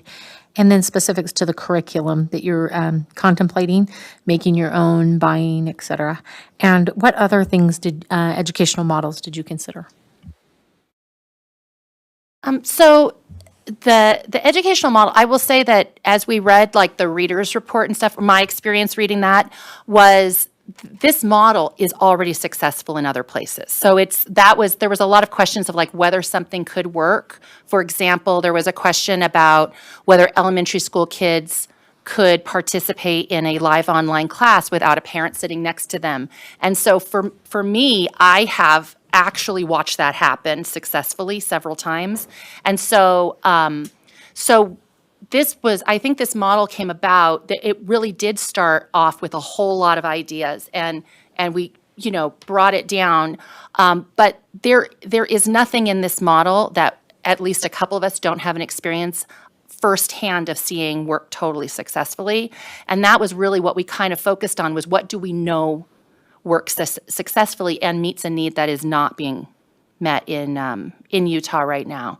But a well-trained teacher really can take a class of first graders and keep their attention, and the parents do not need to be sitting in a chair next to them to keep their attention on the screen. So when I say we never considered like a brick and mortar model, or something like that. That was never considered. This started out, but I would say it was greatly fine-tuned. There were other ideas thrown in there on top of, but this was kind of the fine-tuned one. I think another thing we considered early on was, does it need to be synchronous learning? And I think as we thought through it, we wanted to recreate the classroom experiences as closely as possible. We want the teachers to see the students, to see, if it's a blank stare or if they're smiling. And we want there to be accountability. We don't want this just to be a YouTube school, where they just log in whenever and just watch the video. They're too young. They need to have that interaction. And so those were things, but we talked about it. At first I don't think we were sold from day one that was what we were going to do. But as we discussed it, I think we came to that conclusion that we want this to be a classroom, not just a tutoring model, or some sort of supplemental learning. And so that's another thing that, early on we kind of dialed in. We changed a little bit from the first year based on your feedback. So initially, this was synchronous, and when we presented, we got to that point where it was definitely synchronous, and some of the feedback was the amount of time, too much time put onto the parents where kids were not actually in class. So in the new application, we increased the time they would be in class live with a teacher, not always, so they have not sitting still, structured, especially for the little ones, but definitely more time where a live teacher is there and they get on in the morning meeting where they are all together with a cohort teacher, and then a lot more support. So math class is not just a couple days a week. There's a couple direct instruction days and then there's support days, but there's definitely the kids are engaged for a little bit more time than when we initially brought it in the year before.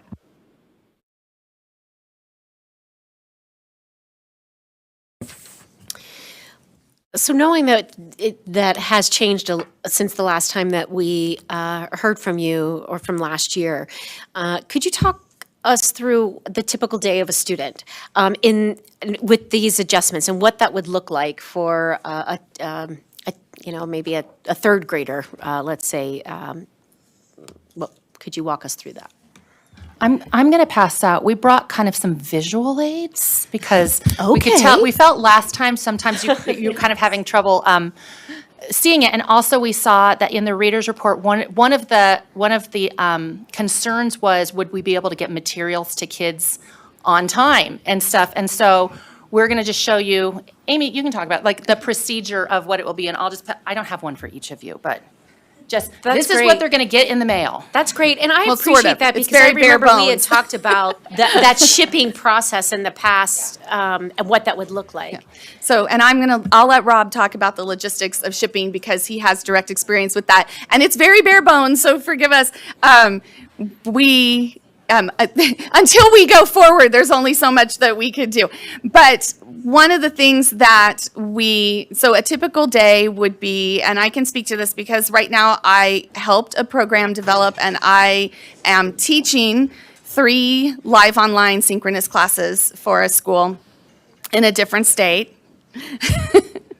We didn't hurt your computer, right? Okay. And so in the morning, they would come into what we would call a cohort meeting. You need a napkin? No, let's save her computer. We love computers with our school. Okay, so they would come into a cohort meeting. They would say the Pledge of Allegiance. There would be a very little lesson on like growth mindset or a study skill or a test skill. Like we're talking like a 10-minute lesson. And I have personally done these kinds of lessons before. So I know they work. They have to be really short, very generalized, but it just sort of brings them all together and they get excited. And then they would move into their different classes, and the schedule is a little customizable. There's some choice. The more students there are, the more choice there is, because you can offer more classes if you have 50 third graders versus 25. They're all in the same language arts if there's only 25 of them. And each of those classes is taught by a teacher who focuses on teaching language arts or teaching math, even at that elementary level. My own son went to a school that tried this, and I was intrigued by that. And because he had the greatest experience with, he had a science teacher who was just super nerdy into science, just really. And I know as an elementary credentialed teacher, I should not teach any of your children science. Like that's just not my area, but technically I'm allowed to. So they would have a teacher who gets to focus and is excited about that. In between, there's breaks in between classes, especially for the little ones for wiggle time, and that can be directed or they can have a break. Obviously, children under the age of 12, which has nothing to do with school, have to have a parent at home. But the parents are not in any way needed to help the children get through the lessons. And I've personally witnessed that. I'm working in a program that has kindergarten through 6th grade synchronous classes. The parents are not having to do anything except be home, so their 6-year-old is not home alone. But we are finding more parents who are working from home, so they like their children at home, but they don't want to be the ones doing the instruction because they're not available to teach them. They are available to be the supervision to make sure they don't light the house on fire, right? Any of you have fire bugs in your families? So for the little ones, the parents are there. There were some sample weeks in the application, and if you can see, as they get older, the classes get longer. I have taught 45-minute, 2nd grade classes. That's even hands-on and taking breaks to sing songs and jump up and down. That's about it. And then we take a break and they go to the next class. But I've also taught hour-and-a-half 6th grade classes where they can stay as long as it's very interactive and engaging, which is the other part of having it be synchronous that I like, that it can be interactive. It's very, very hard to get a kid to watch an online asynchronous video for even 20 minutes. They tune out after about 5 minutes and then they can't pass the quiz. I've had so many students have that happen to them. One of the things that I would touch on is I understand the marketing concern and I understand the readers, really the only thing you have to compare it to is other online schools. But I would offer, this is not like any online school Utah currently offers. Most of them are asynchronous. Most of them are grades 7 through 12. And the ones that are synchronous, a couple of them are outsourced and the teachers are not licensed or they're contractors. They don't work for the school. All of our teachers would be invested in the culture of this school and these kids and building that whole synchronous. Tyler was saying, we want to recreate the classroom in their living room or their car or their RV or wherever they are. So the concern about things being shipped on time. So one of the things that actually to kind of build excitement about the upcoming month would be that they would receive their boxes. They would look just like this. They would receive their boxes 3 weeks before a new month begins. And one of the things that the teacher would do is say, today, tomorrow is going to be unboxing day. And the kids they open their box. There's a checklist of everything that should be in there. They check it off. The teacher asks to hold up each item, age appropriate, right? So that everybody makes sure they have everything in the box that they need. If there is, for any reason, something missing, we have more than enough time to get that to them because we do unboxing day way ahead of time.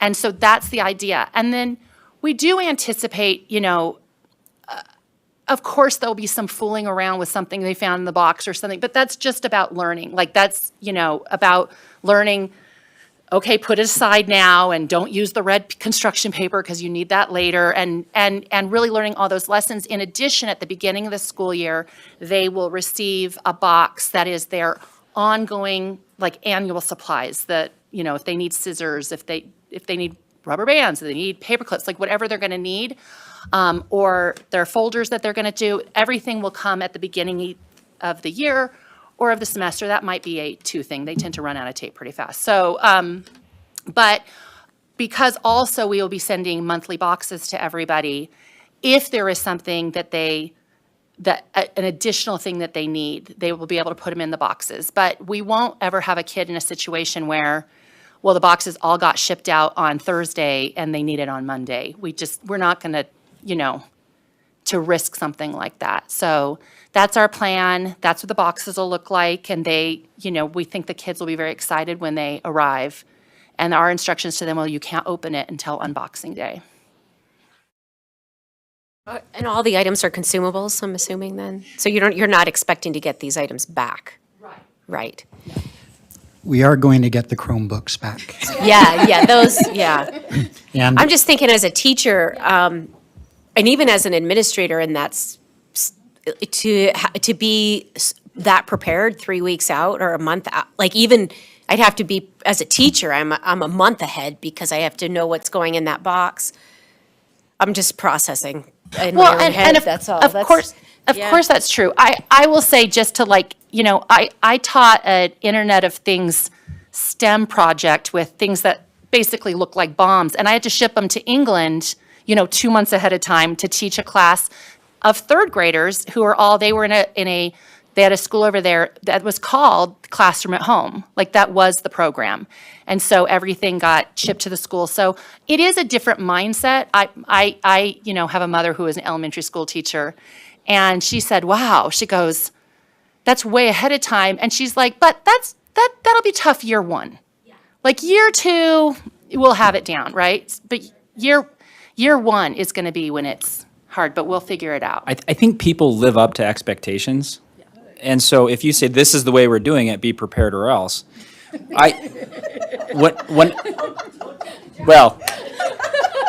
I was in grade school, K through 12, I'd have teachers postpone tests, cancel assignments. I was so frustrated. Then I get to college and the whole semester was lined out. I knew exactly when my midterm was going to be. I knew every homework assignment, and they didn't change. So it can be done. You just need to set the expectation. I agreed. So- It's just, I think, I was just thinking about that and the support and the professional development that might need to be in place for these teachers. And I think, like Member Bassett was saying, I think just knowing what that would look like years. And I think charter schools in general can be a little more nimble because they do have, a goal. They have a mission statement where you're just run-of-the-mill elementary school. They're just getting by. And I mean, not everyone, but I feel like people who buy in to the charter school idea are saying, hey, we want something different for our kids. We want something different from our organization. And I think you can make changes quicker. Because, the school, rather than a school district of 70 schools or something, it's like, we're the school. And it's much easier to make changes and set expectations, at least I believe. I would love to share with you. Yesterday morning, I taught 2 synchronous online classes. I taught 6th grade ancient history. We're doing ancient history. First day of ancient Greece, they're supposed to color in their map. We start with geography. And 27 kids online. One of them hadn't printed out the map, and I had a link ready, but her printer doesn't work. And one of them was in a car. They were on their way going somewhere. And you deal with it. And I just acknowledged that, and I said, that's okay. The class is available. The class slides and the key to the map are all available after the class. And I said, just stay with us, learn all about the geography of ancient Greece. It's really interesting. And then, so you will need to color your map after class when you print your page. And that happens with every ancient civilization I teach. There's at least one kid who didn't print out the map. But they still, you know what? every single time I've gotten that map turned in, it took them an extra day. So I have dealt with that personally, and it works, but it doesn't work perfectly, and there are hiccups. But you train teachers to roll with that and still engage them, and it's still interesting. You get to see slides of what ancient Greece looked like, and it's still fun. It's not just now color blue, now color. It's a different platform of teaching. It does take some training, but it can be done. And they can learn a different way. Having taught both ways, I don't think one is harder. I just think they're different. And as far as we were talking about kind of like the hiccups like that, like we anticipate there will be the my electricity's out or the down internet, but we won't have snow days, right? And we won't, our teachers won't get in a fender bender on the way to classrooms. So any school model you have is going to have the hiccups that happen, and our hiccups will just look a little different than a brick and mortar hiccup. So board, I've really enjoyed our interaction today. You've got a fantastic board, and it's been nice to visit with you. I enjoyed our interaction last time. Dr. Nelson, you were in Scrubs remote the last time on the big screen. It's great to have you here in person with us. And a couple things I appreciate about your application is that you went in and addressed some of the things that we asked you about the last time, some of the concerns that we'd expressed, and I really appreciate that. My question for you, and Ms. Edwards, you commented on this already a little bit. My question is about risk, what risks and challenges you face and what you've done to try to address them, or what you're doing. And obviously one of the biggest challenges that's before us, because Dr. Evans commented about it earlier, is just the challenge with market trends and enrollment, some of those sorts of things. So I'd love to have you comment on that a little bit more than you have already, and address any other risks and challenges that you see. So in our first application a year ago, we actually had a pretty detailed market analysis. We had a firm that has worked with huge names internationally do a statewide survey, and there was a very high interest in this. Because it was synchronous, all of the key elements, they loved that it was synchronous. They loved the kids were going to get the boxes and be hands-on, so it wasn't just digital.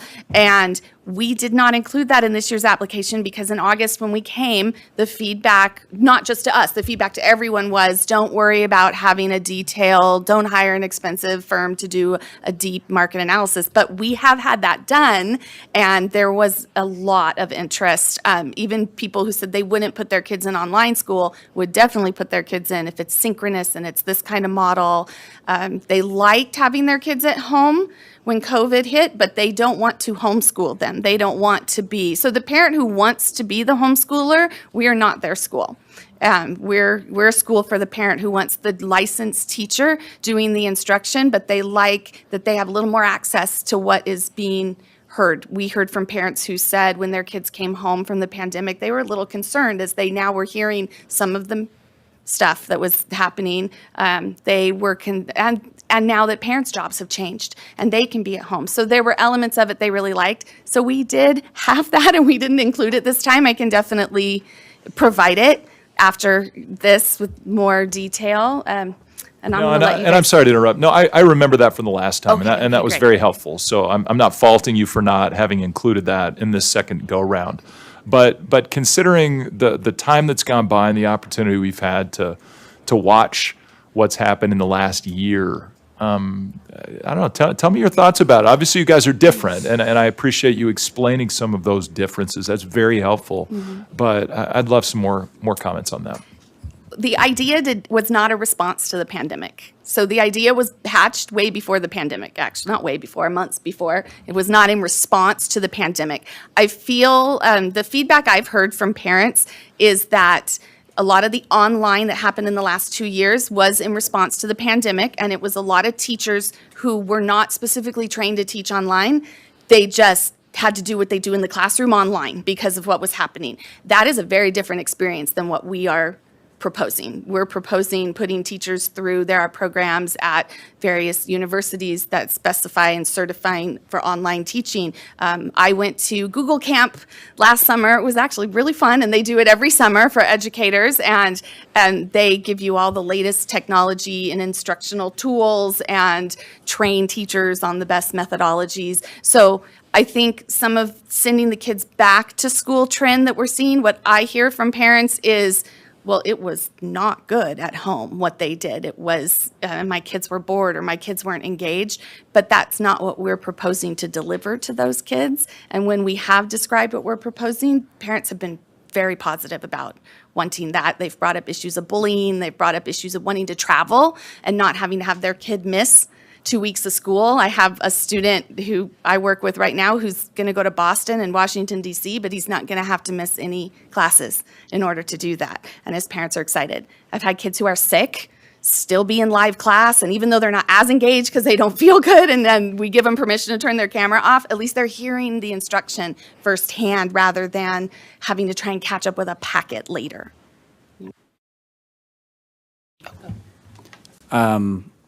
Sometimes when I'm just sitting at home, I don't think I need anything from the store.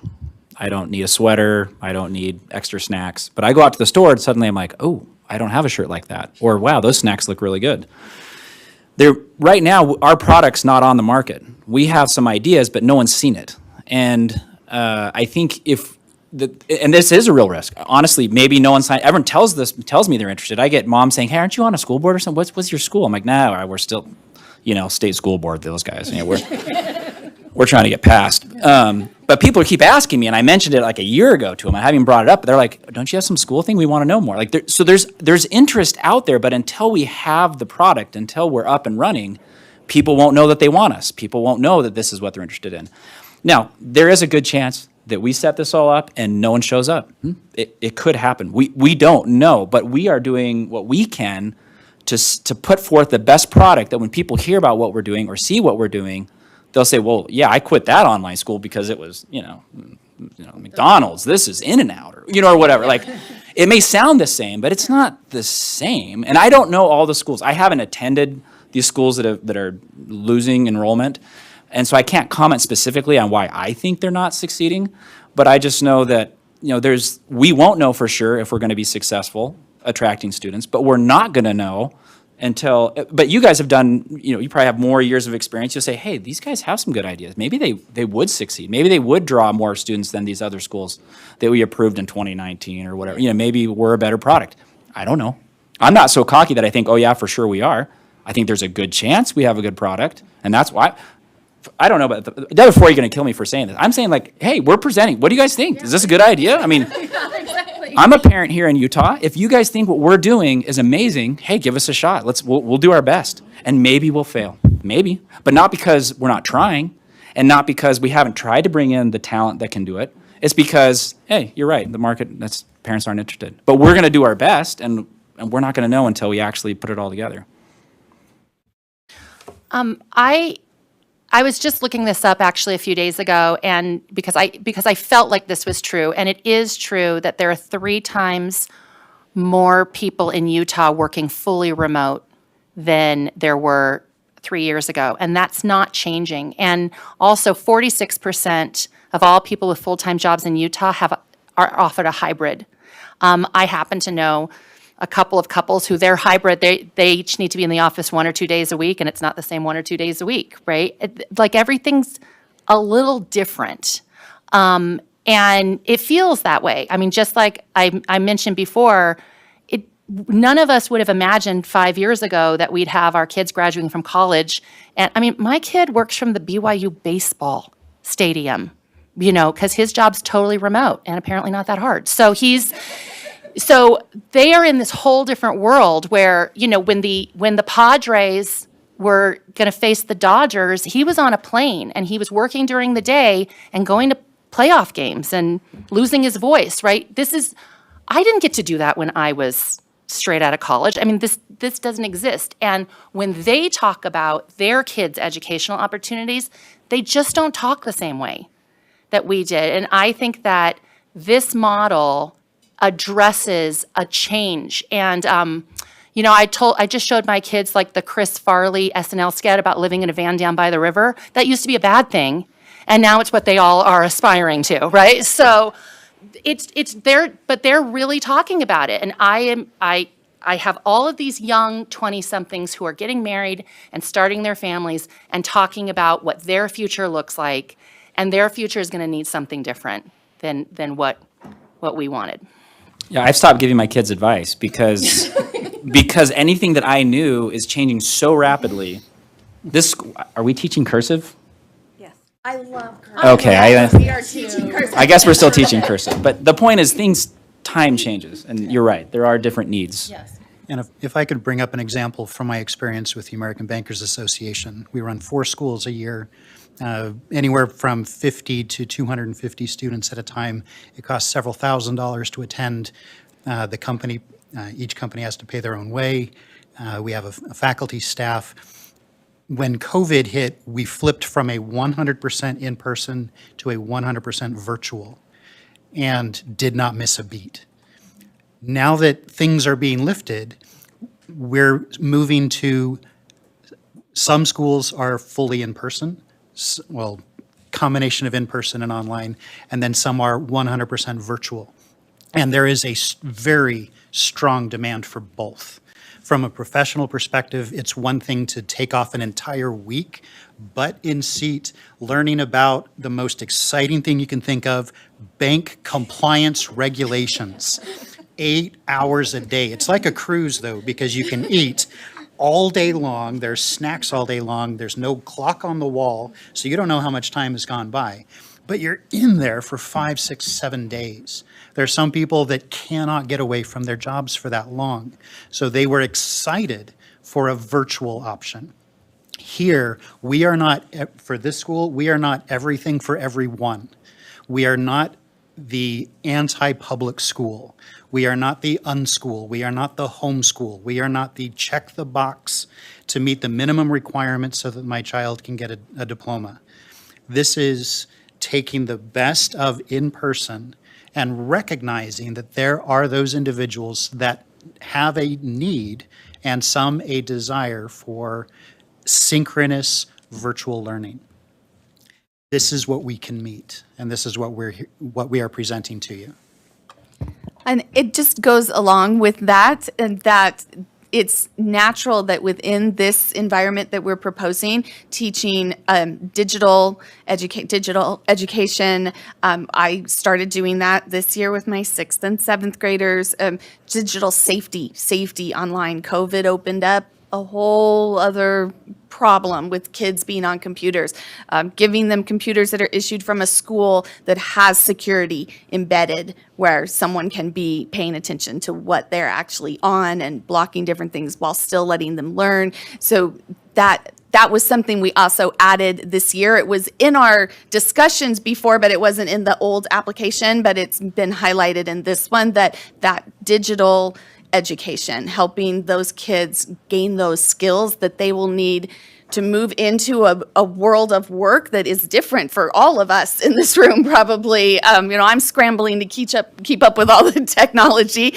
Jessica's not, she's our tech person, but teaching the kids that, even starting in elementary school. And for example, my 6th graders, they get something they can print out, but there's always a digital version, a link, so if they want to do it digitally, and then by the time they get into 7th, 8th, and then high school, definitely, it moves much more digital. Now they're doing digital presentations. They're engaging more in the digital. So their boxes get a little smaller because more of their work is digital. So that being able to do that, which is also one of the reasons we want to start earlier. We don't want to start with 7th grade. We want to start younger than 7th grade and be integrating all that. And I just want to address the last risk that I think was brought up, which was, can we get internet to everybody in Utah? So I have not found a place, and we went searching in the last year, that a Verizon hotspot doesn't work to Zoom quality. But just so you know, we took it next level. I have a brother who is a geophysicist who has been to Dead Horse, Alaska, all over rural Montana, places much more crazy than anything we have in Utah. And I've made him Zoom me from all of these places for 20 continuous minutes.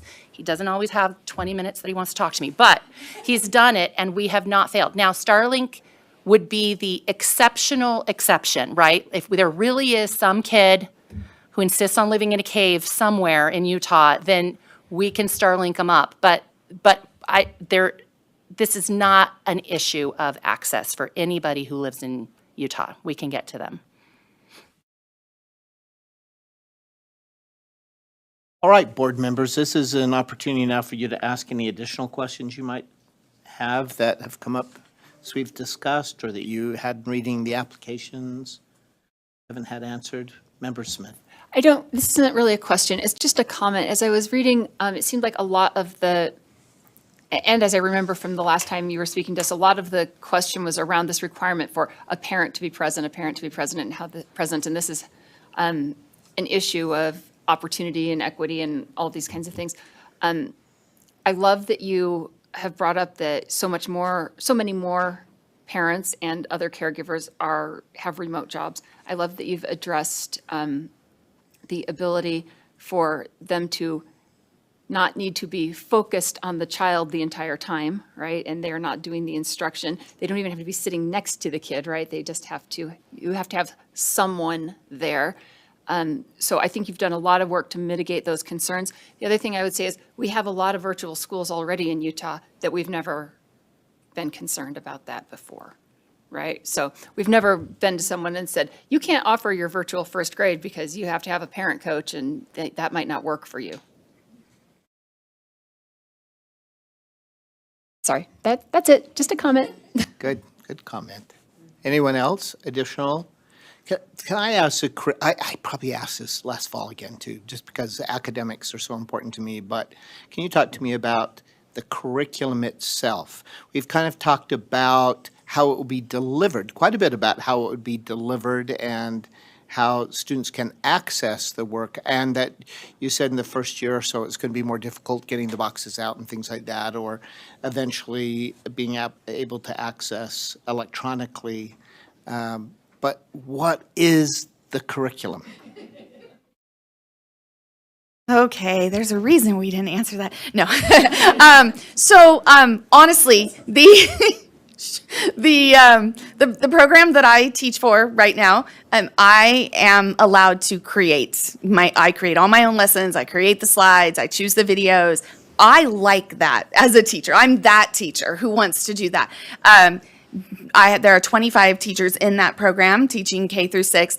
Some of them do that. Some of them use a standardized curriculum as their backbone, and then they supplement with some of these activities that are a little more online friendly, engage online instead of in-person lessons. So what we put in the application, we didn't list specific curriculum because we want to decide on that. We want to choose it, but it will definitely be standardized, aligned to Utah standards. Some national curriculum works fine, but more the social studies a lot of times needs to be Utah specific. Some of the sciences do. And we really want to give our teachers the choice. We want them to have the support of, okay, we're going to select. And we have, if you said go today, we have quite a few months, and the first thing would be, okay, we need to choose.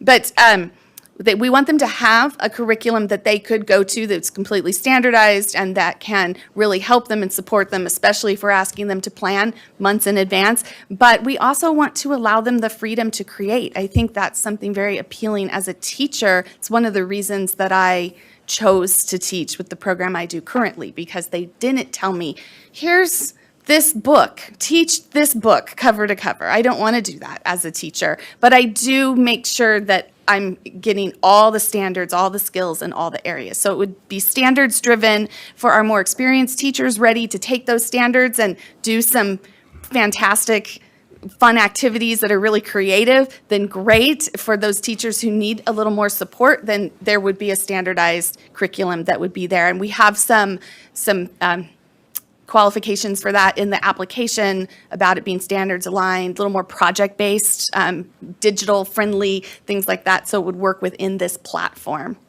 Okay, and have you looked for some curriculums like that already that you know you can meet that need? Yes. Okay, all right. Yeah, McGraw-Hill has some stuff, not so much for the social studies because that needs to be specific. McGraw-Hill has some good project-based, it's got the core and then it's got some project-based ideas. Edgenuity is a good asynchronous program, but would need the synchronous component pulled in. So there are curriculums out there that are engaging and aligned to the standards that we've identified, but we didn't want to commit to one until we were moving forward and we could really give it some really time consideration. Yeah, rather than identifying, we will move forward with McGraw-Hill. It's, here is the high-level standard that we will meet so that it gives the board flexibility and gives the director flexibility to meet the standard as opposed to us painting ourselves into a box. That was advice given to us in one of the early training sessions by the board. Sure. And the social studies only is Utah-specific, probably at 4th and 7th, yeah, only. So, but you have then also within, so you'd have standards. Are you talking about the state course standards then, that's the standard that you'd follow, the state standards, and then you'd say, we need you to reach each of those state standards so that you don't have gaps and overlaps grade to grade, right? Yeah, and you'll find sometimes parents are the ones who push back. There's not a textbook for me to help my student or to do extra practice and work with them. Just so you know that in my experience over time, that's where they push back a lot. Parents want, particularly with mathematics. There is, but the nice thing is there are a lot of online options that are aligned to the standards too. Generation Genius is amazing for science. Khan Academy is really nice to give to parents as a backup, and that was developed with standards in mind. So there are also along in the family of digital education, there are some online things that we can do, but also, yes, we do have those parents. I would have been one of those, wanted that. I need a book in front of me. And so we're looking for something that offers both, which is one of the things we like about some of them, but we don't want to definitely commit to one. Because even though their children may be more digital natives, parents are not always. And so to have that print text is useful to them. Even Khan Academy doesn't always match what we have in place with our standards, so you have to pick and choose. The reason I say that's a lot of work. You're an exceptional teacher to want to do that, which is wonderful. Others of us who teach would like to do that probably as well, but we know that that first year, like you said, the first year would be really overwhelming to make sure that that's all done, because it's overwhelming for a new teacher just coming into a classroom, and now to do it in a new platform makes it even more challenging because they have to learn how to do it in new ways. You talked about, though, getting those teachers training. So I'm hearing a lot of startup cost.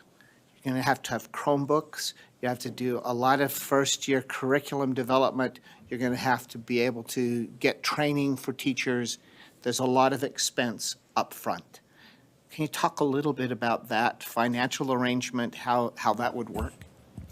Certainly, and if I can make one minor correction, Amy said earlier, the first thing we would do when we receive approval for the charter school is to go out and get the curriculum. Actually, the first thing is we'll get directors and officers insurance. That's the first thing on the list. Whatever Rob says. Yeah. From a financial perspective, we are looking at how can we get the Chromebooks so that we have enough for the students, including a buffer, because there will be those that break, there will be those where new students come and go. We will identify a facility where we can keep all of the materials. We'll have part-time staff to handle the shipping of that. We'll have flex staff to handle the IT support for that. When we go in to make the purchase of the Chromebooks, we will also be looking to negotiate ongoing support for that, so that if there's a problem with the monitor, we don't have the teacher or the director trying to troubleshoot that type of IT, so we're looking to build that into the agreement. I did see a comment from one of the readers that it appears that we already have an agreement with somebody for something. We don't.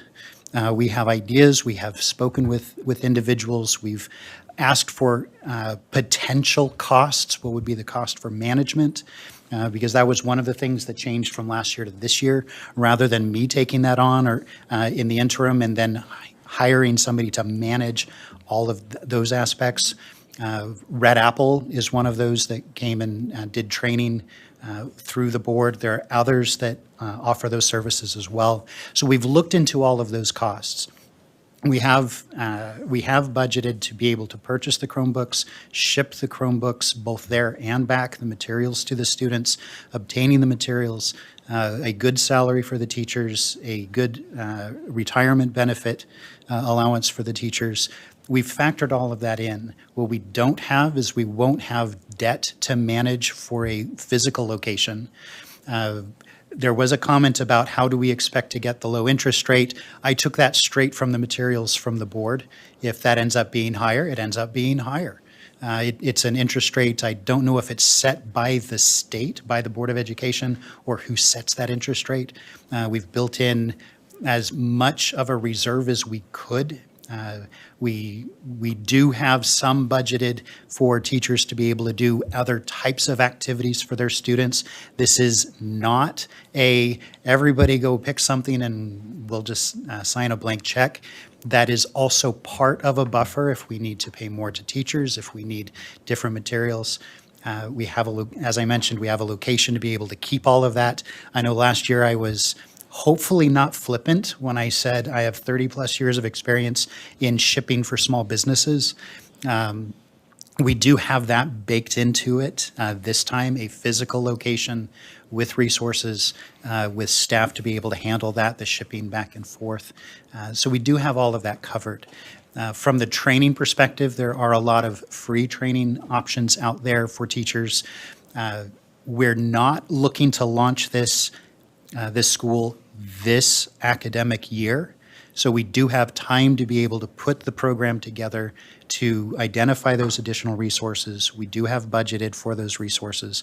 Yes, it'll be expensive, but we did bake that into the budget with some flexibility, knowing that some things will cost more, some things will cost less. Likely, most things will cost more, some things will cost less. And we will work through that as we can. We've baked, again, we've built in that reserve. We've built in a line item for if the school does have to be shut down, what are those costs? That is now a line item as opposed to just a mention within the application. And we have a few of the items that are nice to haves that can be pared back so that we can absolutely provide the must-haves. We did not want to come to you and say, here is the bare minimum we need, and not make that. We wanted to show you that here is what we need to run the program we're looking to do, and we can do it with less if we need to.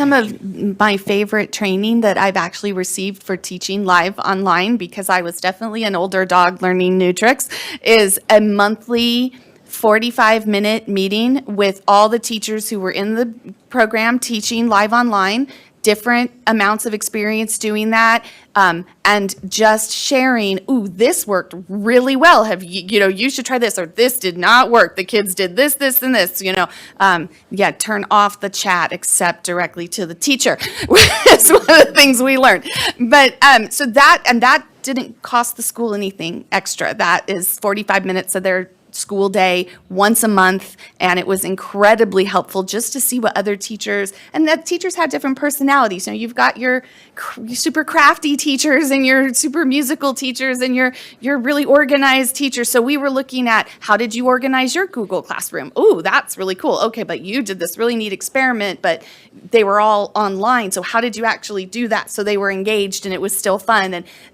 so that's some of the training we're talking about, but also formal training. Rob has he's budgeted for that too. Wonderful. And of course, that's so important because and that's the reason we ask these questions, because we don't want to say, oh, just go forward and not prepare you for all the things that would help you to be successful. And so you have to have all those teachers in place. They have to be ready to go. You have to have all of the Chromebooks ready to go. I mean, all of those logistics that you know about. With that, let me ask another financial question. I have two more, and then I don't know if anybody else has any addition, but one is, what would be, if for the program that you would like to have, what's your break even? How many students do you need to enroll in order to do that?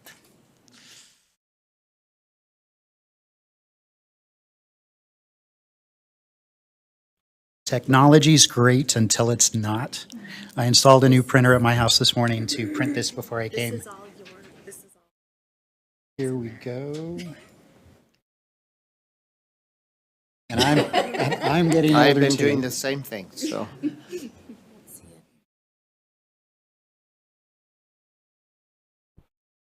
Oh.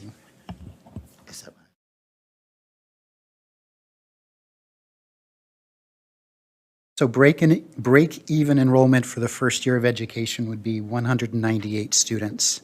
And what that factors in is, if there are more students, there would be more teachers, there would be more Chromebooks, there would be more materials. Right. However, part of this setup for this, of course, would be identifying enrollment early so that we can determine what are the volumes we will need to purchase. And then moving forward with that. We're not planning on purchasing 110% of the full enrollment in Chromebooks just to potentially have a third of those sitting around. Right. And knowing that, kids don't always come in even batches either. So, you may still have to hire a teacher and you have a very small second grade, but you have a very large fifth grade. And so then you have to adjust for that. So knowing that it's not just one, we're at students, so teachers come in even numbers. They don't because students come in different grade and age configurations. But one of the things that's great is our elementary school teachers will be subject-specific rather than grade-specific, and that kind of helps even that out. Awesome. Right. Thank you. That helps. And speaking of, we've talked so much about parents and kids that we've seen. I have also talked to several teachers who are like, wait, I can teach from home. And that experience was actually a really positive experience for me personally. And so whenever we think about how are we going to attract teachers, there is a certain demographic of teachers that would be very excited by this. Even teachers that might not have will be able to live somewhere within Utah that they might prefer to live because this is the model. Right. And the technology for the instructors, for the teachers, will be provided by the school as well. We will not be asking teachers to bring in their own laptops, their own cameras. It'll all be standard. It'll all be handled by the school with the shipping covered. And the teachers, of course, will get something better than the Chromebook that the students get. Yeah. And of course, you would want to do that to make sure you had a standard support system for all that technology as well.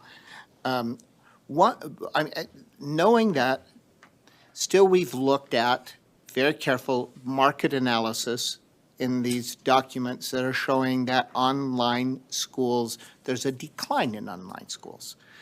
I don't want to just ignore that. I want you to have an opportunity to respond to that. And I've heard you partly respond to it because you said nothing like what we're doing is offered anywhere else. So you have a couple of, I'm interested in a couple of pieces to that. Why is it that someone would choose your school? What is it that would make them choose your school? That, why they're leaving other online opportunities, why would they choose your school instead? Let me just start with that first. I think one of the things is having the subject-specific teachers, especially in the elementary school. I mean, we're hoping that they will be able to provide cooler science experiments or be able to know more about the social studies they're teaching. Like, hey, I went to Tikal. Here's some pictures of my vacation. We're hoping that that's one of the elements, is that the teaching will be more enriching, that they'll have more to offer the students. I also think it's because it is synchronous. You have the teacher there. Like, obviously, during COVID, things got crazy. My kids, it was a horrible experience for my kids. The teachers had no idea what they were doing at all. That's true. Being a teacher myself, I can't teach my own children. I can't. It's blows up in my face. My kids are now in tutoring because of how far behind they got in just that year and a half or however long it was that they were in COVID. If they would have had something like this, they wouldn't be where they're at now. They wouldn't have to have the tutoring they have now. I wouldn't be in debt over tutoring.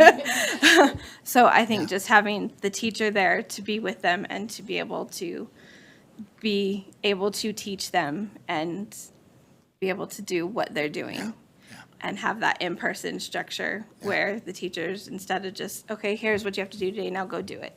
So the synchronous platforms, that the deliveries will be very helpful. It's But super the other helpful. thing you said, I think, is also accurate, is that we went into pandemic, schools shut down, teachers who were untrained jumped into something that they really did not know how to do. And I think you're accurate in saying instruction suffered, and it really did. Kids didn't have good experiences, families were frustrated. That provides some difficulties for you, though, because you have that to overcome now, because there are folks who now have a bad taste in their mouth about online school, and I think that's contributing to the problem, why they're leaving online schools, because they're saying, no, we tried believing that was online. We don't want online. And that also is part of the problem. You want to make sure your teachers are really well prepared so that they're not the kind of teacher that was in that position during the pandemic. And so you have some of that to overcome. So that leads to the second part. I said that was the first part. Here's the second part. How would you then differently market that school so people will know this is something much different, that you should be coming to us? It's not the experience you had in the pandemic. And we expect that you would choose us. So why will people choose if they have kind of this negative experience in their minds as well? From a marketing perspective, we would tackle it head-on. We would use testimonials, we would use parents as actors in describing, didn't you just hate it when everyone had to go home and do everything on the computer? Well, guess what? We've got something that works. Didn't you like it when your teachers could focus on the students? We have that. We're able to travel, we're able to meet our needs. Doesn't this conflict with work? Well, I'm working from home anyway. So in addressing head-on and acknowledging, there are challenges to that. I mean, this is, if I can use a car example, this is not a Mercedes, this is not a Bentley, this is not private tutoring at $60,000 a year because we're trying to get people into the right prep school, into the right college. This is quality education, teacher-led education. It's not anti-education. It's not we're rebelling against the public school system. It's not we're homeschooling because we don't believe in X, Y, or Z. It's quality education that you can do from anywhere in a traditional synchronous setting. I wanted to say, for your first question, and then I'll add to that. Please. One of the other things that has been appealing, that I've gotten feedback from families as we've talked to them about this in Utah, but also parents of my personal students. The other thing that they love that's different from other online programs is the parents' access to a live teacher who knows their child. So when you put your child in an online class, because I've also taught an online class where I've got a list of 100 kids and they do the assignment and I grade it, but I don't know that kid. I know my kid in my social studies class who dirt bikes on the weekend, and I know my kid who's in the car traveling because he goes here. And parents have come and they feel like they have a teacher they can talk to who knows their child, isn't just looking at their grades, but knows their child. I've had parents open up to me about their child's anxieties or special needs and what can you do online, how can we help that? And that is a completely different thing than trying to put your child into an online asynchronous program with a teacher who's trying to juggle 200 students who are just names on a roster, honestly. But also, we have talked for marketing, we've talked a lot about, we're going to be really good friends. We're going to, this is statewide. We want to go in person to the different areas of Utah and hold events, go to public libraries, go to events where there would be kids and meet them, because what we're trying to show them is this isn't faceless online. This is personal. This is us. And yes, it's virtual, but we are creating a space for your child. And we want to do that by traveling in person to these things, board members. And since we are in different corners, I'll probably end up everywhere. And then it just depends on what corner I'm in, who gets roped into being there as well. And then teachers who we recruit who can also come and actually meet the kids in person so that the school has a personable face, not just a really cool website. And if also- they experience that and they're there. Sorry, you go ahead. Oh, no, don't I wanna just interrupt want you. to say, I think that I would share with them like two things that when you asked that question came to me. One was, I had a son who started his freshman year at BYU in 2020, and he had half his classes were online. One of them was asynchronous classroom experience. Two of them were download the work and do it on your own. And he withdrew from those classes. He didn't have the makeup to be successful in that environment. But the live class, he was perfectly successful at. And I would explain to parents, imagine when all of us went home because of COVID, if you had no Zoom, right? If when your boss wanted to communicate something, he had to make a YouTube video and upload it and send you the link, right? How successful would you be in work? And I think we would all agree that would have been impossible. But that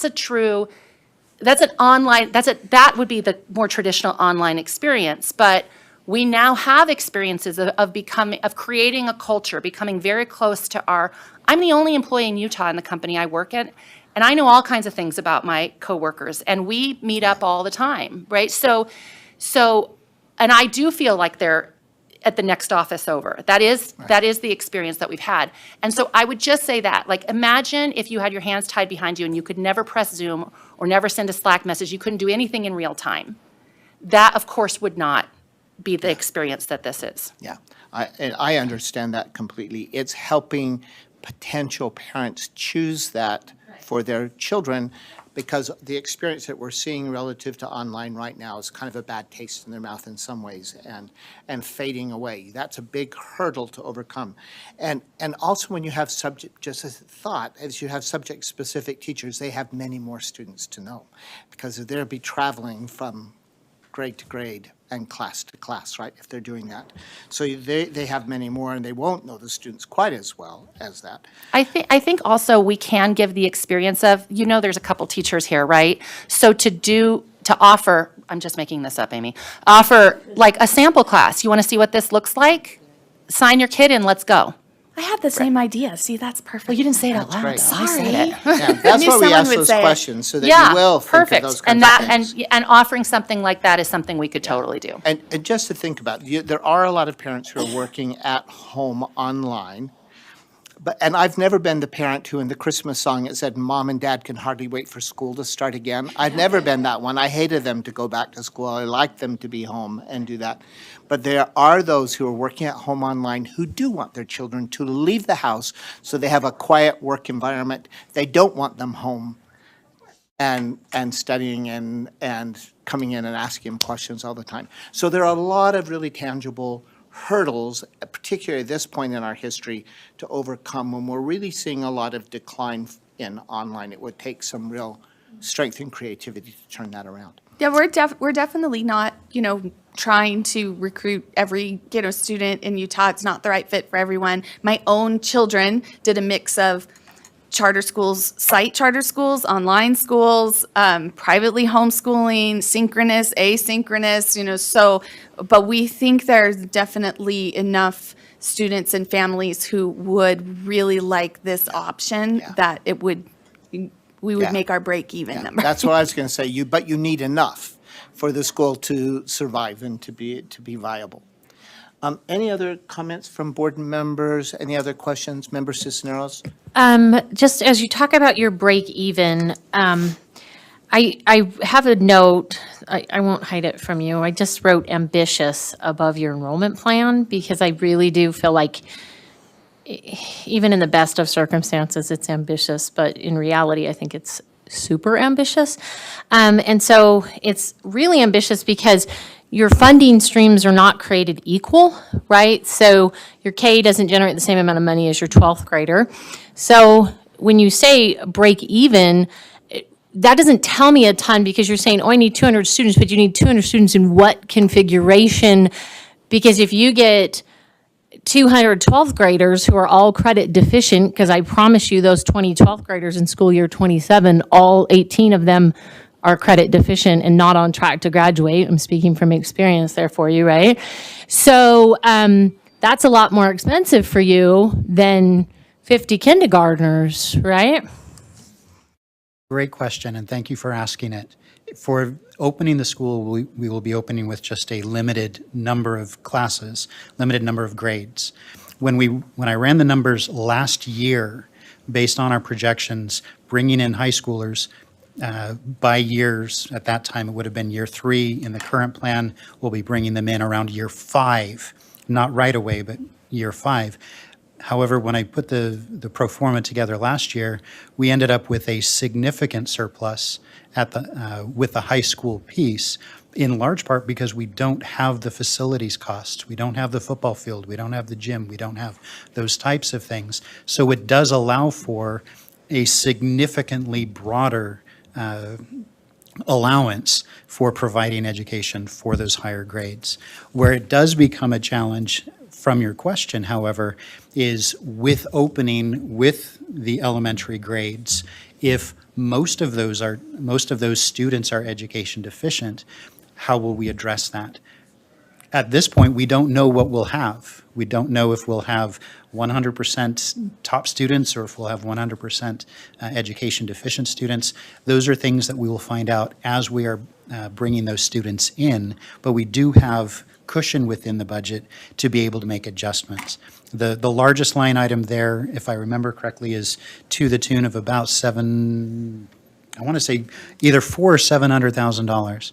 That does allow for a bit of adjustment, and that was on the additional activities, additional funding for teachers to be able to do those activities.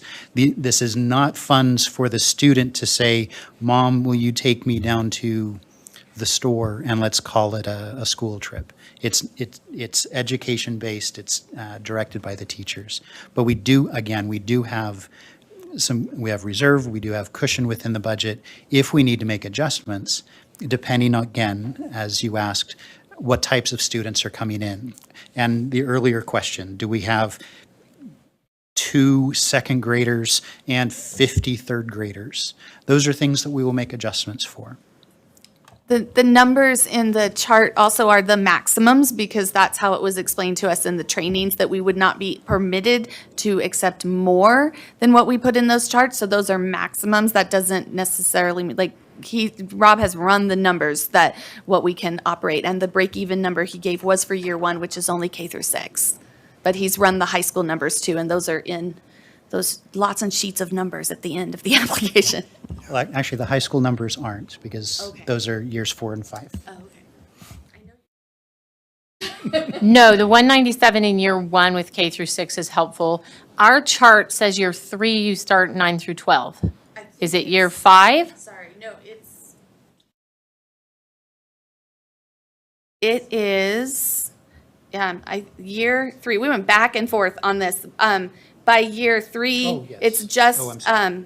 Limited. it's very limited, but yes, it's high school. So, but I think, what were the budget years that we had to submit? Was it not year 3?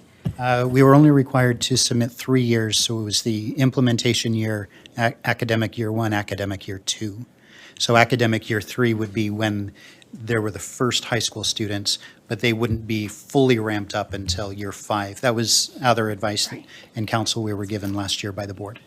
But we have those budget sheets if you need them, because we did run them to make sure that it would be okay. Thank you so much. Director Lambert, I think, has a comment. Yeah, so to explain maybe what the difference is in terms of what is on the information sheet and what they're talking about is that we only have the 3-year projected out. And so they do have to tell us that by year 3, what do they eventually do? Marie's saying different. They have their 5-year in their application. They're talking about the budget sheets at the end. Yes, and then the summary that was given to board members and that I think only does 3 years. So it's the eventual, and that's probably the difference that's being seen. Okay, thank you so much. Any other board member questions? Elevated Charter School, any last comments you'd like to make before we conclude? I think that we've said most of this, but I will just reiterate that we feel really confident in our model. We do feel like it is innovative and different from what is out there. And we have reached a point where we've developed it to the point where we can't really move forward until we're approved. And because the next steps are steps that require approval. I think we have a strong, diverse board, but even stronger than anyone's expertise is just the willingness to welcome feedback. It's been really nice to work with all of you, both the board members and the staff has been wonderful. Marie is always, sure, I'll get on Zoom with you and go over this for an hour. So it's been, I feel like we've demonstrated, we've had a board member at every training that's been offered. We had most of our board members at both boot camps. We've demonstrated that we are willing and happy to collaborate. So those few details of implementation that are still needing to be worked out, I feel like we're at a point where we could move forward and work those out, and we've demonstrated that we're able to do that and problem solve and open to that.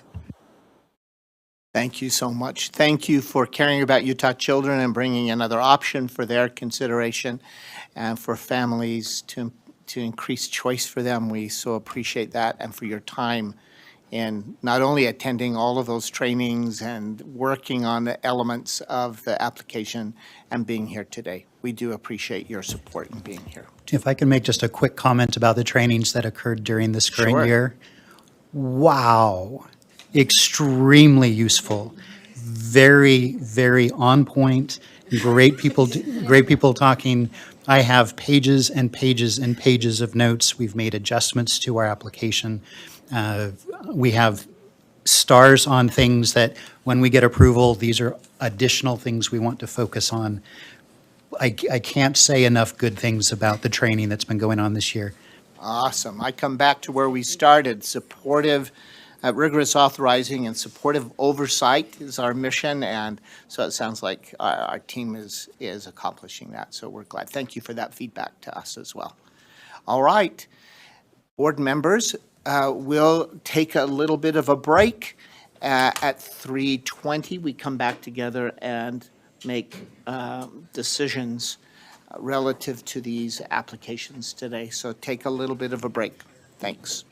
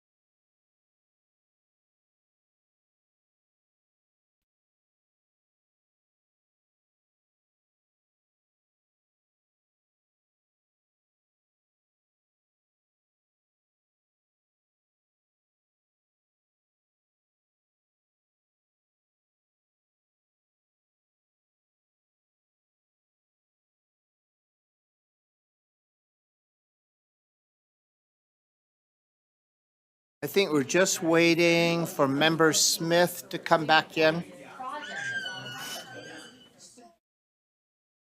Oh, Spiker too.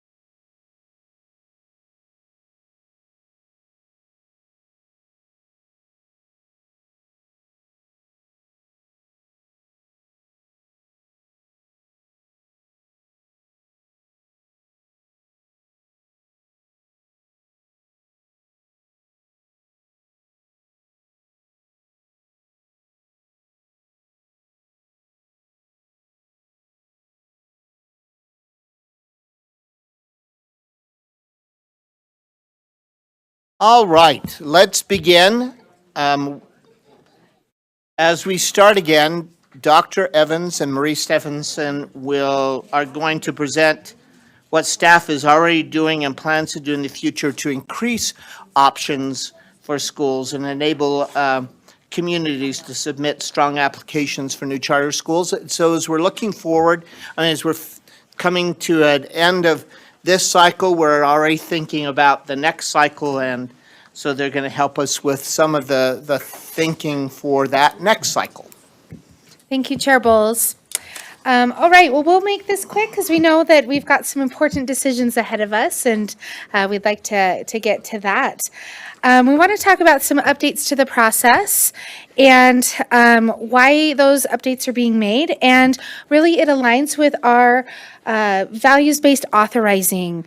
That values-based authorizing was something that our consultants really spoke with us a lot about, and this aligns with our value of achieving excellence, and that as we are at this space where we've been authorizing schools for over 20 years in the state of Utah, that we are able at this point to not settle for average, and that we're able to adjust when necessary, and that as we have spoken with our applicants and as we've reflected as a staff, we feel that an adjustment is necessary to our process to further help our schools as we are holding them to our rigorous authorizing and our supportive oversight.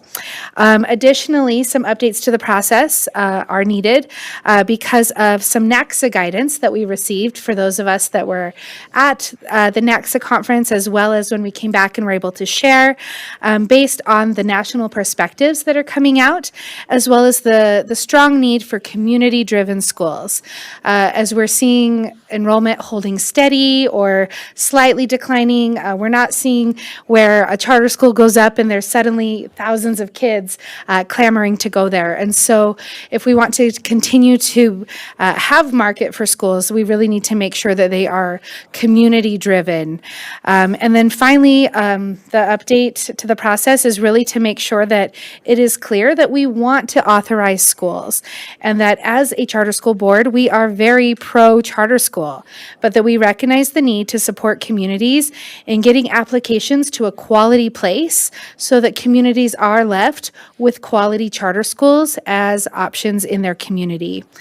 By doing this, we hope that we can continue to help applicants as they are working to overcome unrealistic markets, unrealistic enrollment numbers, or little to no community buy-in. And so Dr. Evans and I are going to talk through some changes that we've currently made, as well as looking ahead to some possible changes for the future. The first change that I want to just talk about very briefly is something that I mentioned early on in my presentation today. And that's the idea of this post-proposal boot camp, this post-proposal training. And like I said earlier, this was something that we used to outsource based on feedback, and you heard the Mark, I believe. Yeah, the excellent plug from Elevated about it.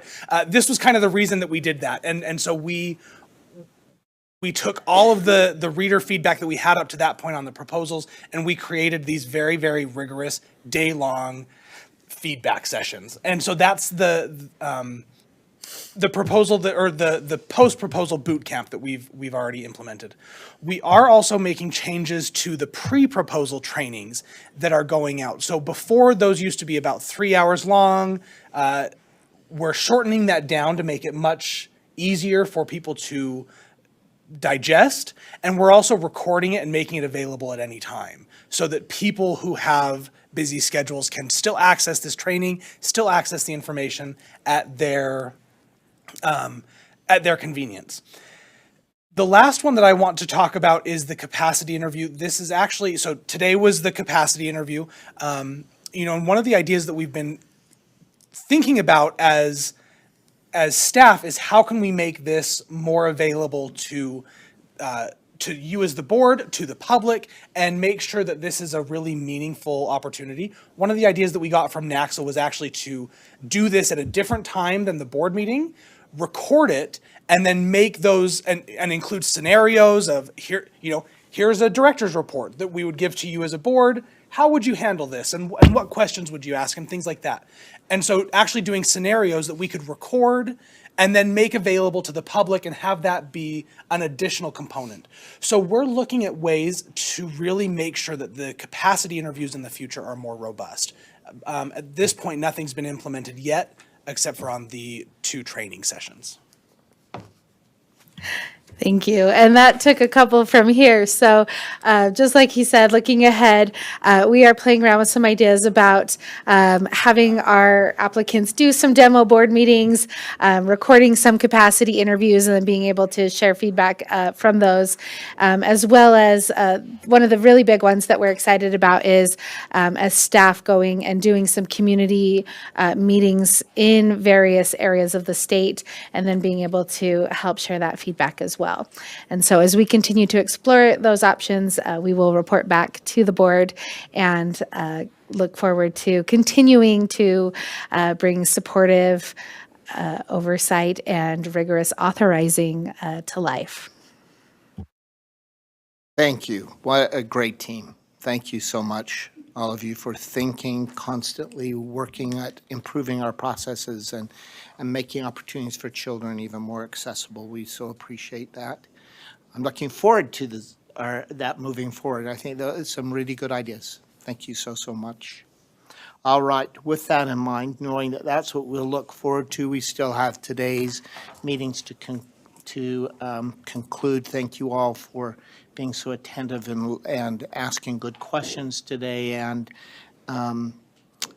we had 3 groups who really care about their schools, and we want them to be successful, but we need to make decisions about those applications now today. You've heard, you've read all of the feedback you've received, you asked questions, you've had feedback from our staff and their recommendations as well.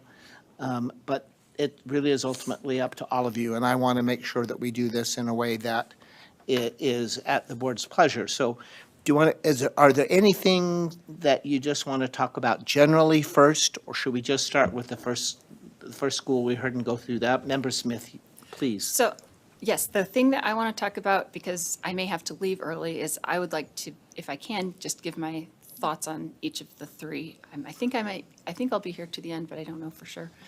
And the other thing is I want to let you know that all of my thoughts around all 3 schools are centered on this idea of board capacity, right? So as I looked at what we did today, I'm really not, I'm interested in demographics and declining enrollment and market analysis. I'm interested in those kind of things, but today my thoughts and my voting is based on what is my opinion of this board's capacity.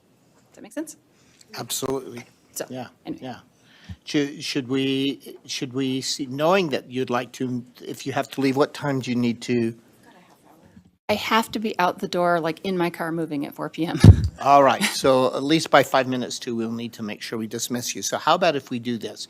Can we go through each one, just talk as we need to? And then if we have a little time left, we'll have you, if we're getting too close to the time you need to leave, then let you wrap up the others and then we'll continue that discussion. Let's try that if that works for everyone. Is that okay?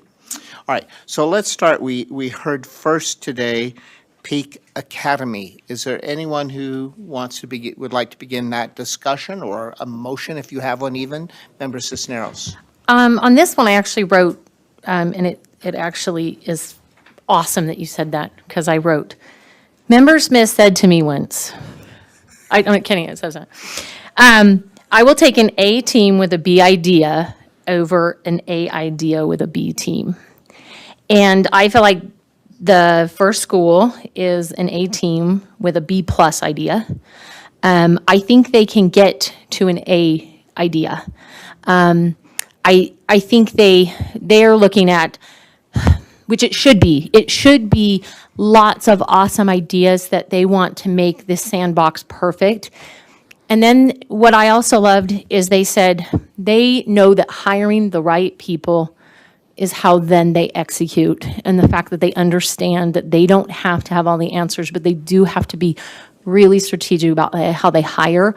And then reality will set in and they'll figure out that, they can do a pared down CTE that overlays, and that, maybe the coming in and checking in with the teacher isn't going to really work, first thing in the morning. And, some of those realities will settle and they'll find their place. I respectfully disagree a little bit with Chair Bowles on who makes decisions. Yes, parents sign off, but the vast majority of high school kids stomp their feet and scream if they get forced into a school they don't want to go. And if they get forced there, they just flunk out until their parents acquiesce and move them anyways.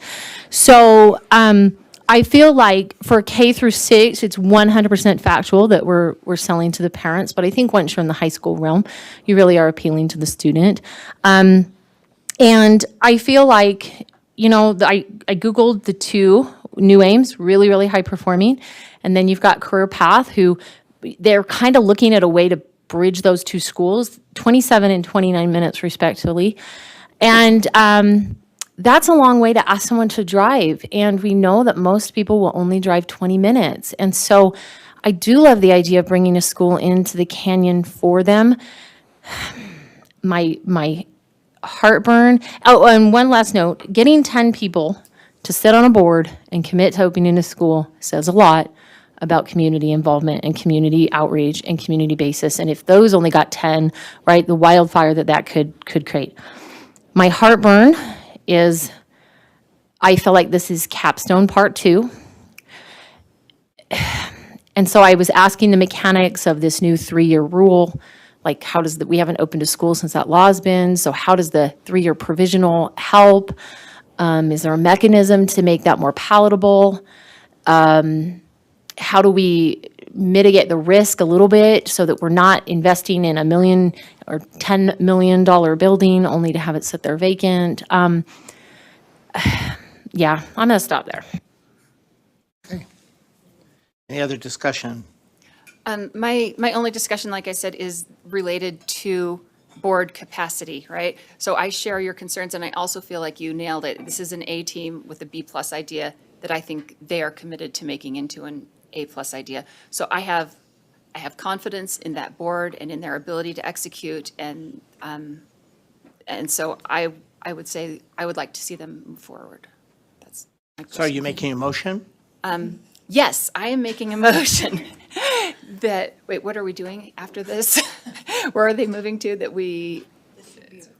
This would be approval of their application for the Okay. new school. Maybe go over what the. Yes, Yes, that please. would be great. So this is, they've done the proposal.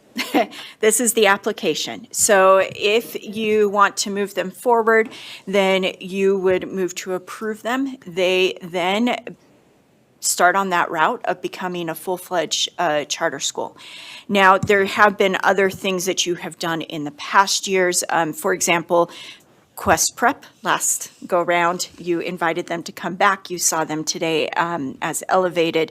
And so that, of course, is an option. Another thing that as staff that we were thinking with a couple of these, like, because I've been very concerned that that Peak is another Capstone Classical, and that was a hard one.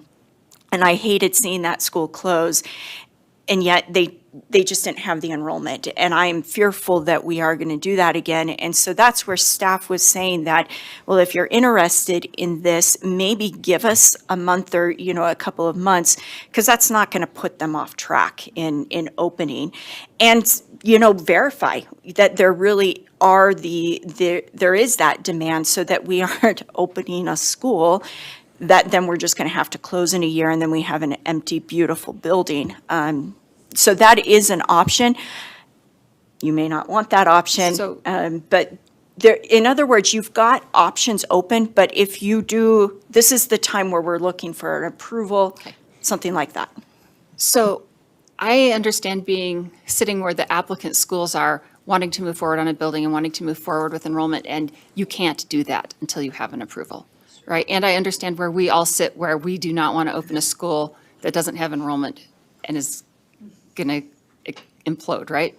So is it possible that I could make a motion to approve them conditional upon them meeting certain enrollment goals or certain community demand metrics within 1 month? Yes, please. So there is that. There's also, and it is in board rule, I believe, might even be in statute, but there is a readiness to open. We typically do that in April or May, right before they're set to open. So that's a hard choice. They've already built the building. And so if we're trying to not have an empty building, that doesn't really save that. But there is that relief valve where we could just say, no, we're pulling, you can't open, you pull a charter. You could move up that readiness to open, or you could do the conditional like you're talking about. There are those options. How would other board members feel about an approval with a moved up enrollment deadline? But Try that motion and see. Well, how they no, react to I the kind of, discussion. I'm wondering, does that seem like a reasonable kind of motion, or? We'll find out. If no Okay. one seconds and you try to have some discussion around it, if you'd like to try that, go ahead. Oh, boy. I would like to move that we approve Peak, we're talking about Peak, right? Peak Academy's application with a moved up enrollment metric deadline from the readiness to open timeline. Is that what we call that? Give right? us a date. I think that will help, right? Yes, I'm just, I'm thinking what's reasonable, right? I would love in that motion to have more specificity of what the intent is, because, does that just mean, okay, then a year from now, we're looking at it? That's what I would love to see. Okay. Help me to know what you think would be a reasonable deadline for them to have enrollment commitments that would make us comfortable, right? Enrollment commitments, you're probably looking a year from now. What I would maybe suggest is that it's maybe go down the lines that you were first thinking, Member Smith, of that it's kind of like maybe approval conditional on them coming back in a month or two with a more robust market analysis that staff has verified, or something along those lines. Okay, I can do that. I would like to retract my previous attempt at a motion. And we You're can do getting that, right? us there. That's good. And create a new motion that is to approve Peak Academy's application review conditional upon them meeting as community demand assessment within 1 month that they've worked with staff to create.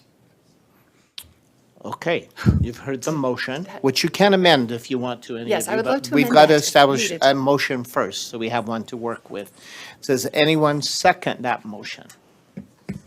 I will second it so All we right, can work it out. A motion and a second. Now discussion to the motion.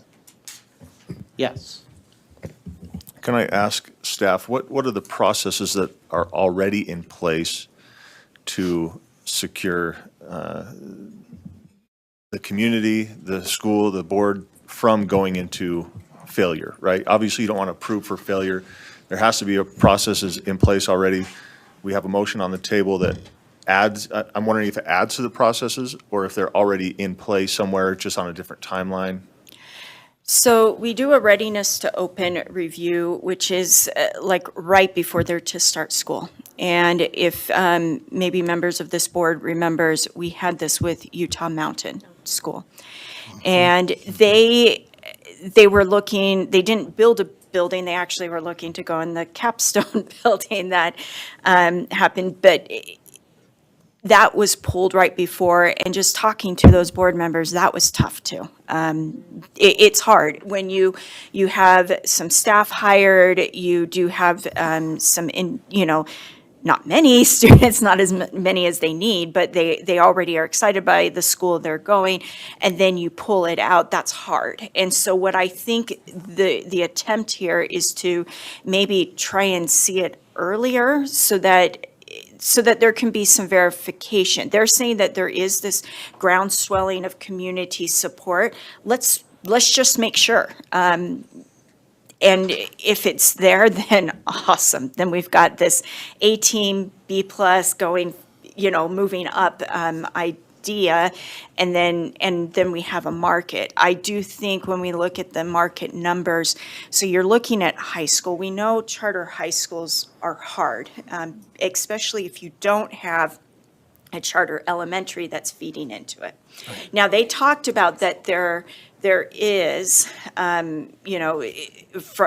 outside the canyon, but we want to make sure that there really is that and they're willing to drive. We also see in the area there is lower elementary enrollments, which means moving up is going to hit the high school. So we just want to make sure, I think if there's a market there, it sounds like there's at least the two board members who have spoken, there's interest. I think, so to answer your question, I'm not sure it is adding to it in some respects, but it's also moving the dates forward because that readiness to open review, it's tough. It's a tough time to close. Follow-up, Chair, if that's okay. Yes, absolutely.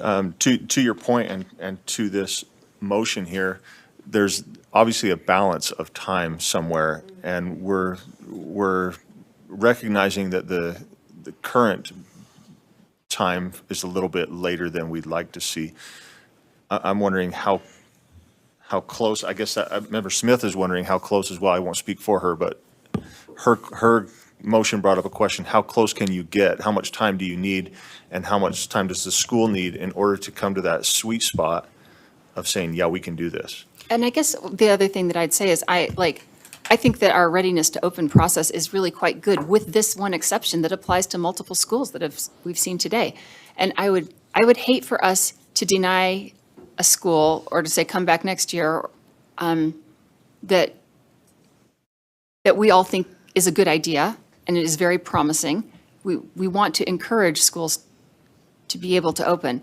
And so maybe what I'm actually asking for is an adjustment to our readiness to open schedule that includes a documentation of community need earlier rather than later for all schools. But let's concentrate on this one Okay, first, since so that's the motion right now, and then eventually you could make a motion to include that later. Member Cisneros. I don't know if this is a friendly amendment to your motion or just discussion. I have a little bit of issue with the 1 month. I would want to push that out 3 months and then include periodic reviews, maybe at 3-month intervals. And I kind of have in my head, when I was opening a school, the city was making our land purchase very, very problematic.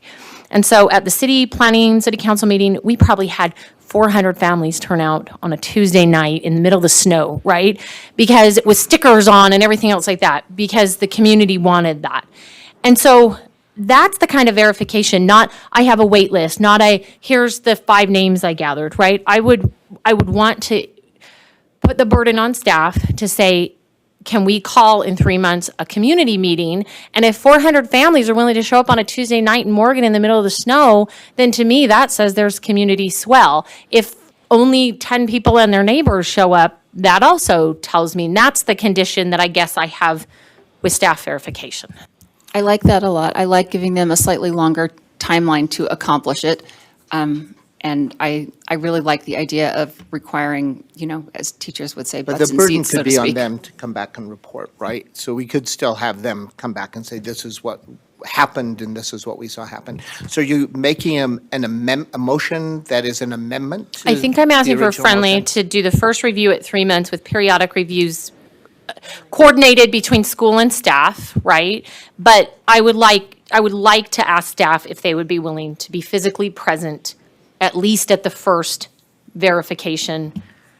Not because I don't trust people, but yeah. trust and verify. So are we, but is the motion that they would return here and report to us in April, if that's 3 months? The motion that- that I made was that staff would verify. I would like to suggest that we should probably create an option for the school to demonstrate physical presence, if I'm using physical kind of loosely here, other than just having a community meeting in their community. Like if we wanted to have an online meeting where people would actually log in and show up, I think that would be acceptable. I can answer. Yeah, please. To answer Member Cisneros' question, staff has already discussed this, and we can do that. We can go out and be present if that. So the first check would be April. Can we be that specific? If you're saying 3 months, so can I add that in your amendment? Your amendment, just to clarify it, that is a first check would report back in our April board meeting, that we would have a check back? Would we receive a report back in April, and then you're suggesting quarterly updates along the way? Or just? Yeah, because I think if they're really, really close in April, right, and then, but if in another 3 months, there's not sufficient progress, that's soon enough to pull the plug to tell us a trend, like you just can't get it going. All right, please. Director. So let me be a little more verbose in what our process Yeah. is. It's actually, I was telling you the very end part, because in board rule, it says, I believe it's by June 30th that we have to report to the superintendent that they are ready to open. And so we do it shortly before then. But as those on the authorizing committee know, we give monthly reports starting in January. You also, to USB Board Member Hymas's questions, the other date that is in board rule is that they do have to break ground if they're going to build a building by January 1st. And so there is that date as well. So that's where it's the building. When we know that they're going to build a building and you've got those kind of sunken costs, that's where it can be challenging when you're waiting later, to do that. All right, so I don't want to put words in your mouth for the amendment, but could we, if the motion is to approve conditionally, now this would be with the amendment, approve conditionally, that's what we're considering as this amendment, conditionally after a report is, we receive a report at our April board meeting relative to their capacity, the ability, the market analysis and capacity to open, then because they would probably need a clear approval if they're going to start buying land and being ready to build by January. Could your amendment indicate that based on that, we could then, obviously, we'd make another, it's conditional, we'd make another decision at that point relative to a full go-ahead, or? Well, I guess I want to clarify Member Smith's motion then. I seconded and approved it as an approval so that they could then start making the steps they need to take. And then if in April, the community support just is flat and not there, then that's when we would rescind our approval, they wouldn't be approved until proving in April. All right, I heard in the motion that does reflect. conditional on, so is that not the motion? my intent, and I don't know what I said at this point because I can't remember because I'm old, is that, was to give them an approval with the option to. With the requirement then. With the that- requirement that That they, they report in April. that the staff determine by April and report back to us evidence of community support and demand. And I would actually like to see some flexibility in how, like, staff have their own flexibility to figure out what community support looks like in a way that is comfortable. So right now, that's the amendment. So right now, we're just discussing the amendment. So let's vote on the amendment. And that amendment would be a report back to this body in April. And then we'll finalize that final motion. All right, so do I have a second to that motion, though, that amendment? I don't think I heard I will it. second the motion to amend. All right, or Member Bassett would do it as sorry. well. So we've got a motion from Member Cisneros. May I, just because you are the maker of the original motion, have the second be from Member Bassett then for the amendment? All right, so we're voting just on the amendment, which is amend the motion, right? And it is a review in April. All those in favor of that amendment, Can I ask say a question on the amendment? yes. My apologies. Hopefully it'll bring some clarity again. If a charter is approved and they get moving, and then the amendment is to have a report in April, and then based on that report, the approval can be rescinded. Is Right. that correct? Yes. Make sure I'm following here. If I'm a charter trying to open construction, when does construction staff, when does it need to take place? And if I'm a construction company, am I going to take that risk?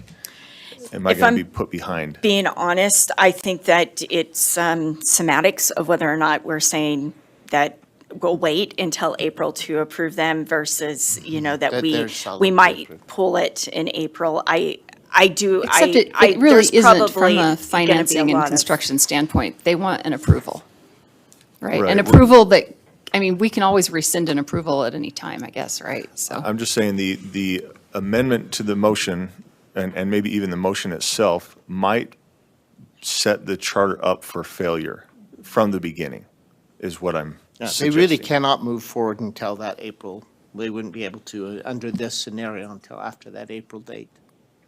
although they certainly could report sooner if they Member wanted. Olson, go ahead. Yeah, I'm just concerned that we're setting them up for a real problem. This is putting them in limbo for the next 3 months. And, man, if I'm selling the property, if I'm a developer involved in this, I wouldn't touch that based on the public record of this meeting and the risk that charter is going to be rescinded. So, I don't know. That's a tough one for me. I'd have a hard time supporting that. All right, so let's take a vote on the amendment. If that's not something you want, then let the amendment fail. We'll go back to an original motion again. So a vote on the amendment, which includes an April report back to us. All those in favor, say aye. Those opposed, nay. Nay. All right, I'm ruling that amendment failed. Let's go back to the main motion. Member Smith, do you want to reread the main motion for us? Thank you, A.G. Okay. Jones. I would like to move that we approve Peak Academy and at the same time receive a report of community support from staff within 3 months. Yes. So I don't believe that was the original motion, so maybe you should just vote on the Okay, original let's let it motion, let fail. it fail, and then you can Okay. redo it. All right. All right, the original motion was to approve contingent upon, I think was what I said. So, and we had a motion and a second. All those in favor of that motion, say aye. Those opposed, say nay. All right, that motion fails. Let's create a new main motion.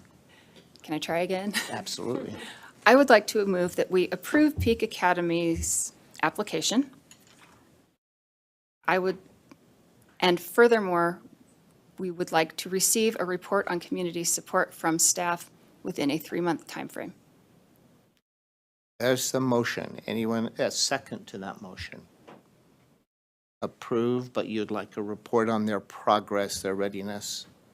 Do I I'll hear a second that motion. Second from Member Cisneros. Discussion on that motion. Sure. Yes.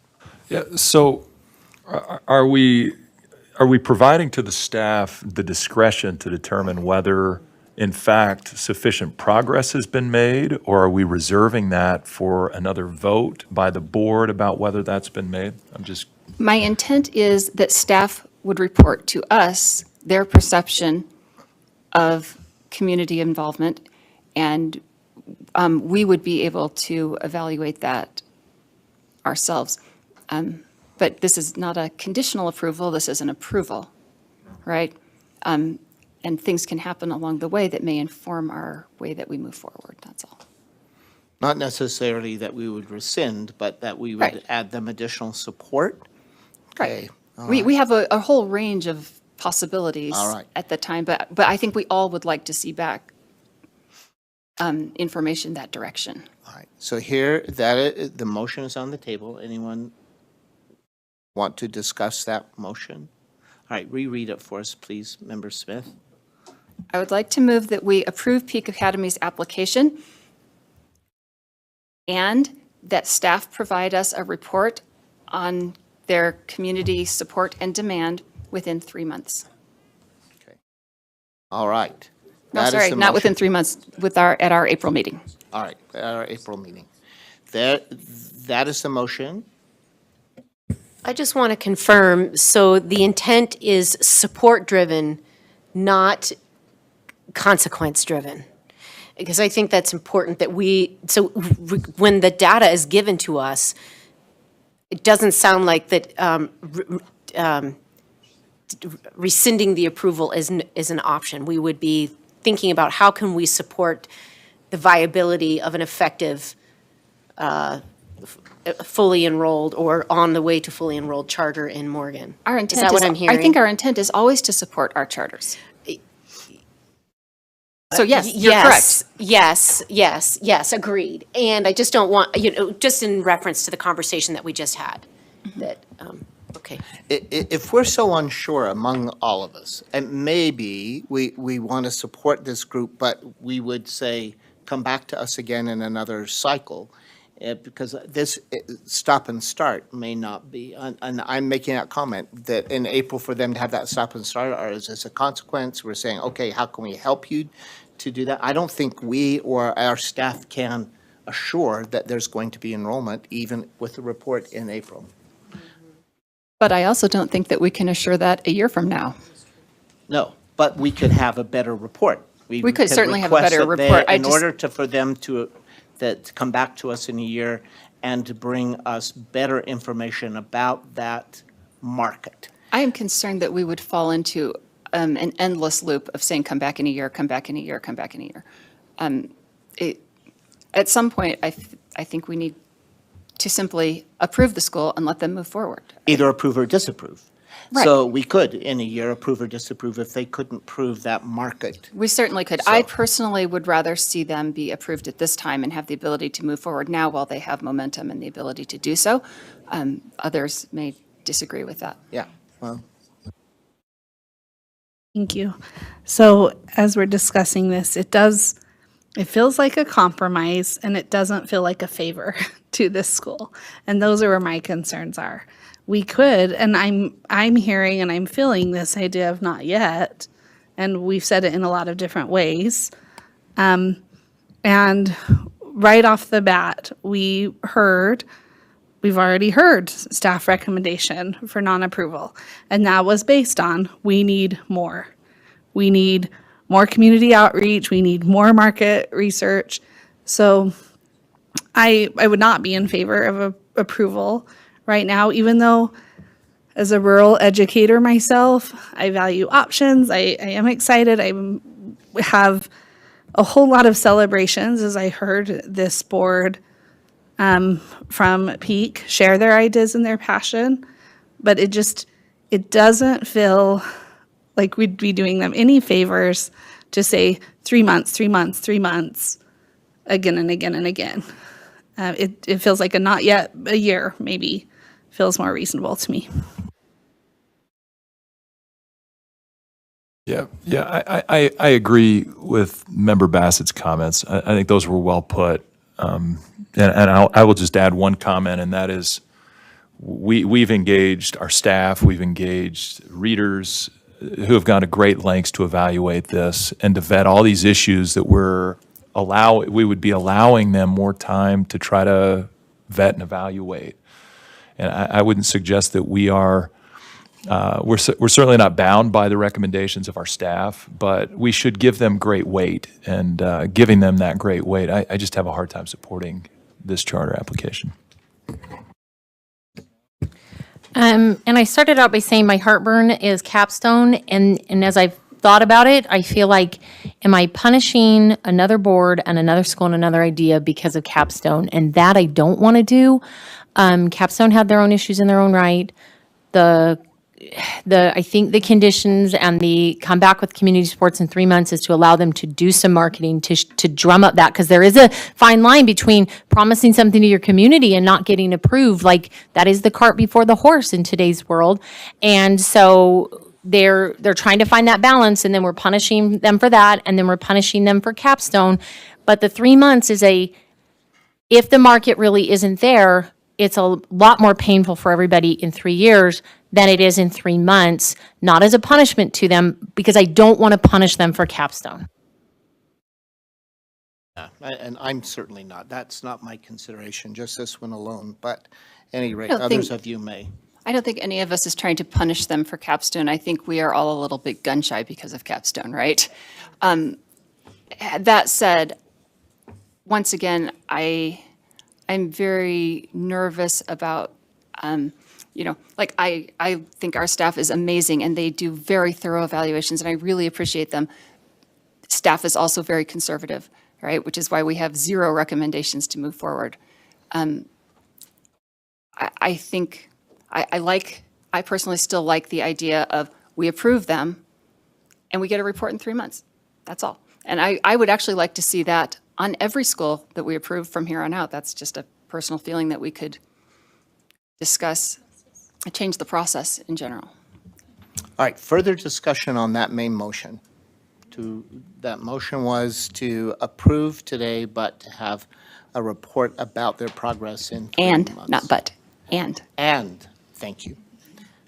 And a report in April. All those in favor of that motion, say aye. Aye. So I'm hearing 3 ayes, and those who disapprove say nay. Nay. Nay. All right, and I'm going to vote nay as well with that. So because we don't have adequate number to pass, that motion fails. So we try another motion? I'm sorry, I have to leave. Yeah, you do.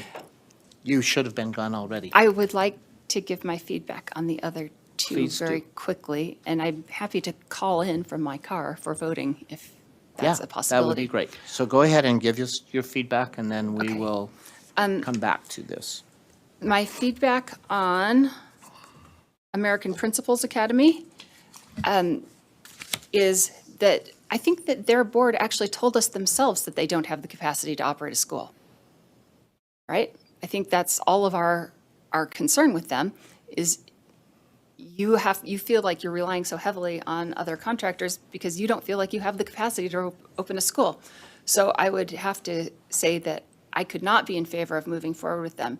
What I would be very interested in, because there is great community demand there for a school, is to see if they can develop that capacity, because I think the school idea itself is good. I think the location is good. I think there's demand there. And so I would like to invite them to come back, maybe in a year or, whatever timeline you guys think is appropriate.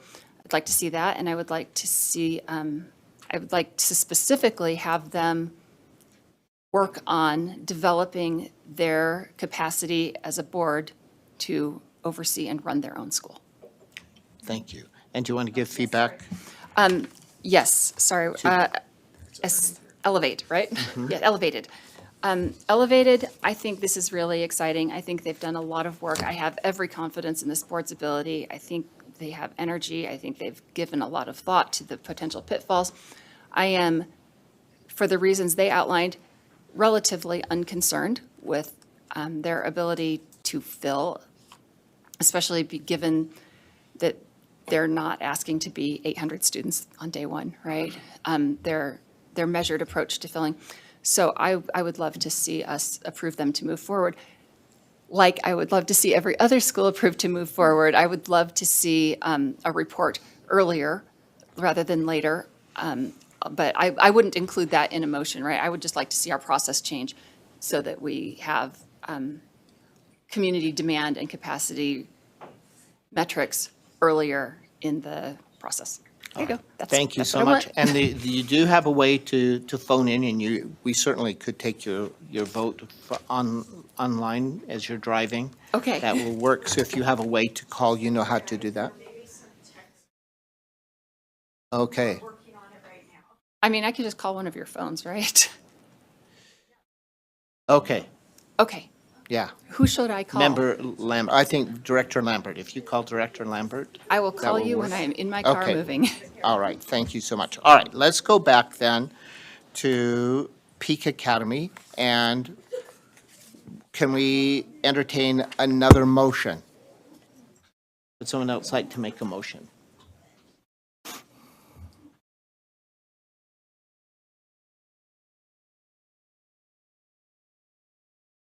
Go ahead, Crystal, are you ready?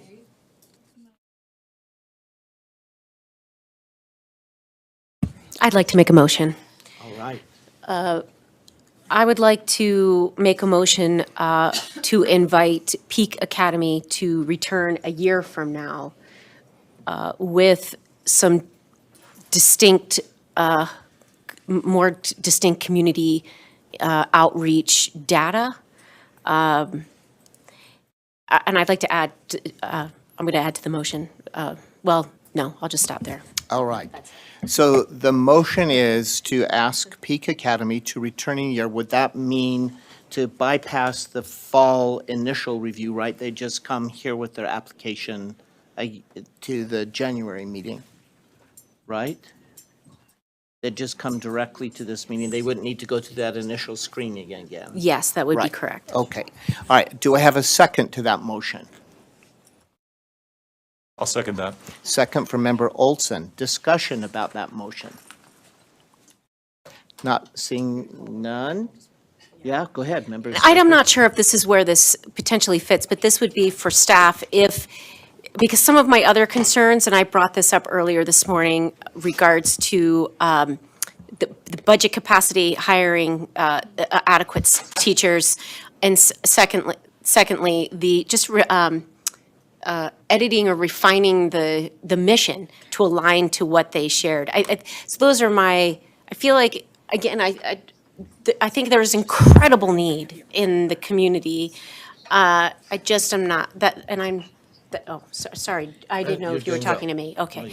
So that would just be some comments to add in this year of growth, just to refine those pieces to come back with a very powerful, data-driven application. Thank you. So the motion, any other discussion to that motion?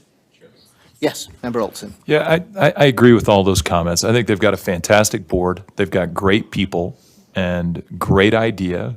I'd say it's a B+ idea as well. I still have concerns about the financial side and about the population side. But I think those are issues that could be addressed. I'd love to see them come back. Thank you. Additional discussion, that motion? Yes, go ahead. Chair, if I may, back with a few years ago when we had Santa Quinn Science School and we had Camino Nuevo, the board made a similar motion and allowed them to bypass the proposal process.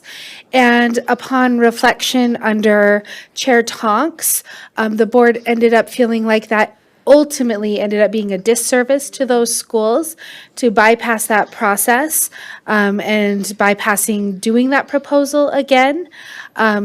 Ultimately, of course, that is the board's decision, but in that supportive oversight where we work so closely with the schools, I thought I would just remind the board Thank that you so that much. has occurred Yeah. prior. And I kind of tacked that on to her motion, trying to clarify. Did we have Elevated come back in the fall again to do that screening? Yes, okay. Yes. You're saying yes, we did. All right. And I appreciate that. I do think that that's valid, especially based on what I'd like to see. Yeah, and that wasn't really the language of her motion. I kind of tacked that on for clarification. So let's be clear. I think that you believe that your motion was that they would come back through the process again next year. All right, both steps of that process. All right, any other discussion? All right, all those in favor of them, oh, you do? Go ahead, Member Smith. Could you just repeat the motion for me since I kind of missed it as I was walking out to the car? All right, we'll repeat the motion. The motion is that we ask, much like we did with Elevated Charter School this past year, we would ask that Peak return again next year with a clear market analysis. Also, there were some financial concerns that folks had. Those two items primarily, that they would come back, strengthening those pieces of their application and go through the process again. We encourage them to go through that process again for next year. Did I represent that motion accurately? All right. So, any other discussion with that motion? All right. With that motion in mind, as I've just reiterated it, all those in favor say aye. Aye. And those opposed, nay. Nay. And Member Smith, I didn't hear your vote? Aye. All right, so that motion passes. So we'll have them come back again next year. Please, in that, staff, as you communicate with them, that our discussion today has been, we think they have a tremendous board. We can commend their work. And we just know that they need that little bit of additional work in order for us to feel confident that they will be successful, and we're doing that because we want them to be successful in the work that they're doing. All right, let's go to American Principals Academy. Initial discussion from anyone, or is anyone ready for a motion? I'm actually ready for a motion, but if other people have discussion, I'll simmer down. We can discuss after your motion. I'm going to sort of think out in space, so help me craft a motion here. I would like to make a motion that we table American Principals Academy's application to February to give them chance to demonstrate market interest, also to release an RFP for a CMO/ESP. To investigate those. All right, the motion is that the school be tabled until February, our decision till February. Is there a second to that motion? All right, so Member Smith will second. So any discussion to that motion? Go ahead. My personal feeling is that this group has deeper seated problems and that tabling it until February would not serve them well. I think they really need time to develop their own capacity as a board. I don't think any amount of looking at their RFP process is going to ease my concern about that. So I would prefer to see them. I would prefer to see them also invited to come back with specific directions to work on developing a board with the capacity to govern itself, govern its own school. And I don't want to say they can't use a CMO or, an educational service provider. I would just like to see them not rely on that. There's a difference, right? Like, it's okay if you want to use one, but you can't have that be like your only way that you function. Thank you so much, Member Smith. Member Cisneros. So I probably should have given some discussion to my own motion, so you had some rationale. I think they are, and I was pretty critical of them in August. And am still willing to hold people to task. I think in hearing them today, what happened was they all have some kind of touch point on APA, original one, that in their mind, that's their origin story for classical, right? And so that's what they know. And then as they went out and looked at some other schools, maybe we're able to see, well, we like how Excelsior does it a little better here. We like how this school does it. They'll grow into their own, right?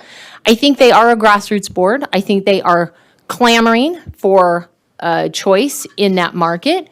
I, just like before, would like to see that the community wants a charter school, and does the community want a classical one? I do want those questions answered. I would like them to be able to see who is going to be crazy enough to finish that RFP, but for them to have the chance to explore that. Here's why I'm going to table instead of coming back in a year. And I'll say this for when we get to elevated too. If as a board, bless you, we walk away with 3 schools who have dedicated years of their lives, and in some cases, probably 4 or 5 years of your life to this, and we kick that can one more time, and we say, come back next year, come back next year, come back next year, we need to stop authorize. We need to stop an application process. And we need to say, we're not entertaining applications for 2, 3 years, whatever the case may be, because we don't approve them anyways. So don't invest 3 years of your life for us to tell you, fix this, fix this, fix this. Okay, come back. And then maybe it will be good enough. At some point, we have to increase our risk tolerance and just say yes, or we need to stop sending people through hours and years on this. So I think 1 month to come back and say, this is really community driven, a ton of people want us, and we can figure out the CMO and employer or that. I think those are easy asks. It's also, we get to see the satellites in February and see if there's anybody in that market. I don't know if there is or isn't, but I haven't heard the satellites to know if somebody wants to go down in that area. So I want to see the community, if it's that strong in Iron County, be able to have someone. I don't want to say no to them. Thank you. Yes, do you know what? Board Member Hymas had his hand up first, and then I'll come back to you, Member Smith. Go ahead. I appreciate that. I understand I'm not a voting member. I do want to share some personal experience as the executive director of Excelsior. I was reached out to. I don't know what the saying is, when imitation is the sincerest form of flattery. Sure. I only wish people would call me and say, can we do what you're doing? I would love it. Anybody out there who's listening, give me a call, right? I would love it. So the fact that they're trying to get this model very similar, if not the same, to APA, for me, I don't have an issue with that. Again, when I first started Excelsior in 2011, we had a management company. In fact, I was placed by a management company, and the board wasn't as strong. And the reason I speak, because we're in this field right now, and I would agree with you, the board could be stronger. But we had a company come in, and they brought in administration, I being one of those. I'm pretty good at my job. I'm just going to throw that out there. And after a couple years, we went away from that management company. But we immediately got another one because the board didn't feel like that company was meeting the needs that it had. And so they went to another one immediately. And they held on to that one for another year. And then they felt comfortable enough to be on their own. So I share that because I know there's these concerns. We all have these concerns, right? Why would you open a school if you immediately needs to be managed? If you're not ready, if your board isn't ready, there's a great desire in that community. I don't know if there's debate on that or not. I've talked to some of those people as a member, a non-voting member of this board, as a member of the USBE. I've heard some of those voices, and there is a need for there. And so tabling for a month, if that's our best option, I would recommend it, right? I would recommend approval because I know what the community is looking for down there. We have fantastic support in our staff who has done amazing things with charter schools, who have provided amazing support to me personally. And so I think our staff, now I get off topic, but I know we have amazing staff. But again, I just wanted to share that with you. I'm in favor of this motion or a better one, but I do want to express my sentiment publicly. Thank you. Thank you so much. Member Smith, you're up. Thank you. I want to say first that I could not agree more with Member Cisneros that we have to get out of this come back later, come back later, come back later. It has to be incredibly disheartening and difficult to our schools. However, in some cases, they do eventually recognize that, that has helped them, right? So we're both on the same page there. We need to be able to give them something they can act on. I think that where we kind of differ is in our degree of confidence in the various boards to functionally come back later, right? Like, as I looked at, oh my gosh, the first one, peak, as I looked at, I could table them for lack of a better term, and I think they could probably work out all of my issues. Whereas when I look at APA, the new APA, I look at them and say, I think that my concerns with them would be really hard to rectify in a month. However, I don't think, I don't want to let my own personal concerns about them stand in the way, so I definitely would not vote against this recommendation for them. I would like to have seen us done something similar for All right. Yes, thank you, Member Smith. We appreciate your feedback. And any other discussion relative to the motion? The motion currently on the table is to postpone 1 month to February, to table until February is the motion. And so any other discussion to that motion?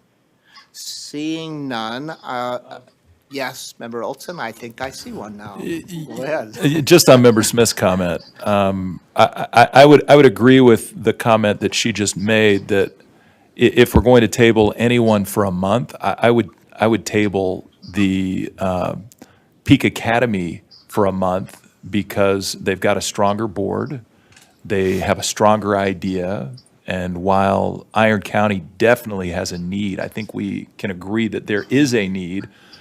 So far from what was presented today, I just don't see that necessarily as the be-all, end-all school that's going to meet that need.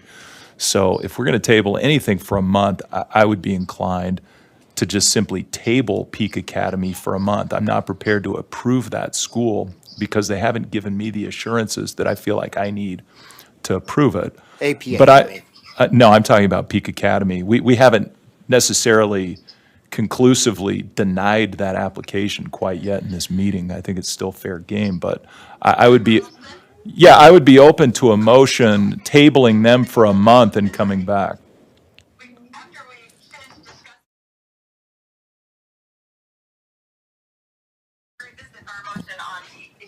So Yeah, and I think that's something I'd be open to.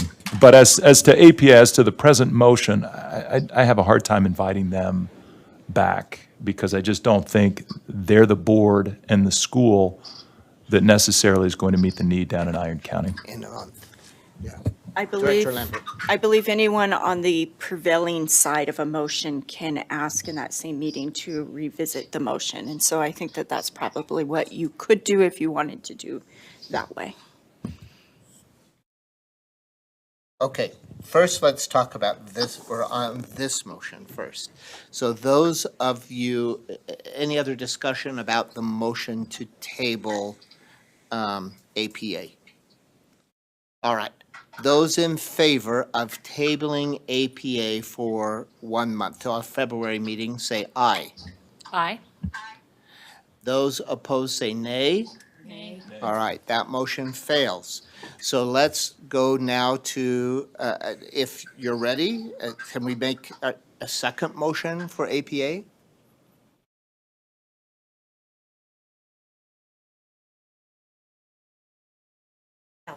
Thank you, Member Spiker. I'd like to make a motion to deny the application for approval for AP, American Principals Academy. I just want to be sure to All right, state the there's a school. motion to denied the approval of APA. A second to the motion. Is there a second to that? American Principals Academy. Thank you. I'll say it out. Anyone with a second to that motion? I'll second that motion. There's a motion and a second. Any discussion to the motion to deny approval? Please. Like I mentioned earlier, I think that there is enormous community demand here. We see grassroots before us. There is need for options here. This is not an area where we would reasonably be concerned about declining enrollment, things like that. I think that this board that has come before us has shown the willingness to work hard and to develop in the ways that we would like to see them develop. So if we don't give them a month, I would certainly, perhaps if we deny them, I would like to see them invited to return in a year with an understanding of what our specific concerns are. All right. And as you mentioned earlier, you didn't think they yet had the capacity to run a school. All right. Right. So the motion is to deny American Principals Academy. Any further discussion? All right.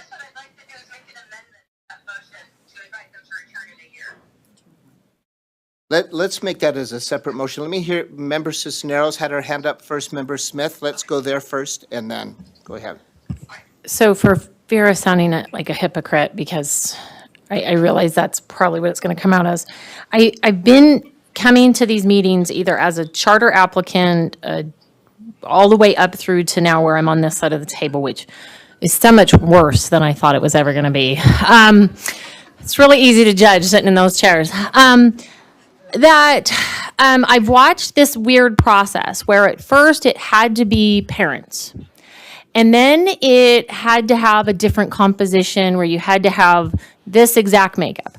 Then it was professional writers because that's how you got through. Then it was, we don't want to see any parents on your board.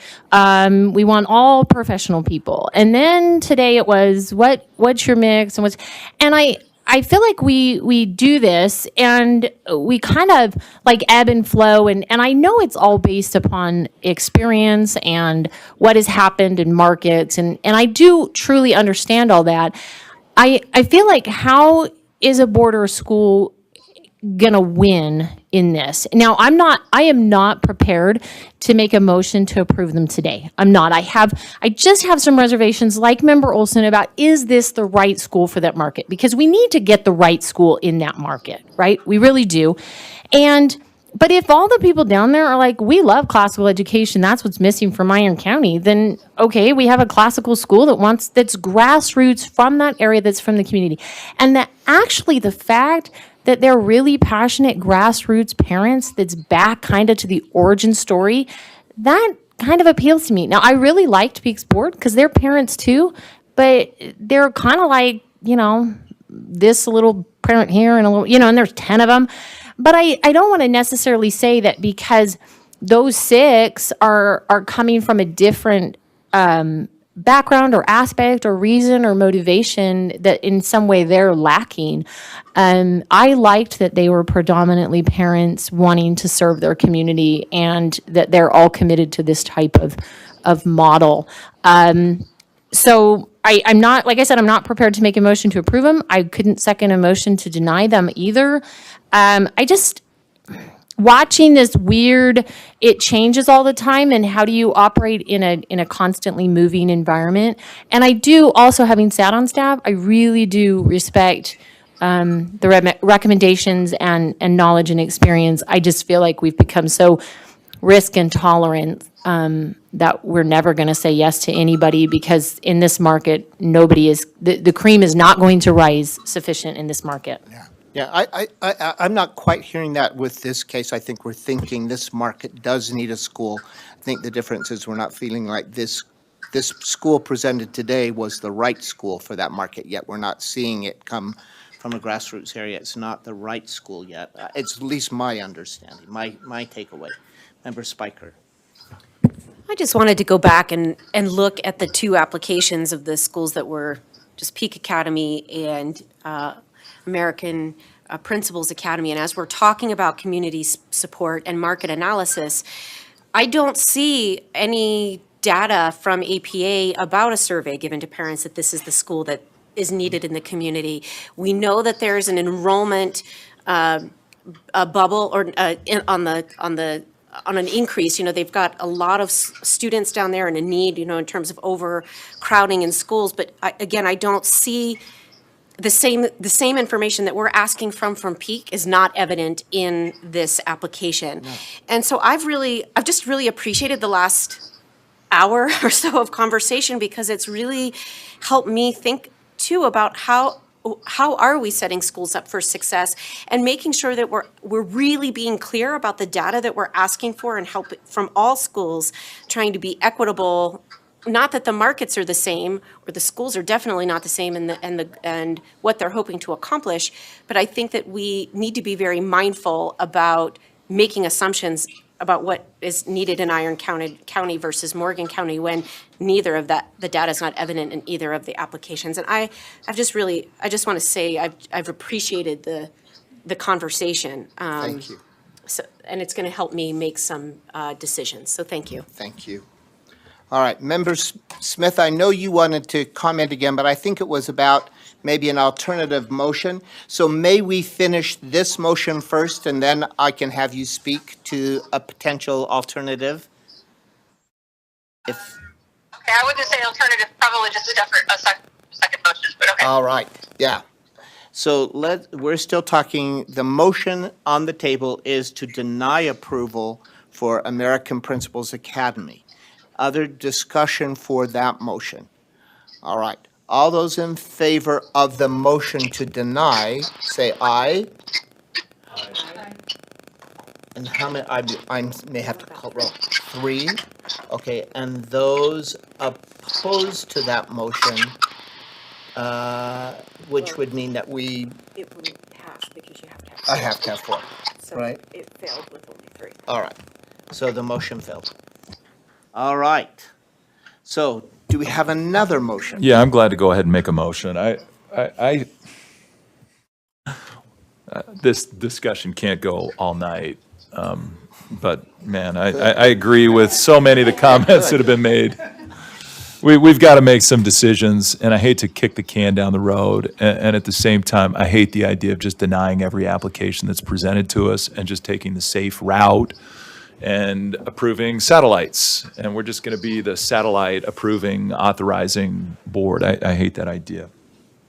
Anyway, sorry for the random rant, but my motion would be to deny this application, but to be sure to invite this board to return in the next round. All right. So the motion now is... American Principals Academy. All right, to deny this board's, the current approval, but to invite them to come back for the next round, so the end of 2023 into 2024 approval cycle. So is there a second to that motion? All right, Member Smith seconds that motion. So the motion is to deny today, but to invite them to come back to in the next round. With some feedback, obviously. We're going to give them a lot of feedback relative to that. Discussion about that motion now.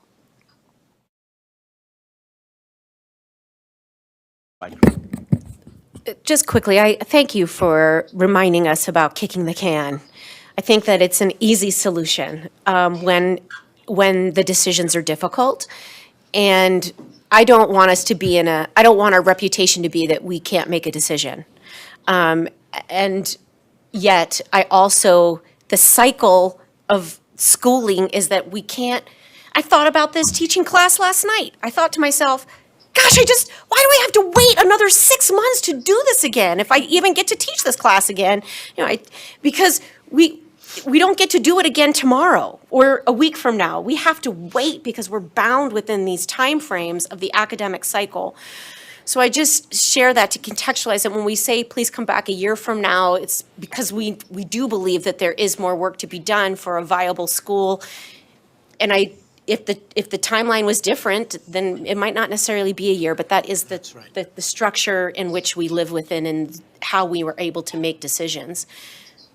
In a school cycle. In a Thank school you. cycle. Thank you, Member Spiker. That's a good point. It's not really quite, I wouldn't characterize it as kicking the can. It's helping to improve an application to make it a strong application for another school cycle year. So, additional discussion to that motion. All right, seeing none, let's move forward with a vote. All those in favor of the motion to deny today American Principals Academy, but to strongly invite them with lots of feedback to join us for the next year's cycle, say aye. Aye. All right, 1, 2, I'm going to vote yes as well. So that motion passes. Okay, all right. Let's move to, and they've waited patiently. Chair Bowles, Yes, would we be able to revisit our question on Peak Academy to see whether we might prefer to table them for a month? I'll speak to that. all right. Yeah, I would just like to hear Member Olson's thoughts. Yeah. So here are my thoughts on that. I thought of the applications presented, and I had some tough questions for them, and I think they still weren't quite able to answer some of the enrollment questions. And I still have some lingering concerns about the financial side of the school and what that's going to look like. But I thought they had an outstanding board. I thought their board was top-notch. I love their concept. I think it's great. I'd love to see them succeed in it. And I do appreciate Member Smith's comment earlier about momentum. I think that's a real thing, and they do have momentum. But I still have a big question mark about whether they're going to be able to meet those enrollment needs that they have. I don't like the idea of kicking it out 3 months because they're never going to be able to sign a contract with a building or a builder. It's just not going to happen. And they're going to be stuck in limbo for the next 3 months. Now, being stuck in limbo for a month, I don't think is a disservice to them. Let's give them some time to see what they can put together in a month. So those are my thoughts on it. I don't know what that motion would look like, but I'd be supportive of giving them a short period of time to try to come back with better assurances that they can fill their school. All right.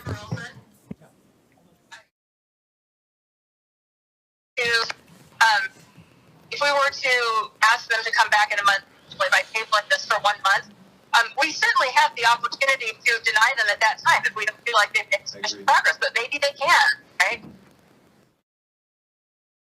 All right. So this becomes we do a little more tricky if we're going to think about changing the motion we've already passed today. It means that we will have to, I don't know if we have to vote to recall that motion. I think that is the correct order of business, that we would have to vote to recall it. And I think it's not the prevailing side. I think it is the side, the prevailing side. All right. Yeah, of course. Of course. All right, right. So we would have to, first of all, make a motion to revisit that motion. So if anyone would like to make a motion to revisit our earlier motion with Peak Academy, we could consider that. So I'd, We also asked them to come back. yes, we did ask them to come back in. That's the motion we passed. That's the motion we passed. Anyone want to make a motion to recall that? It has to be someone from the side that voted in favor. So there isn't the motion was to, much as we just did with American Principals Academy, to ask them to come back next year with lots of feedback and how to strengthen that application in the next year. All right. Yeah, I would move that we rescind that motion, or I think we it's a recall reconsider. or reconsider that motion, whatever the terminology is. And I would move that we invite them back in 1 month's time, and we give them 1 month to provide more I'm gonna have you- more satisfactory market data to be able to. All right, I'm going to have you hold. Do you that need me to second- hold on to that? Hold that second piece, because we first Go ahead. have to vote to reconsider. So the motion on the table is to reconsider our earlier motion. Do I have a second to that motion to reconsider? I'll second that motion. All right, there's a second from Member Smith to reconsider that motion. Any discussion about the reconsideration of that earlier motion? All Yeah, right. never mind, go ahead. All right, so the motion on the table is to reconsider our earlier motion. We'll listen to a motion about what that might be if this motion were to pass. So the motion is to reconsider. All those in favor of, well, I should wait and see if anyone has any additional discussion. I'm not seeing it. All right, all those in favor of reconsidering, that's the motion, of reconsidering our earlier motion, say aye. It's reconsider the Peak Academy motion. Peak Academy motion, thank you so much. Yes, you can vote. We have 3 ayes so far. And did Michelle do? said aye, Eric and All right, so 3 would not pass. does not pass, so we will not be reconsidering that motion. So, I'm going to move us on in our agenda then original motion stands for Peak Academy. Motion, we've now have made a motion and passed it for American Principals Academy. We are on now Elevated Charter School, who have waited patiently in the back to hear what we might decide. And may I have a discussion, if you want to talk, or a motion relative to that school?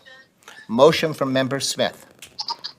I would like to move to approve Peak Academy's application. No. You mean Elevated? I'm sorry, not Peak, sorry, Elevate, yes. Right. I knew what she meant. We just had to jump in. I'll So, second that. A motion to approve Elevated Charter Schools application, a second from Member Spiker. Any discussion to that motion? Not seeing any discussion. All those in favor of the motion to approve Elevated Charter Schools application, say aye. Aye. Aye. I'll say aye, and Member Smith says aye. That passes. So Elevated Charter School, congratulations. Your application is approved. Now the hard work begins to make that really happen. And so there is some benefit when we give feedback to come back in a year and have time to revisit and work on an application. So, yes. I don't think I need to make a motion for this, but could we request that staff work on some sort of revision to our process that would allow us to consider enrollment concerns at an earlier stage of the process? Absolutely. Yes. So I think we've just, with that, have given the staff a directive to do that. We know that they're in the process of looking at, in this next year, at kind of revising the process. We already heard that presentation, so we can add that feedback into that process discussion. Thank you, Member Smith, for that addition. Thank you. I don't know if we have a reason to go into closed session today that I know of. Anyone? AAG Jones might like us to as a parting gift to him. So, but I think that. No, thank you. I'm not hearing him agree to that, so we'll pass by. Maybe that's a better gift to say we'll finish. But again, thank you so much, David Jones, for your support and help of us, even again today, and making sure we're doing what we need to be doing in the right way. And all of you for your work, your consideration, your voting, your willingness to discuss, that we come to better decisions that way. It takes us a while sometimes, but we get there, and we'll make this work. So to all of you, I'm considering one last motion. Thank you, Member Smith, since she's already adjourned. Have a nice journey home, and we are adjourned until February, second Thursday of February, whatever that would be. February 10th? All right. We adjourn to February 9th. All right. Thank you all for your work today. It's a long day. And Sam, thank you for being with us all day and all the hours you spent reading applications to give us good feedback. Thank you, thank you.